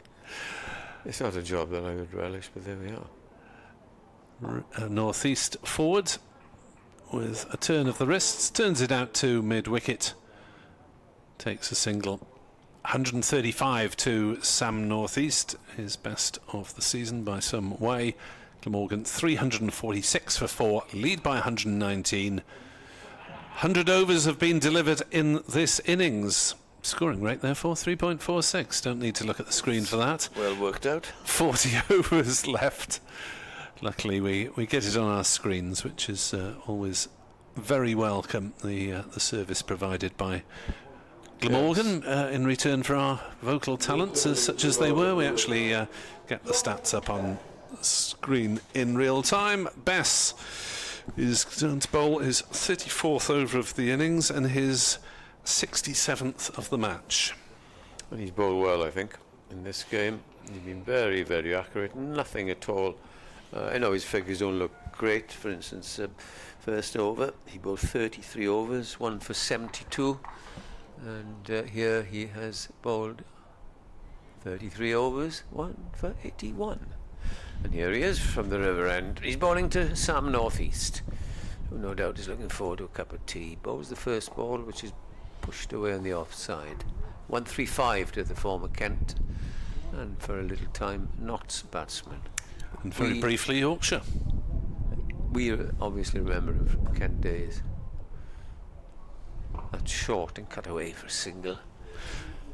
Yeah, Kent and Hampshire mostly, wasn't it? Then left Hampshire early in one season and had a couple of games at Yorkshire and a couple of games at Notts, and thankfully for Glamorgan, he ended up here.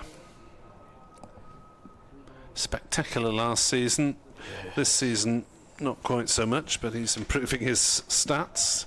He's up now to... wouldn't mind a red inker today, would he? 616 runs, I believe. That'll get his average heading towards 30. He'd want it mid-20s at the 40. moment. Yeah, aim for 40, certainly. The left-handed route with 2 slips.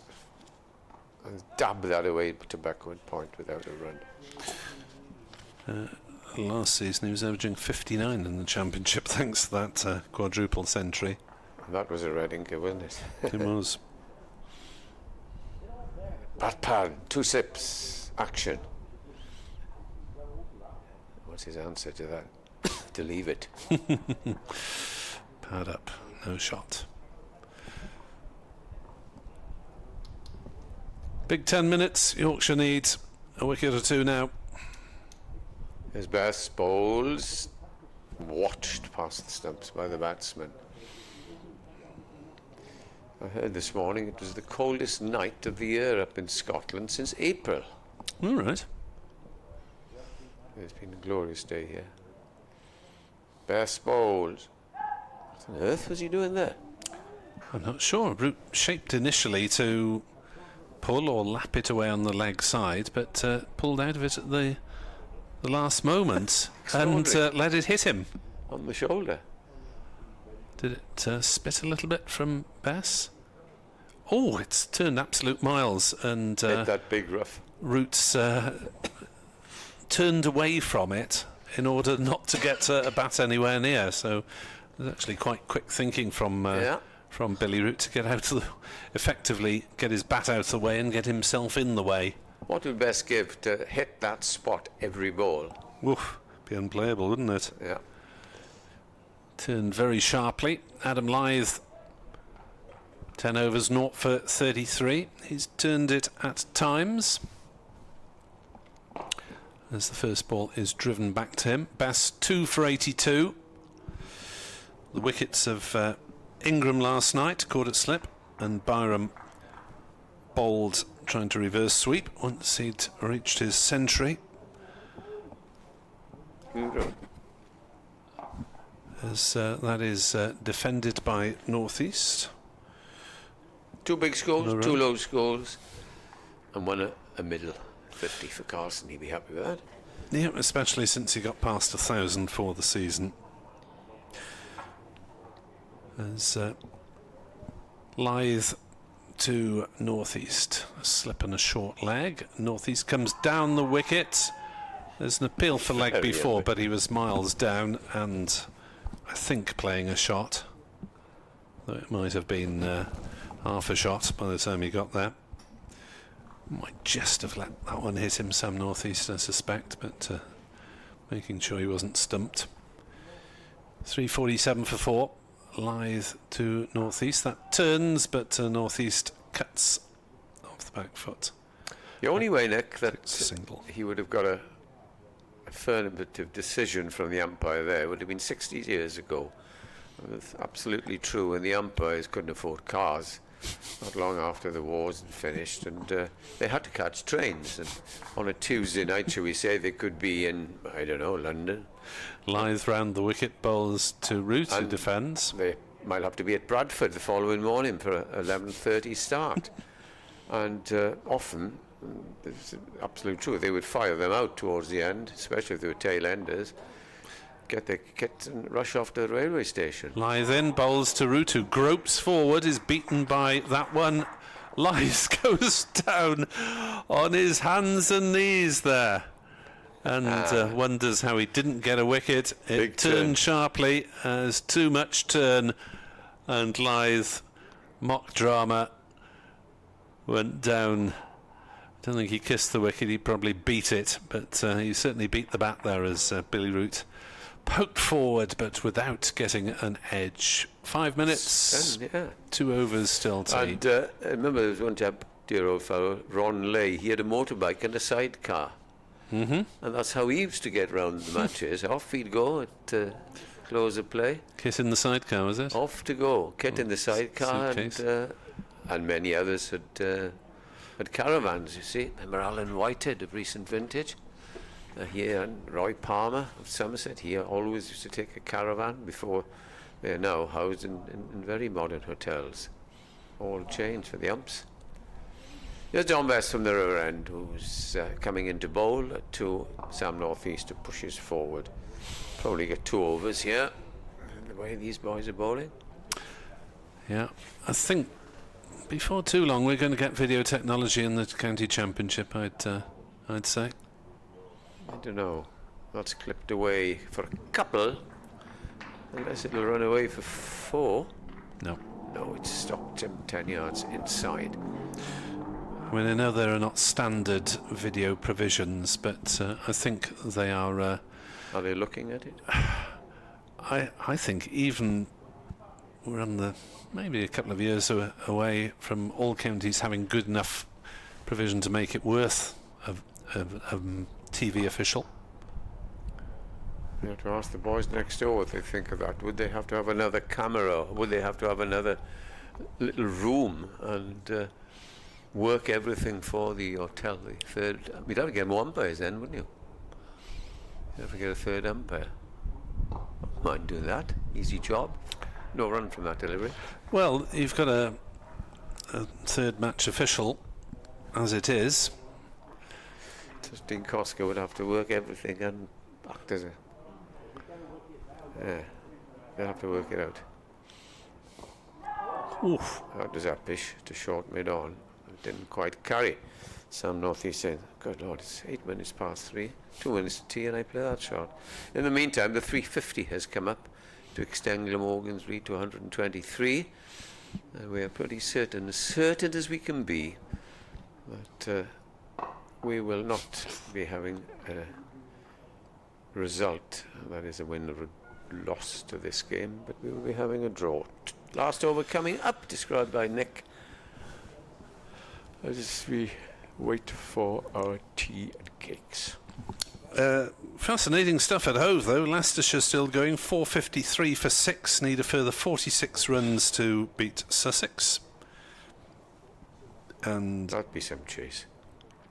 at Bristol, Gloucestershire seem to be blocking it out successfully. They're 165 for 6, 139 runs ahead of Derbyshire. Those are the other two second division matches.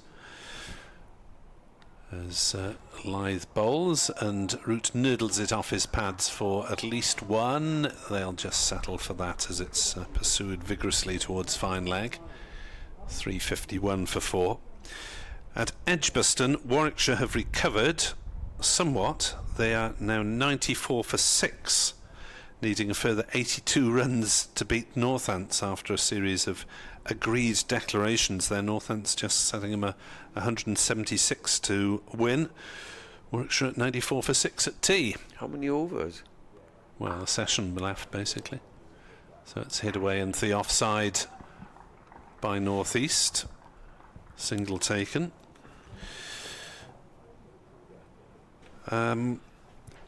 Notts 343 for 8 against Kent, leading by 162. Kent's hopes just fading a bit there. Middlesex still 3 down, trying to save a draw against Lancashire. As Lythe bowls, and that's played into the offside by Root. It eludes Finlay Bean at the shortish cover position. It's picked up by the cover sweeper. So they haven't lost another wicket, not? No, Kent. they're 8 down. 8 down now. 8 down, Half a 158 in the lead. They could win it, they're not. They can't have an almighty charge. Lythe bowls. Northeast turns it off his legs for a single. 354 for 4. In the one-day international, England 259 for 3 in the 35th over. Stoke still going, 125 not out off 90 deliveries. David Milan at 96 at a run a ball. Butler now accompanying Stokes. As Lythe bowls and Root is forward defensively, there is no run. At Taunton, Central Sparks 32 for 1 in the 11th, chasing 242 in 50 to beat Western Storm. As Lythe bowls, and that is a wide ball that turns even wider. Root plays it to cover. There's no run. 354 for 4 at tea. Just news quickly of the women's match involving Northern Diamonds. They made 196, in reply to which Thunder, the Lancashire-based side, are 94 for 4 off 20 overs. So interestingly poised. The young Welsh batter, Seren Smale, made 33 there. Here at tea, Glamorgan 354 for 4 in their second innings. They lead by 127. 36 overs potentially remain in the match, less 2 for any change of innings. But it seems as though Glamorgan are on the verge of sealing or salvaging another draw, with Yorkshire's efforts blunted. Just 2 wickets taken today, 1 apiece from Bess and Cliff, his maiden first-class wicket. The men out today: Eddie Byram for 101, Kieran Carlson for 52. Sam Northeast is on 141 not out, Billy Root 28 not out, and we will return at 3:30 with commentary on the closing stages of this match at Sophia Gardens.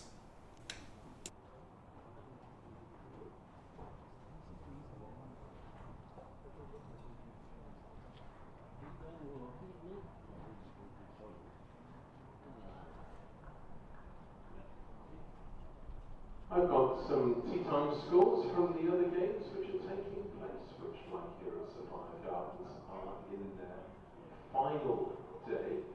Some interesting scores as well. We'll start at Edgbaston, where Northamptonshire declared on their lunchtime score of 72 without loss. That means that Warwickshire to win needed 150 in 60 overs. Sorry, I should have said 170 in 60 overs. Currently, Warwickshire are 94 for 6, still requiring 82 runs to win, with Ben Sanderson of Northamptonshire having claimed a hat-trick.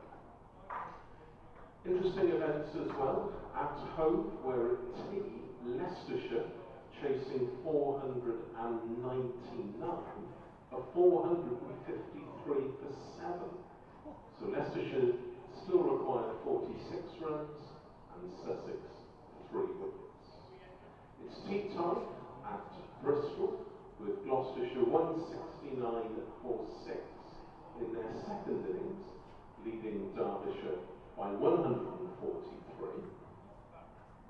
Tea time as well at Old Trafford sees Middlesex on 106 for 3, trailing Lancashire by 113 runs.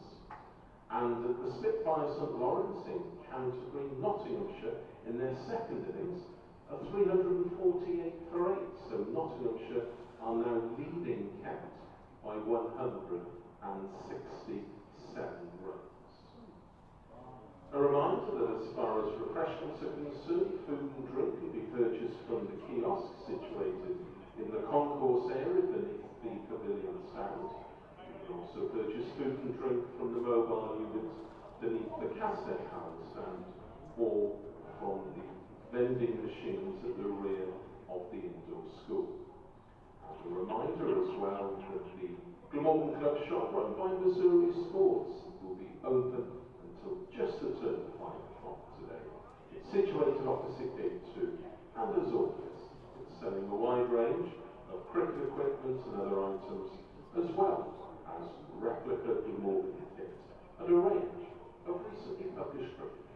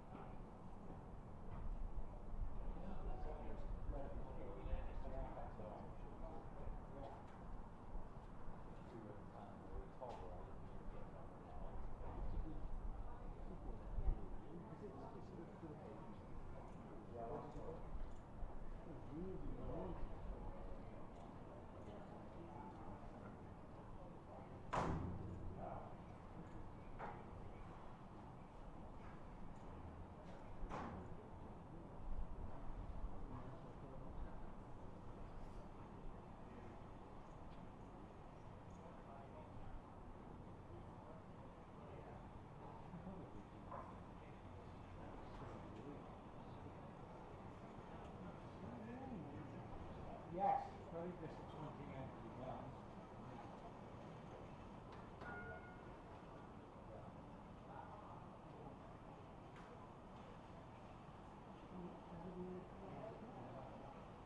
Weather permitting, and a lot of coming up to the weather's good. The weather's a good there at this time, isn't it? But not a very good week. 3 hours, and that's all.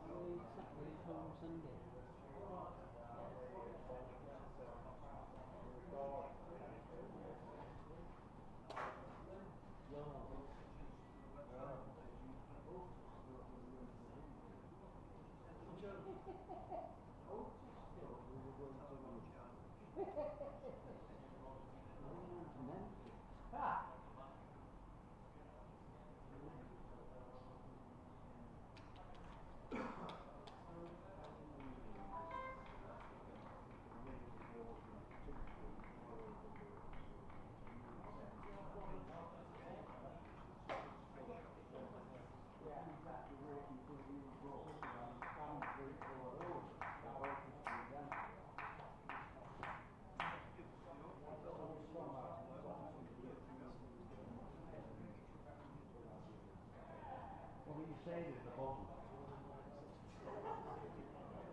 You're all having a bubble there. What you can say?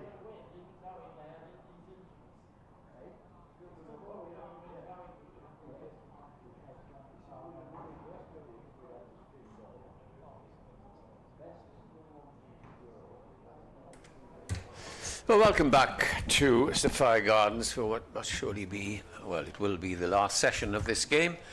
And it looks increasingly likely that both teams will be shaking hands around, shall we say, 20 past 4. Because with the half hour then you have the option, if the umpires, both captains feel that there is going to be no result, then they can shake hands and make their way home. Glamorgan at the moment are 354 for 4 in their second innings. It looks as if they have saved this game thanks to the effort of two batsmen. Sam Northeast, who's there at 141 not out, and earlier on Eddie Byram, who made 101, and they put on 177 for the third wicket. And Carlson made a bright 52. Billy Root is there on 28, looked confident enough. So the most important thing is that the Glamorgan lead is 127. There remains 36 overs in theory. And take 2 off for the changeover if they have to. That means 34. And my colleague alongside me from Yorkshire, Jonathan Doyle, I hope, in a moment after we've seen this ball, will agree with 100% of what I said, which is fielded by the bowler. Or is he not listening to me?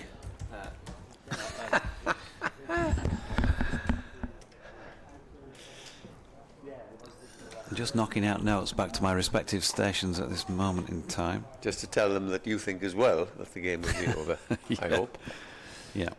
No, I just said it. I'm very confident Yorkshire will take the remaining 6 wickets 20 minutes. in the next 20 minutes and then knock them off. You heard about that game at Hove, have you? In comes the next ball from Dombes. He's pushed back on the offside, no run.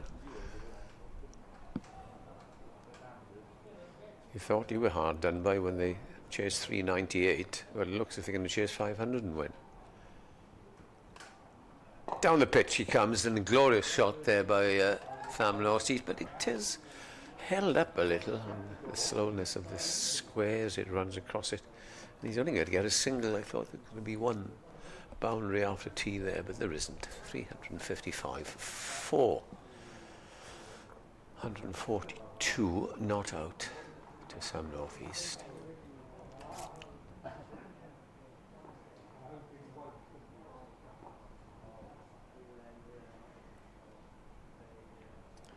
Pass round the wicket, the left-handed Root, who defends from the crease. It's the end of the over. The lead is 128.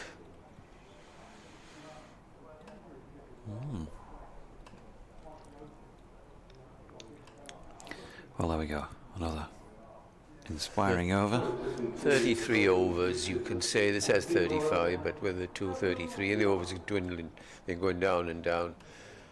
And I suspect then both sides will be, well, I say both sides will be happy to call it a day, because it's a tired-looking Yorkshire side. They've been out there for lots of overs in this game, but they will be disappointed because they were in such a dominant position out of the Glamorgan first innings. Here is Adam Lythe with the ball eased out into the offside by Sam Northeast, and they get a single.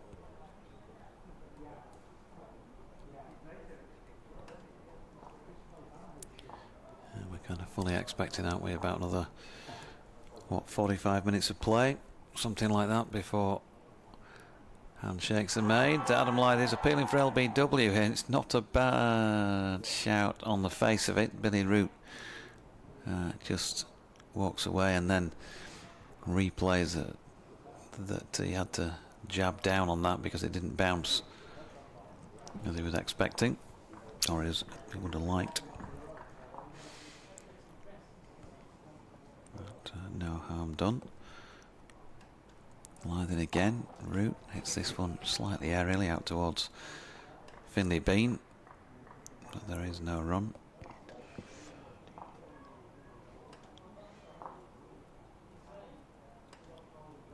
And in comes Lythe again. And that is pushed out into the offside by Billy Root this time. As it stays like this, it'll be Glamorgan 8 points, Yorkshire 13. I think I'm right. I think you are. Here's Lythe again. Ooh, kept low. Ball that keeps low, and Root is trying to chop down on it. Another 50 partnership already for this wicket. Lythe again. Root pushing forward to complete that over at 356 for 4, a lead of 129. 34 overs officially remain in the match, but I think that is academic.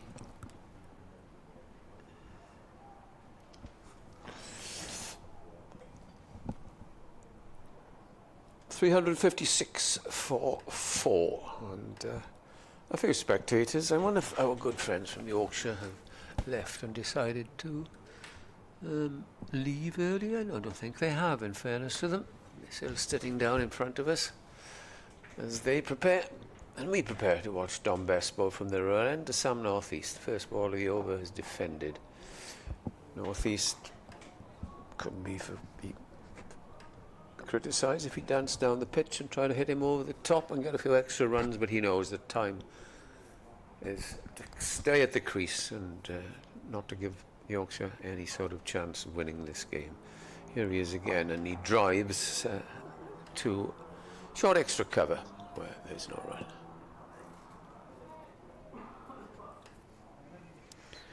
$129 run lead with around 31 overs left. Here is the next ball, and down the pitch he comes and doesn't time it as it dribbles away on the onside. Best has bowled very well through this game, hasn't it? Many wickets, but has done a job as best as he can. Here he is again, coming over the wicket from the river end and bowls. This is pushed away on the offside. Again, there's no run.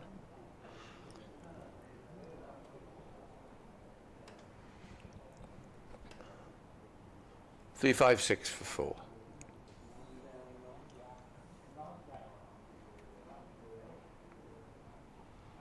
Slip and short leg.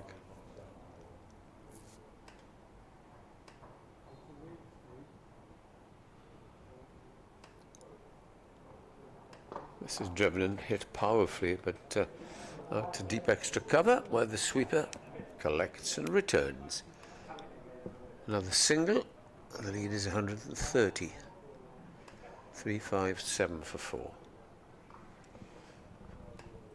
Northeast 144 Root to take guard, with one ball remaining of this over is on 28.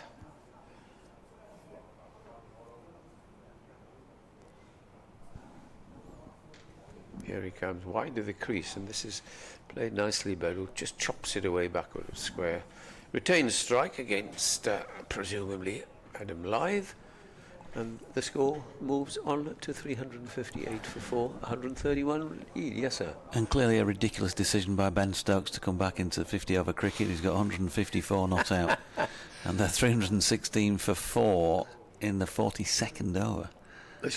And he's just cracked ball high and wide and straight for 6. I shall look forward to that second part tonight when I get home. Scoring at nearly 8 and over after been put in. 42 overs after being put in. It's as friendly as this pitch. If you're a batter, that is.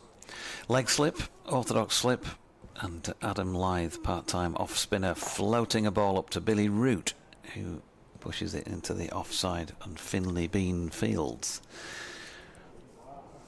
There is no run. 131 the lead.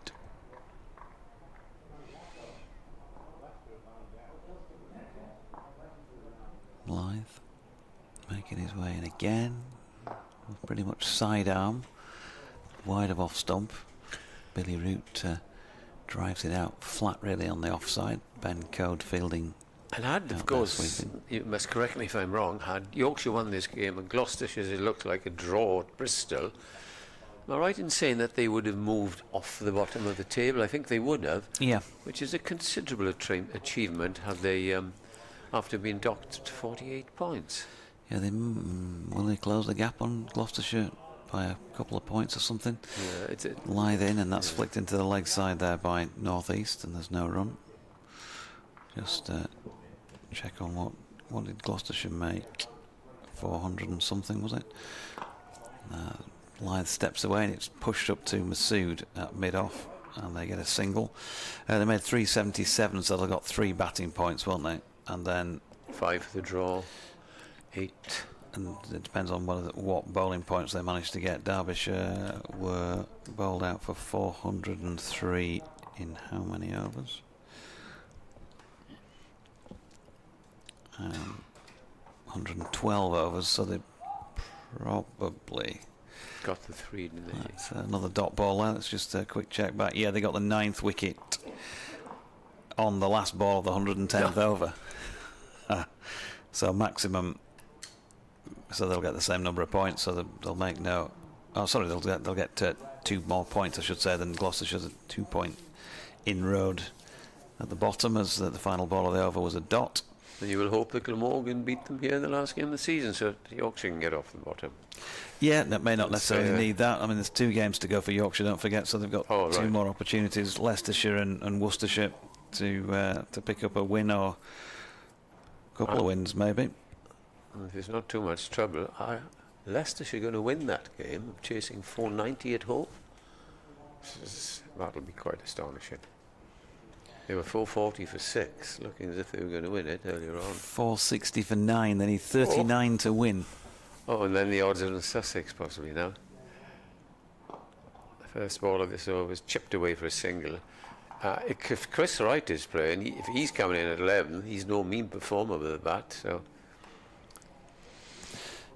Diamond's having a good day of it, by the way, in the end. 196 felt like it was under par, didn't it, from their innings, but Thunder at 125 for 8.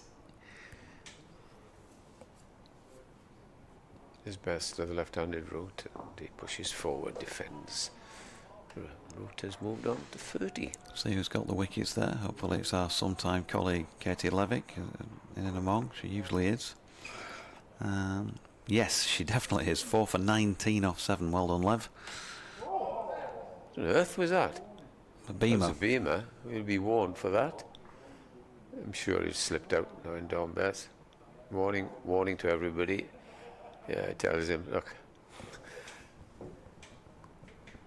So 2 more runs to the score. Well, you've got to try anything to take a wicket in these situations, Ed. Yeah. So he bombed him, tried to bomb him, Ed. But Peter Hartley having a word with Maybe Masood. Yeah, just tell him. Maybe he'll get the nickname Bombess from that. It obviously slipped out. Yeah.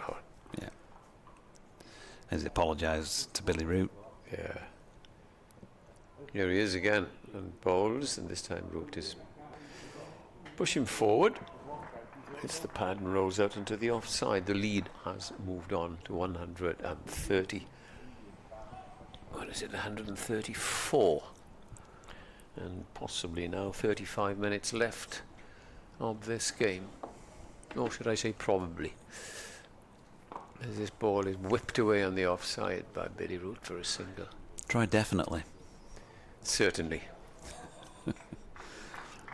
Partnerships today of 177 for the 3rd wicket between Byram and North East, and 98 between Byram and the captain Kieran Carlson, and this one has put on 59 as this is driven back down the pitch for no run. Sam Northeast, who's averaging just under 30, which is very unusual for him, will want to get a red inker here. 146 at the moment as Best comes in, bowls, then he does go down the pitch, drives, and again doesn't really time it for a single. 138 in front, minimum of 29 overs left, 365 for 4-6, 6 wickets in hand. There's only one result now, and that is a draw,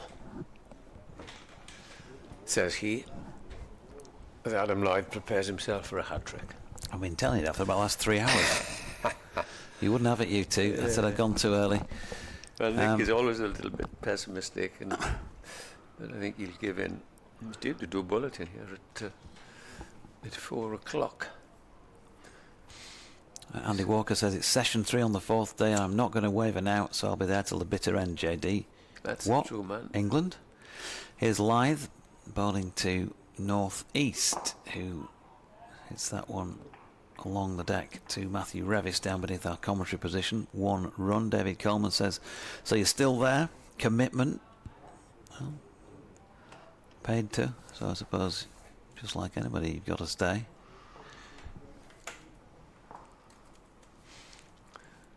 Lythe in, round the wicket. That's dropped into the offside by Billy Root. Finley Bean into field. No run.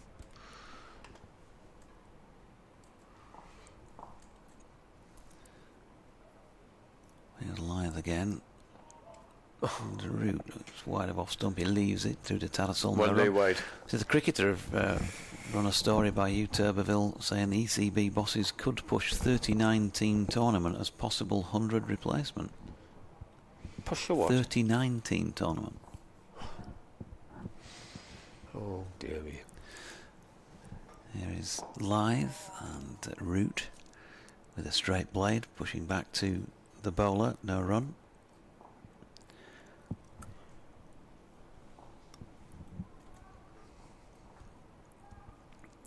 Lythe again, and Root pushing forward again for another dot.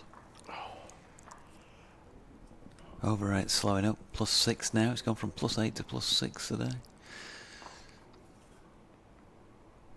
Lythe none for 42. Make that 43 because Billy Root has just pushed in for a single wide of Matthew Revis to complete that over, with the Glamorgan on 367 for 4, a lead of 140. Sam Northeast 148, Billy Root 32. This match bringing the crowds back to cricket. Yes, and some will say, well, we've enjoyed it because fighting back for a draw, and it is to be applauded really, because you could have just surrendered. Glamorgan could have just played a few shots, got out, and the end of it. But because they were completely outplayed for the first 2.5 days. But to their credit, I know the pitch has gone dead, but they've applied themselves, and you know, good luck to them for saving the game. As you get so often, apart from one game today, that game at Northampton, I don't know if you've been following that one, where this ball is reverse swept by Billy Root for 4. Northants left Warwickshire 176 to win in I don't know how many overs, and at one stage they were 24 for 5. Yeah, 124 for 7 now. Yeah. So it's still in the balance. 3 wickets for Northants, 52 needed by Warwickshire. Kent need 168, by the way, to beat Notts, who've finally been dismissed in their second innings for 348. So 168 needed. Not sure how much in terms of game time there's left, but you'd imagine something similar Crawley to this. Get cracking. So it could be a good finish there. Here is Dom Bass. Comes in, bowls. Root is forward, plays it back down the pitch. 371 for 4, and the lead is 144. Middlesex look as though they're probably going to hang on for a draw, don't they, against Lancashire at Old Trafford, 112 for 3. Lank's still trying to find 7 more second in his wickets. This is pushed away into the onside for a single. Root moves on to 38. He's been very consistent as Billy Root in the last couple of games. Leicestershire, meanwhile, need 34 now, with that 1 wicket left. I wonder who's at the crease. I'll soon tell you. Chris Wright? The Baron, it is Chris Wright, along with Matt Salisbury. This is cut away, backward of square. There'll be runs here. It's a long chase. It might just run away for 4. Yes, it does. And that is 150 for Sam Northeast. Excellent innings by him. He raises his bat and gets applause from some of the Yorkshire players for a Herculean, if I got that right, effort. 150 not out. Remember, he made 410 not out last year against Leicestershire. But at this stage now, he will be quite happy with his score. As Glamorgan lead by 147. Now he comes down and drives up towards mid-on, and they'll have to run quickly. Root will have to run quickly, and just makes it. And that is the end of the over. Nick returns in time for his... Colin Ackerman, by the way, got 136 for Leicestershire. He was the top scorer. Umar Amin, 94, next best. Tom Scriven, 78. And they're still going. They're still going, needing 33 to win with their final wicket at the crease. So the exciting games, unfortunately, taking place elsewhere. And we have this, the match in which wickets on all 4 days have not been easy to take, but become increasingly difficult to take with every passing session. It's going to be Adam Lyth to continue at this Cathedral Road end. Then he's got James Wharton under the lid at short leg. He's got George Hill at first slip. They've sent Matthew Revis deep out towards long on, and Lyth is in. It's turned out to mid wicket by Northeast for another single. 153 to him and 377 for 4. Lead now exactly 150, and we got nowhere near that. Yorkshire might need something like that off 20 overs or something. As Root pushing solidly forward to this latest live delivery, and there is no run. I think everybody, every man jack of them, is resigned to their fate out there as Root flat bats one again, gets right over the top of it and kind of smears it really out towards Ben Code, sweeping, picks up 1. You don't reckon it'll be a double hat trick in any time in the next 10 minutes then? No. Lythen again, Northeast, easy as you like, just punches it up to Revis for another 1. 155 to him, 380 for 4. Who are going to be the joke bowlers in the Yorkshire team, I wonder? Are there any joke bowlers? Lythen, it's wide of off stump. Root leaves. Already joke, I've been very careful about what I said there. So they all reckon their very seriously, they all reckon their abilities, do they? We've seen the keeper bowling seriously, so we scrub that one off the list. Those who haven't bowled in the match would be Finlay Bean, who's kept in the match, even though that's not his job, and he's just jumping with his hands above his head to a ball that Root got underneath and hit out over into the covers. 2 runs. So Finlay Bean hasn't bowled, James Wharton hasn't bowled, and Shan Masood hasn't bowled. So if you want to say that they're joke bowlers, then I'll leave that one with you. But they haven't yet bowled in the match, nor do they regularly. Very occasional bowlers then. Okay. We'll see what Yorkshire purvey in the next 24 minutes or so, as Sam Northeast and Billy Root's main job is to preserve their batting averages, I think. Root will enjoy if he gets there. Another half century against the county of his birth, having done so in the second innings at Headingley with 51 not out there, but in rather different circumstances when Glamorgan were trying to set up a declaration before the fourth innings. Certainly not doing that now, unless they declare it 20 past 4 as Bass bowls and North East drives to Bean at cover, and there is no run.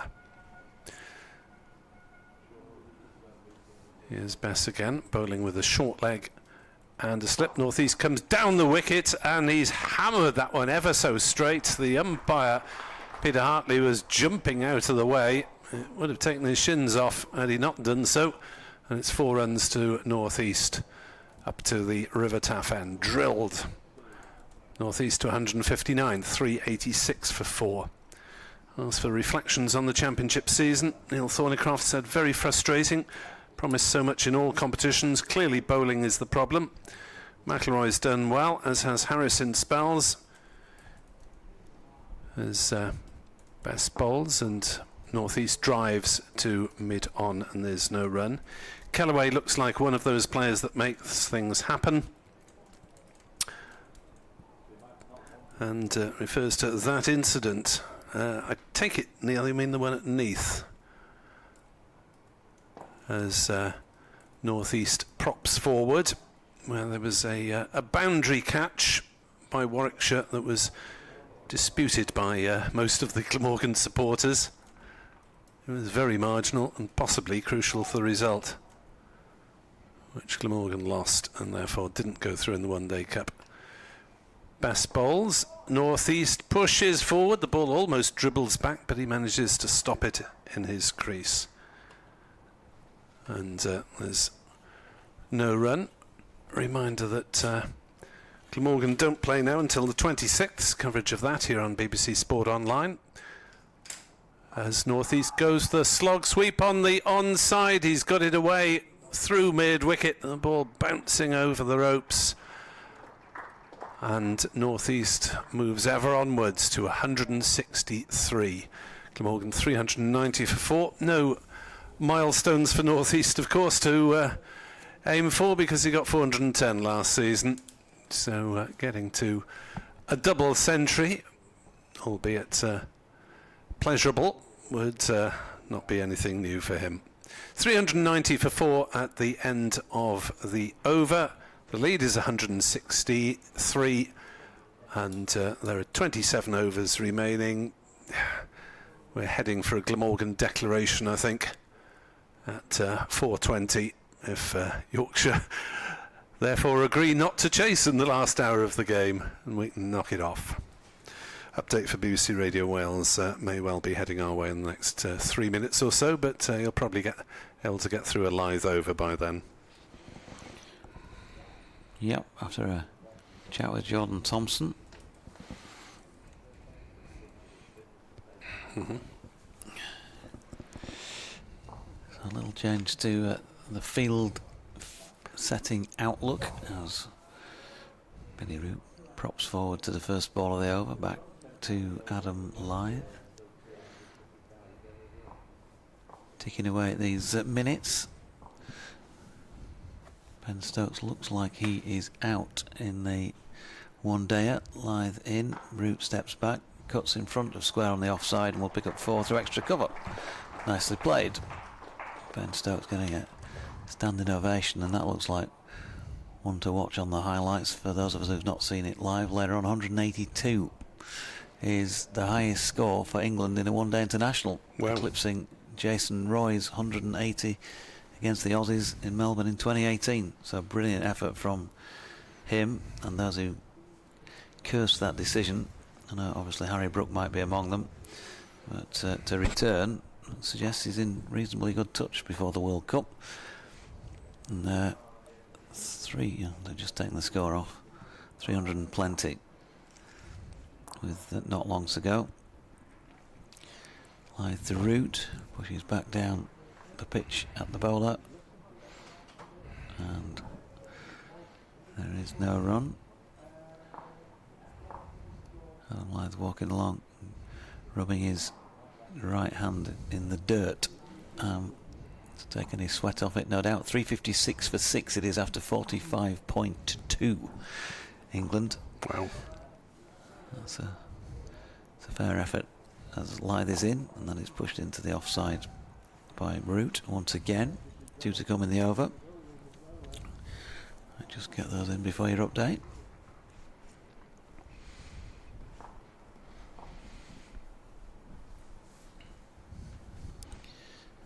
Ironic, of course, that Ben Stokes breaking Jason Roy's record on Jason Roy's home ground. Lyth in, and Root turning that one into the leg side for Jordan Thompson to field.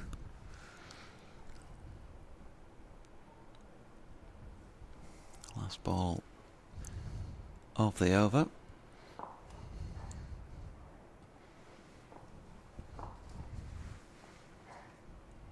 Here comes Adam Lyth then. Lobs one up wide of off stump and can't tempt Billy into playing at this one. End of the over. 26 officially remain in the match, but we're at 4:02. We're not expecting much more than about another 18 minutes, maybe half a dozen overs of play. Glamorgan 394 for 4. Update for BBC Radio Wales to come in the sports bulletins. Which will be the final live radio update of the game, of course. Providing there's nothing too dramatic in the next 17 minutes.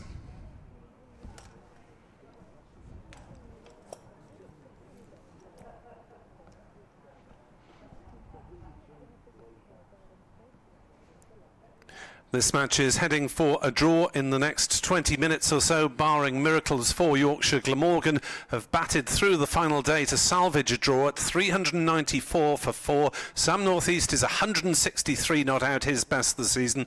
Billy Root is on 44. We saw a century from Ed Byram. He made 101, and 52 from Kieran Carlson, who went past 1,000 runs this season.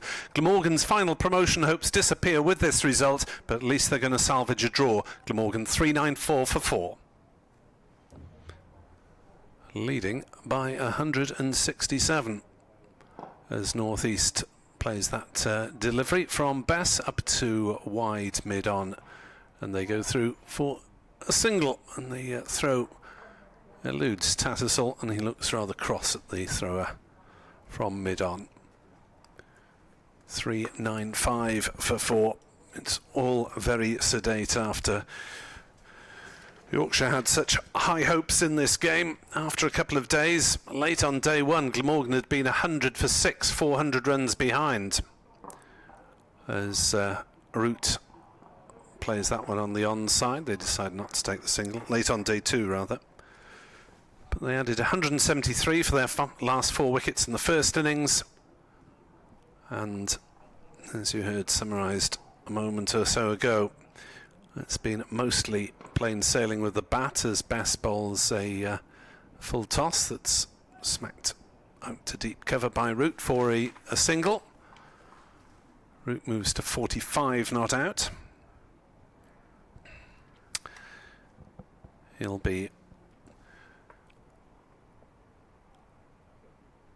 delighted, no doubt,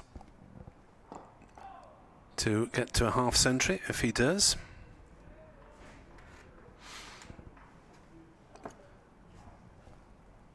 As everyone wanders round very gently indeed. The second new ball was probably Yorkshire's last hopes, but they didn't get the joy with it that they did in the first innings when they got 2 wickets with the first 2 deliveries. So play meandering around really at the moment. 25 overs remain theoretically in the game, but that won't happen. 396 for 4 Glamorgan, 169 ahead. To bowl at the Cathedral Road end, James Wharton. Oh, there we are. It's one of the previous non-bowlers in this innings, James Wharton, to get the cherry in his hand. And Jonathan is back just in time to describe his efforts. Now this could mean serious trouble now for Glamorgan, Yorkshire. Unleashing the ninth bowler. At the 11th hour.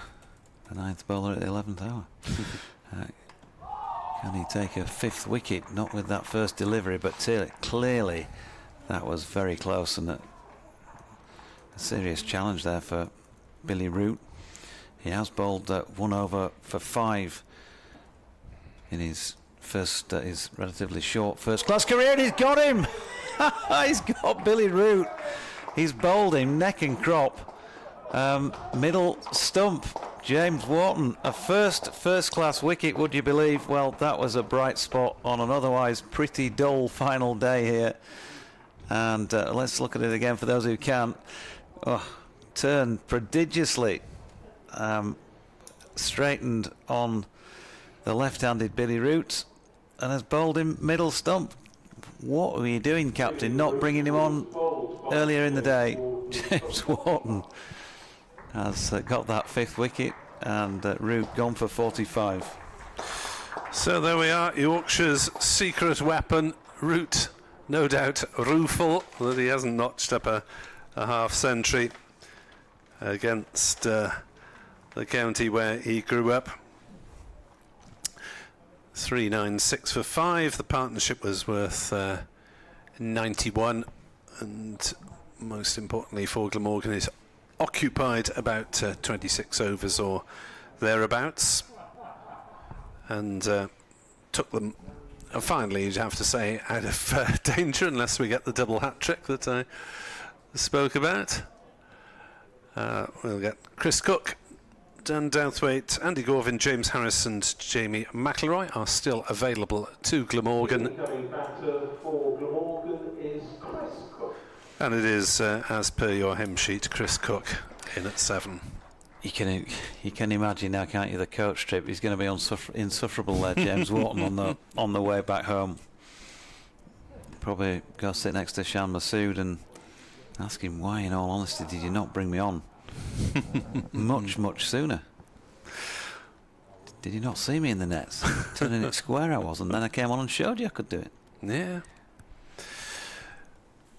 Wow. At Hove, Leicestershire 483 for 9, need 16 runs more off their last wicket, with Chris Wright and Matt Salisbury at the crease. Unad Kat has got 5 for, that's the New Sussex Overseas, Jaydev Unad Kat, 5 for 94. So James Wharton then. Chris Cook. Legs probably jelly-like at this moment in time. I haven't seen how that one really did rip off the straight. No one wants to be got out by the 9th bowler, do they? No. Here he is. Wharton then. Ooh, bit of turn in towards the left-hander. Oh, sorry, the right-hander, I should say. Pushes it into the offside. Going delirious. It's been such a wicket drought on the day. Wharton in again, and once more there is some turn there. He's turning it, no problem. It's a Bunsen burner. It's a raging one, isn't it, now? It's like Mumbai in the heat. Sophia Gardens. Here's Wharton again. Once more evidence of a bit of turn, and Cook solidly defending that out into the offside. Shaffer Chauhan's back on and is fielding that one. Sophia Works is the pun of choice in the county's advertising at the moment for Bonfire Night. Very good. Wharton in again, driven by Cook into the offside where Thompson fields, and that was a wicket maiden for James Wharton, just his second over in first-class cricket. Get him on at both ends. Northern Diamonds have won at Sale. They've beaten Thunder by 48 runs. Thunder collapsed rather at the end with a couple of run-outs, and 248 all out. Quite why they had run-outs at the end when they had so many overs in spare, I don't know. Who was the most? Katie Levick, the most successful bowler, 4 for 28, and Phoebe Turner, 3 for 16 for the Northern Diamonds in the Rachel Hayhoe Flint Trophy. And Diamonds' next game featuring Jonathan Doidge on Saturday. I'm not playing for them, I hasten to add. No, just I talking wasn't about insinuating that. Western Storm, 241 for 8. Central Sparks going well at 116 for 2 in 27 overs. A wicket apiece for the two Welsh ladies there. As a full toss from Bean is driven into the offside. And did they go through for a single? The board hasn't just got round to Bean. Yes, I did. They did run through the single. North East has 165. So Yorkshire using bowlers 9 and 10 as Finley Bean lollops in from the River Taff end, and Chris Cook plays that one rather badly. Would have lobbed straight to silly mid-off had there been one. And there's a degree of mirth in the field. I wonder when the last time Yorkshire used two players who batted, bowled and kept in the same innings. Oof, that's one for your, that's one for the record, statos. Bean bowls and Cook plays it gently into the offside and decides that he can stroll a single out to Ben Code to further ruin Finley Bean's figures. It's not the most classical of actions, to be honest, from Finley Bean bowling some sort of right arm stuff. Well, James Wharton had to wait an over before he got into in and among the wickets, didn't he? As that's wide outside off stump, and North East cuts it straight to short cover, and there's no run. He's bowling sort of seam at a spinner's pace, I think, at the moment. Finley Bean. He's not bothering to give the ball much in the way of shine here, it's fair to say, I think. Not in its 117th over. Bean bowls wide outside off stump. Cook cuts it away to deep point, and for the sake of form rather than anything else, walks through for a single. Sorry, that was North East who played that one. North East moves to 166. Good job, that wasn't a crucial moment in the match. Bean to Cook, and Cook in turn plays one gently out to deep point, and that is the 400 up for Glamorgan. Over at the river end was bowled by Finley Bean announced retrospectively by Dr. Hignell. It must have been taken by surprise. Who did you say hadn't bowled yet? Oh, the skipper. Masood. The skipper. Yeah. Oh, well, perhaps he'll get an over. No, he can't get the ball out of James Wharton's hand there. Perhaps he'll bowl the last over of the match. Talking of those who look into the records deeply, Paul Dyson, thanks to you for your email earlier, which says Revis is double. Matthew Revis has now become only the fourth Yorkshire uncapped player in the 21st century to score a century and take a fiver in the same season. Others being Adil Rashid in both 2007 and 8, David Wainwright in 2009 and George Hill last year. Sussex have beaten Leicestershire by 15 runs at Hove. Leicestershire 483 all out, so near but yet so far. 6 wickets for the Sussex overseas opening bowler, Jadav Unadkat. So Leicestershire unable to quite get there, and that probably will knock Leicestershire's hopes of promotion on the head after a brave effort. Yeah. They're heading for a draw in Bristol. No more needed about that one. And we're having a bit of gentle time wasting. A drinks break before 5 minutes before the scheduled handshakes. Interesting. To see if James Wharton can terrorise Glamorgan further, following his wicket maiden to begin with. It doesn't look like we're going to see Masood now. What a shame. Well, he would he needs to be on the pitch in the first place, and he's not actually out there right now. Jaffa Chauhan replacing him at this moment in time, so skipper not going to be on the field, I don't think, when time is called.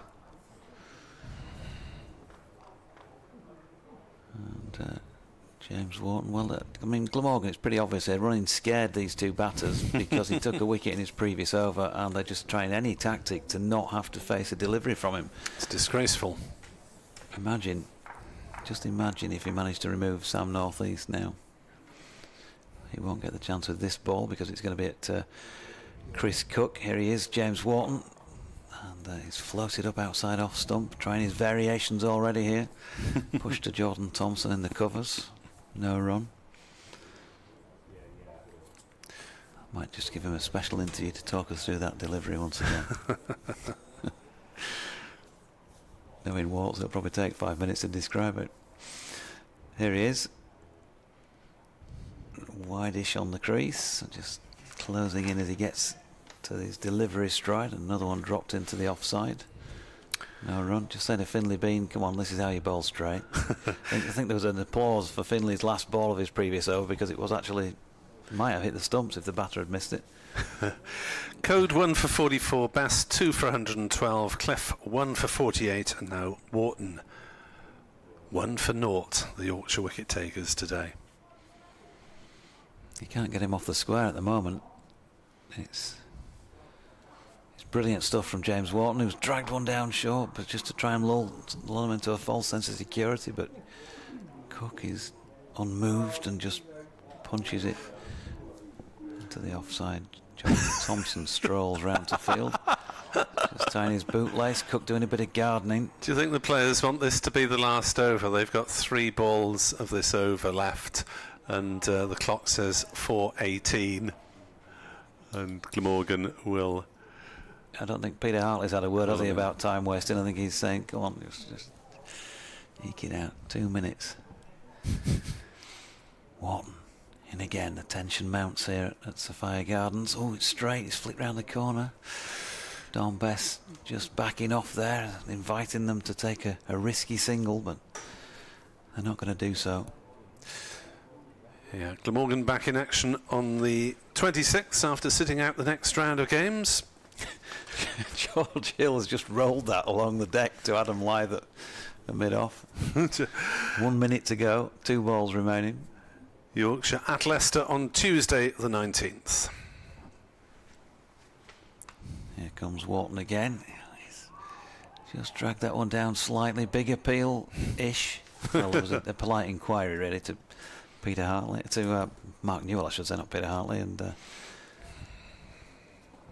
was a negative nod, a shake of the head. Still showing 4:19 on the board, and there's 1 ball to come in this over. And there we go, 4:20 has clicked over. James Wharton giving the ball a good shine. This will be the final ball of the match. Wharton to Cook, who pushes out into the offside, and they're going to take him for a run. That's a disgrace off the final ball of this match. James Wharton has conceded a run. 2 overs, 1 maiden, 1 for 1. His figures ruined. The handshakes come, and that is it for 4 days of, well, what promised a bit to start with, certainly if you're a Yorkshire supporter. And credit to Glamorgan for getting themselves out of a very deep hole consummately in the end, as it turns out, because they've got 5 wickets to spare come the end of play. They lead by 174 with Northeast a very, very good 166 not out. Cook not out on 3, and yeah, the Tykes couldn't force home that advantage on a very placid pitch. 13 points for Yorkshire and 8 points for Glamorgan. Indeed, so another for Glamorgan's collection of draws. They're 11th out of 13 matches this season. 1-1, drew 1, but it does now end officially Glamorgan's hopes of promotion to the First Division. And a frustrating season all round for Matthew Maynard and his troops. A season of change for Glamorgan. 401 for 5 then. Glamorgan finish on, thanks to Ed Bevan, thanks to Jonathan Deutsch, thanks to Jared Everts, who is writing match report today for the BBC Sport website for the second time for BBC Sport Wales. And they're all heading home with a match drawn. Glamorgan 401 for 5. Thanks very much indeed for listening. North Star. Bye. Bye from me too.